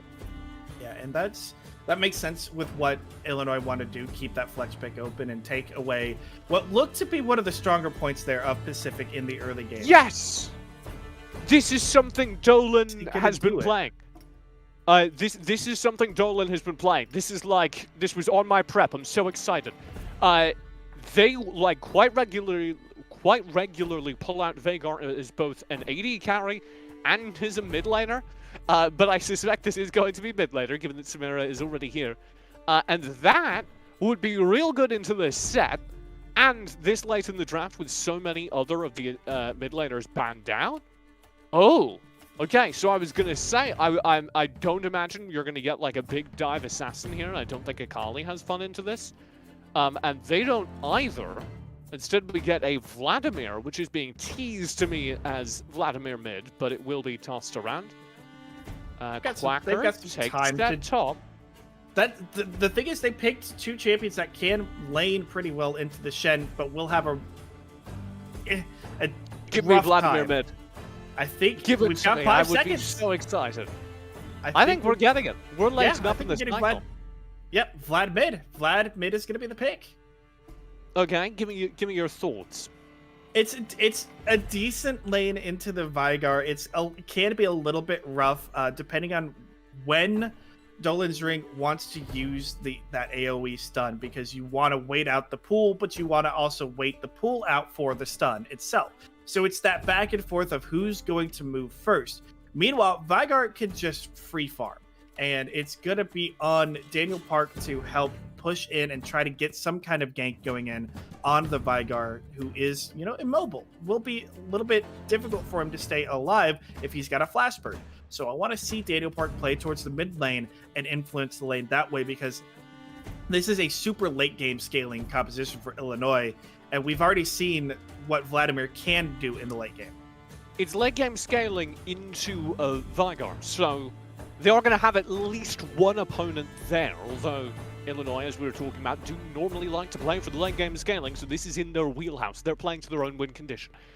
The reason University of the Pacific, I ran out of breath, normally pull out the Veigar is to play to those team fights in the mid game, and they very much have that But they also have, and this is an improvement from the last draft, a consistent way to get there. And I'm looking specifically at not only the Samira Nautilus lane, but Samira supported by the Thresh, or sorry, the top lane Shen. I'm alright. Because they're going to be able to use the Shen to teleport across the map, and as the Samira wants to go in and take kind of crazy aggressive fights during the early game, they will have that stand united as a backup tool to keep the Samira alive during that risk-taking, so that you can bridge an early snowballing Samira into a mid game. And if University of the Pacific can do that, then they have a path to victory. And not only that, do you have the safety onto the Samira, but you also have a way into the backline directly onto the Jinx and the Thresh potentially with the Olaf, who's just going to be able to Ragnarok his way through. So you Ragnarok, you run in onto the backline, Shen teleports in, and all of the sudden now you've got this Shen who can isolate out the damage from UIUC, and then that lets the Samira and the Nautilus kind of run wild in the fights with the fringe play from the Veigar. But let's talk, the flip side of that. I am looking at the Vladimir as a Veigar answer, because the Vladimir can just ignore the cage, can just ignore Veigar's ulti, and say, you know what, I don't actually want to be 100-0'd. And even if you do chunk him in these extended team fights, as they are likely to get into between Olaf, Shen, and Nautilus, well, the Vladimir is going to have just a great time, constantly being able to reset that HP. And if we go late game, it is hard to imagine a way it breaks against Illinois. Yeah, I am looking for early healing reduction that can come out from anybody and everybody from Pacific. They need to make sure that this Vladimir just does not free farm, like you said, freely reset HP, especially on the third procs of the Q, and just be able to heal up everything. They've got to look to play with the healing reduction and try to take the Vlad out early. Problem is if you burn everything onto the Vlad, either he pools and you lose so much, or the Jinx then goes untouched and gets to run wild. It's a dual threat here from UIUC, and they've shown that they can play dual threats. And Pacific, they've got to pick and choose here. They've got to make not necessarily the right decision, but they've got to make a snap decision, and they've got to do it in these early to mid game fights and positioning. Otherwise, we're going to see UIUC just run away with it again. And of course, this would be, again, if Illinois win this next game, them going through to the round of 16, them getting to play with their retiring mid laner Zeno. That's actually not the only player they're losing this season. Bigger Noob is a senior. On their Twitter, they posted, there's a photo of him next to his sign outside the university, and it says, "Earning my master's IRL and in league." So he's multitasking, but he's also leaving this team as he graduates. So you have kind of multiple players graduating from Illinois, going into the job market proper, and they are going to have a pretty massive rebuilding challenge ahead of them next season. So this feels, for me at least, like kind of a last hurrah for the team. A last swing for Illinois to go all the way to the championship bracket. They did, of course, win Collegiate Star League in 2020, so it's not unforeseen, but I think if you're an Illinois fan, you're hoping they can go deep for the sake of those players who won't be with the team next year. Yeah, and like you said, it starts here. It starts now in this series to try to get themselves up, but they've got to, you've got so many difficult teams in the rest of the bracket that Illinois, I'm not sure of the actual bracket right off the top of my head, but when you've got teams like Maryville, you've got teams like Purdue, you've got, some of these other highly ranked collegiate teams, it's going to be difficult, but I think Illinois can make it. Now, this is what I wanted to see, Pacific. This is what I want to see. I want to see shenanigans. The Joker. I want to see the shenanigans. I want to see the crazy plays happen. And they could do this. They've got the hooks and they've got the Olaf Slows level 1. They only spotted out the jungle and support, but they backed off enough that it wasn't going to happen. But this is the level 1 that I think that they could make it happen. Unfortunately, it's a level 1 on the wrong side of the map. Nobody's coming. It's like one of my birthday parties. Oh, you Yeah. know, next time invite me and I will be there, TJ. I will be there for you. I can't tell you how much that means to me. The first objectives are up, and oh my, producer Hyper's coming as well. This is wonderful. It's a party. It's a party. So the first objectives do come up because of that early level 1 the University of the Pacific tried to run. Nobody was on hand to prevent a little bit of an invade down bottom. Illinois didn't try to steal away any objectives, any jungle camps, but they did throw down a ward, so they should know exactly what path Sir Andre is on. Even though you don't get the actual invade or stealing of any objectives, vision control in the early game is crucial. Being able to determine, you know, what Andre is going to do. Is he going to go for the full clear? Is he going to go for, you know, maybe a buff to chickens to buff and then gank? And he's pinging out that he's going buff chickens buff into potentially gank. Good thing, though, is Quacker has the ward on the top side, so this gank would be spotted out, and just means that Pacific are going to be struggling a little bit more here in the early game because of that, because of the dominoes falling. They, like you said, they weren't able to stop an invade. They weren't able to stop the vision control, and now Illinois can play pretty comfortably, knowing that they feel like they know where Andre is going to be.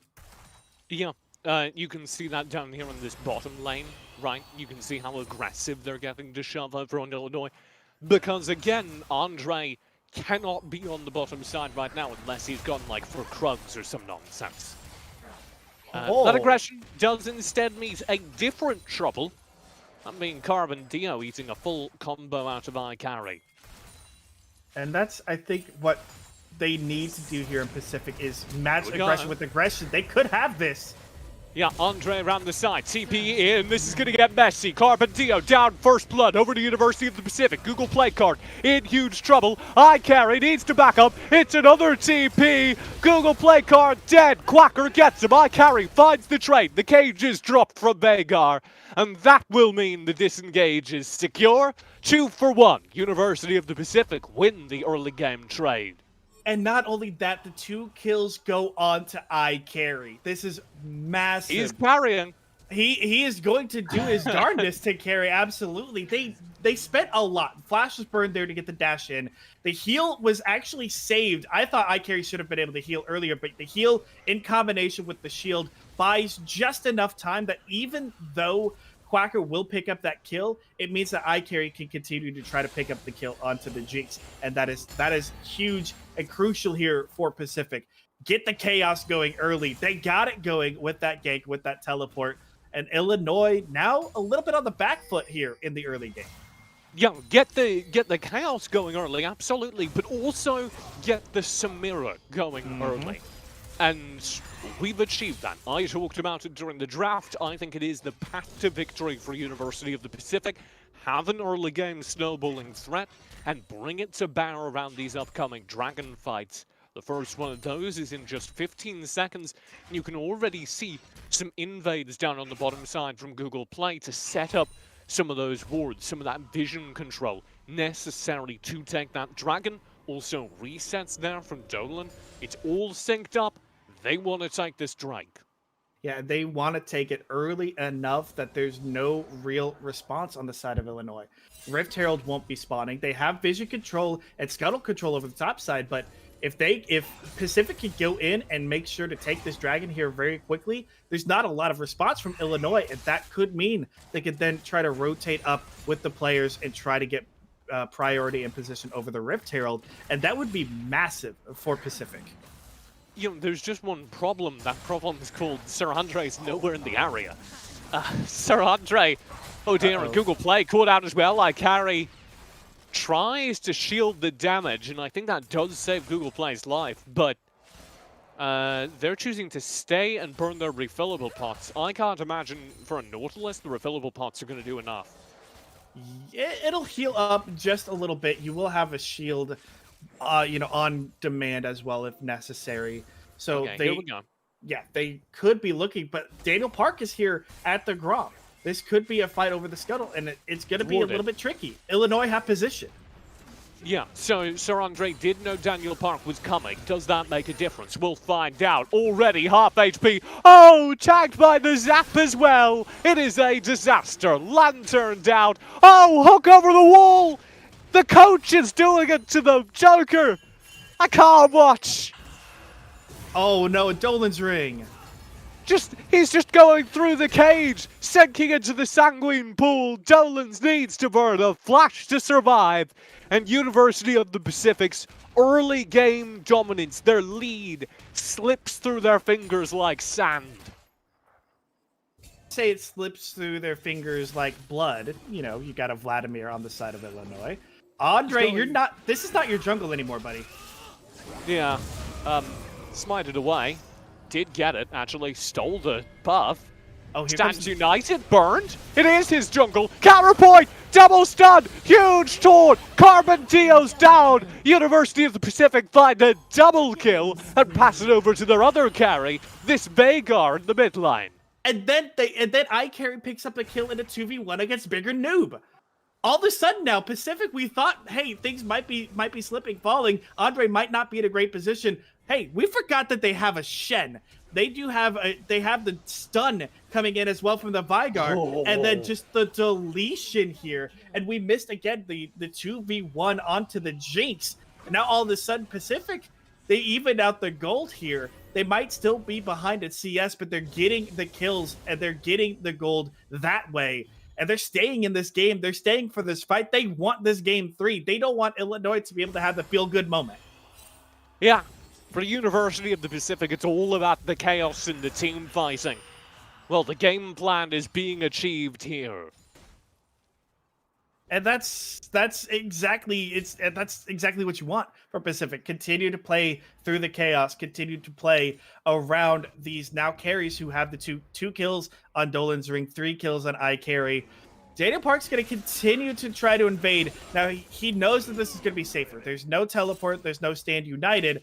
Andre is 6, but level 6 on a 1v1 Olaf is not exactly what you want. The smite away though. Smite it away again. That is a bit of a tilting moment. I legitimately don't know who got that. That may have been Daniel. It was Sir Andre. Daniel Park does not have blue buff. Sure? Oh, wow. Yeah. So that is Andre it's was got at the bottom of my screen. Daniel Park has got to feel weird about losing 2 smites in a row at the same level as Sir Andre. You got to reset that mental and make sure that you're okay going into the later game. Reset that mental! He's just deleted! Gone! This Veigar is starting to roll, Joker. Just gone. I'm stunned. I'm speechless out of that burst, and then Quacker could get into 2v1. Yeah, Quacker in trouble. iTunes getting real aggressive, and if you're Quacker, you gotta think, why? Haymaker. Oh, huge showstopper. Flash away! Quacker's done it again! Escapes the 2v1. No trouble at all. Quacker is quacked. And that is... Nope. That is rejected. I'm not taking that one. Too late. Although, that's just a kill that's going to happen there. But I love this from Quacker. He continued to extend the fight out on the top side and try to use the Conqueror to heal up a little bit. Use that passive to heal up and stay alive. As we're kind of getting a skirting around here in the replay. It's quite all right. But the play from Quacker was just absolutely phenomenal. Using the showstopper to pick up a kill, flashing away at the last second away from Andre, who really couldn't follow under turret. I mean, this is why we see Illinois and even Wildcard play towards this top side, because Quacker is just so good. Yeah, Quacker needs to step up here as the rest of the game is, well, a battle now. Illinois is unable to earn out the early lead they did in game number 1 as University of the Pacific have fought them for every inch, and that means it's time to activate Quacker in the top lane. They get 2 early kills, and they are currently dominating their lane. Double the CS of iTunes, who has constantly been ulting across the map to help out.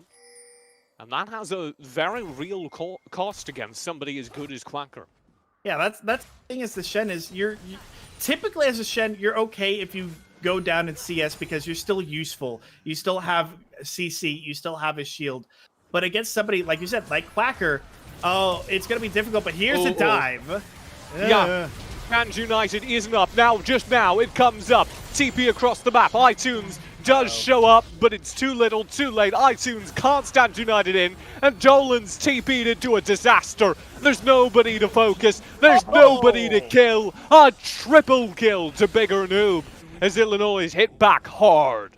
Oh, but Pacific, it could be getting into the 1v1 around the Herald, but yeah, this was an ill-advised dive.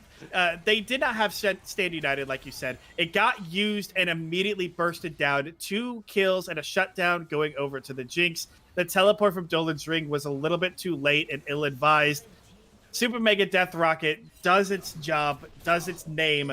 Is the Death Rocket won this fight again. Yeah, he did. So they'll at least try to get some more gold to iTunes, but Ragnarok? Oh, doesn't work at all. Haymaker down. iTunes has to run. iTunes can't run. Quacker chasing. Flash burned. iTunes barely gets away. I know iTunes can be a very bit of a slow program, but you know, that's at least it feels good there to know that it's working just fast enough to get away and stay alive. I mean, it's running Flash, so that's true. That is true. iTunes did escape that fight in the top side, did just burn their TP to get back. That means that they're in the top lane with no method of getting across the map as the Drake comes up.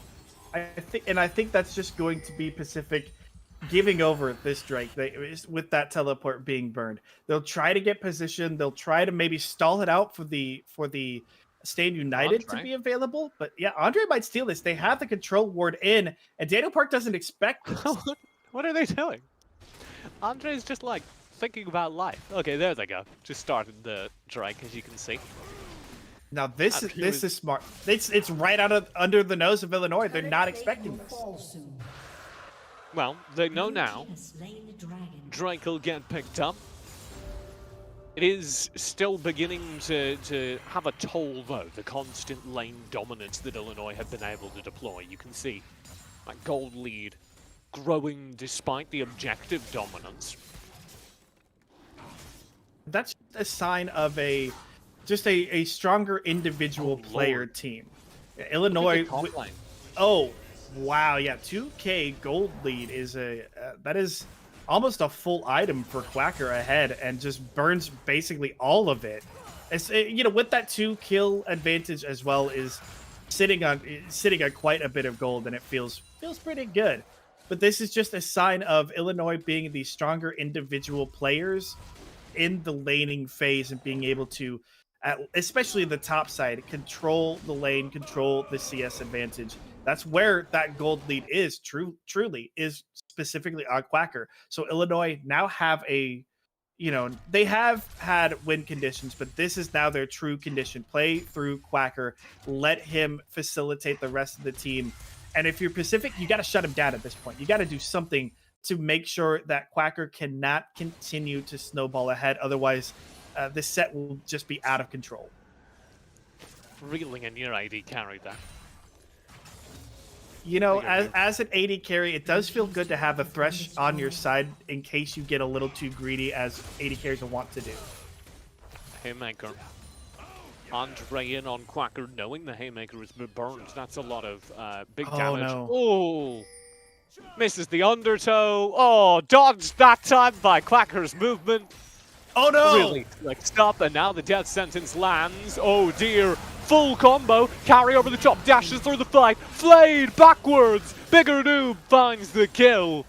And that's going to be Illinois finding yet another major pick, and Quacker is continuing to toy with their 2 top lane players. If you're iTunes and Andre, you got to think, do we want this 2v1 again?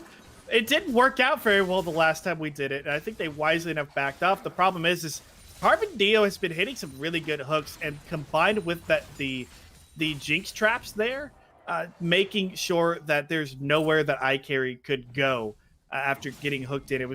You could tell that it seems like they played at least Bigger Noob has played with a Thresh multiple times because those traps were placed exactly where the pull from the death sentence was going to stop. The chain CC just kept carry in place, and nothing you can do at that point as an AD carry. You just, especially with that cleanse, you're just kind of like, oh, I guess I'm dead here. Yeah, and it is kind of heartbreaking for University of the Pacific, who did have that successful early pressure, who did have that successful early trading into the first 2 Drakes of the game.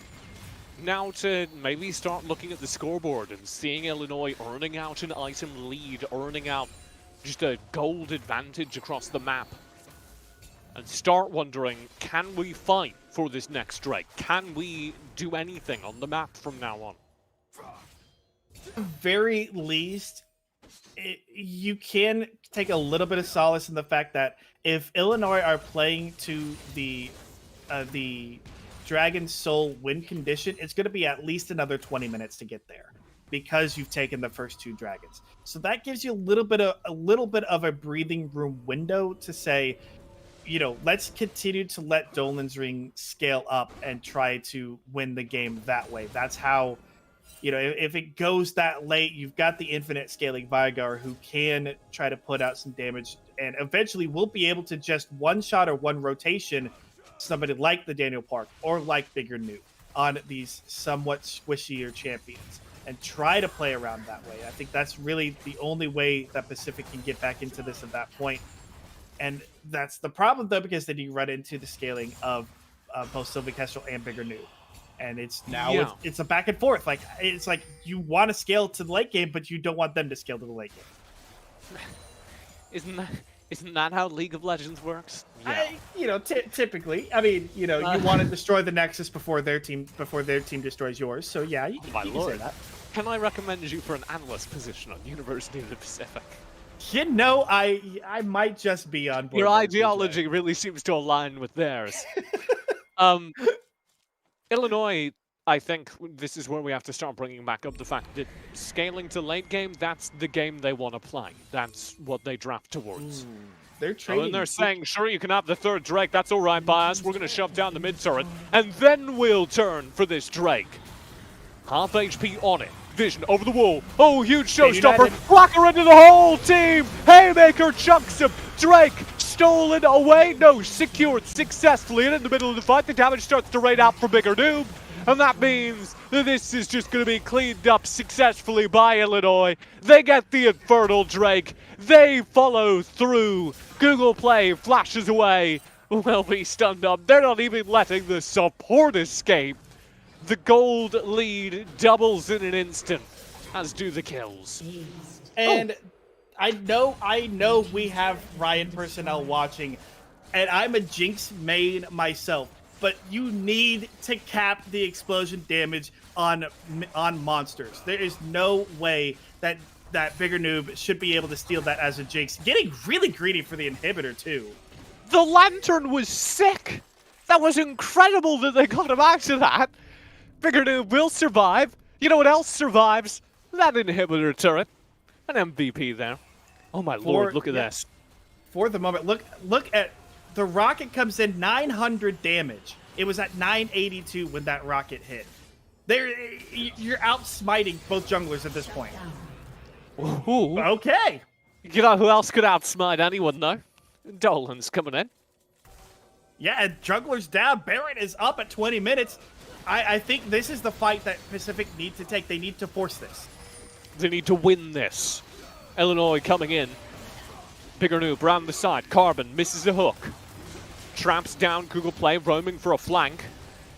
Turning for the fight. University of the Pacific aren't sure. Quacker goes on to Google Play. Death sentence does land. Oh, it's all gone awry. High carry dies. University of Pacific lose the key team fight. They will not be able to sneak out the Baron. Nolan is absolutely popping people. The Quacker flashes over the top of the cage and comes on in for the showstopper combo that has kept Illinois in this game. They are marching on the inhibitors.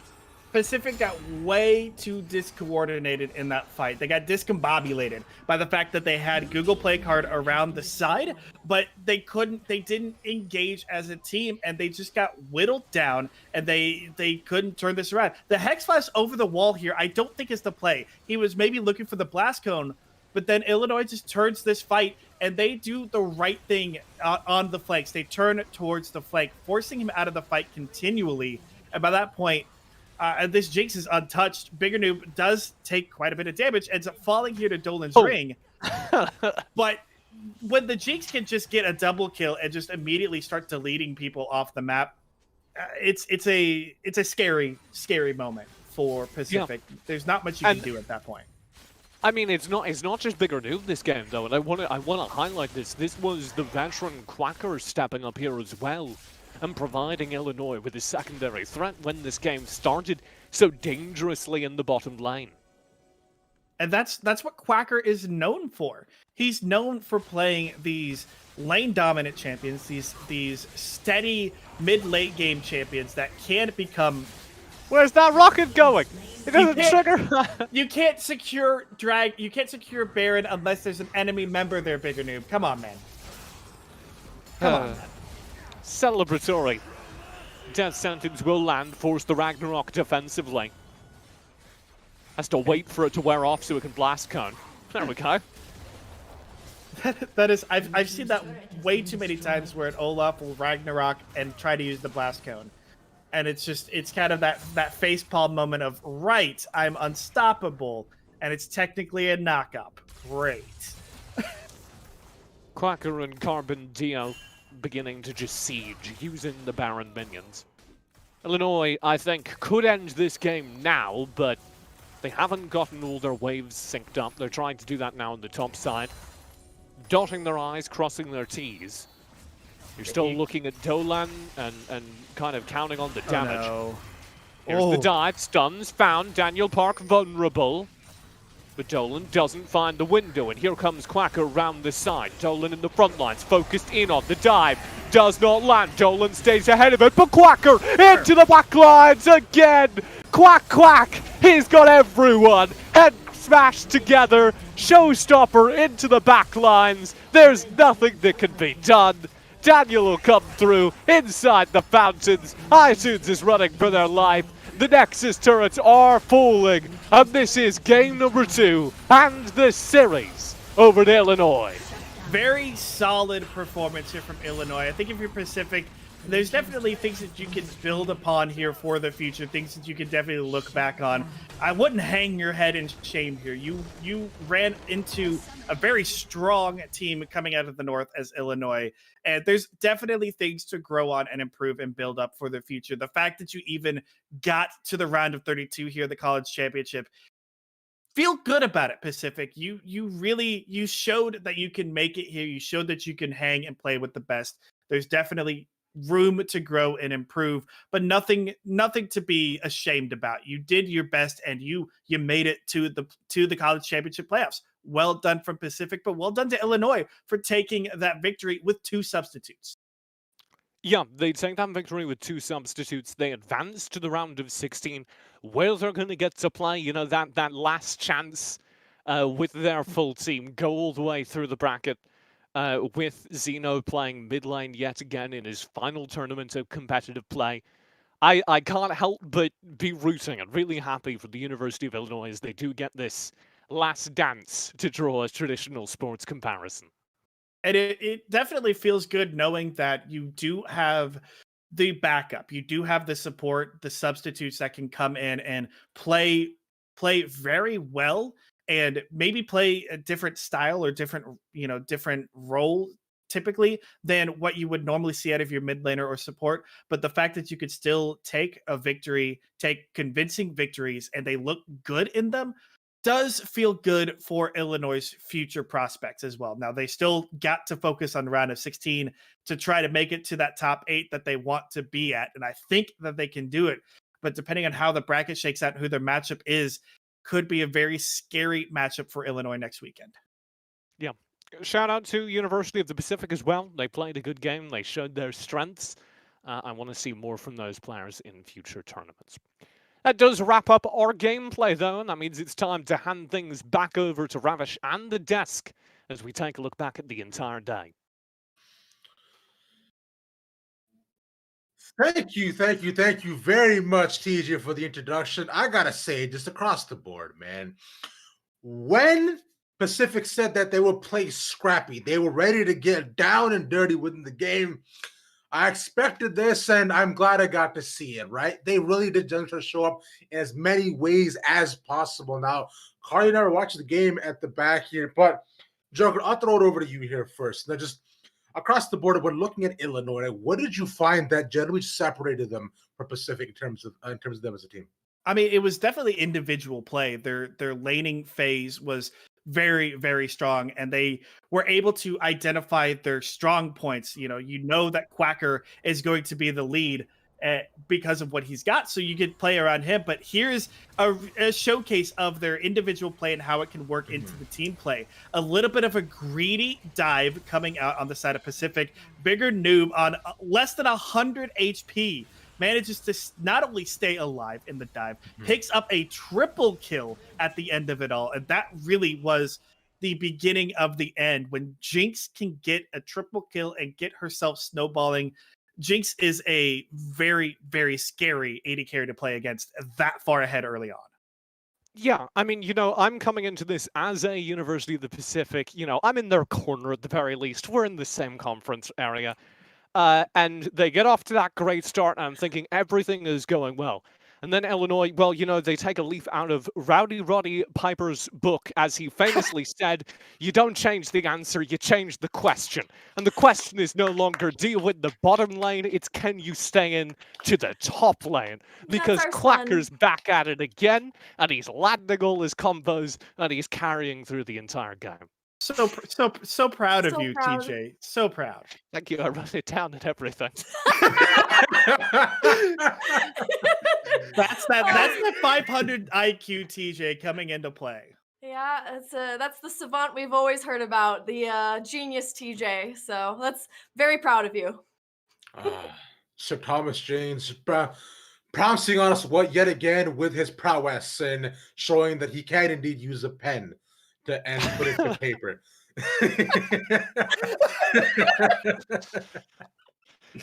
They get as close as iPad.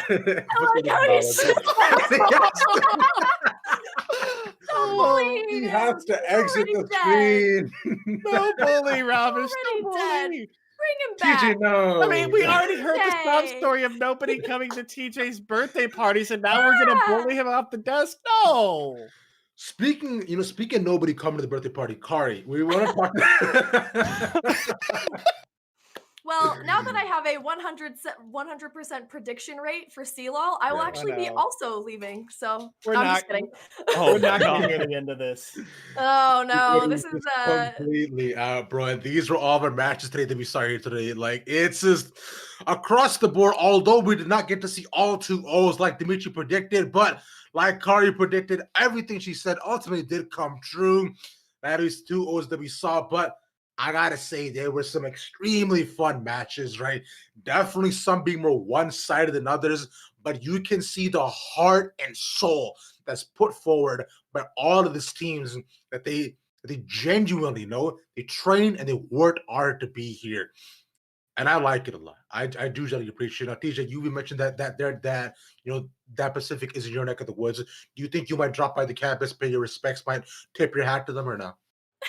Yeah, I mean, when it's safe, that's certainly something I'm going to be thinking about. I'm really excited to get more involved with the collegiate scene when I can, because you can, as you were talking about, just see these players doing it, and they're not earning sick money. They're not living the esports lifestyle, and it's just about being able to play some competitive League of Legends with your friends, and that's always been the appeal of the collegiate scene to me. But as the tournament goes on, those groups of friends are going to get cold, Ravish. And we're going to get rid of all the groups of friends just playing for fun, and we're going to get down to the real business, and that starts tomorrow.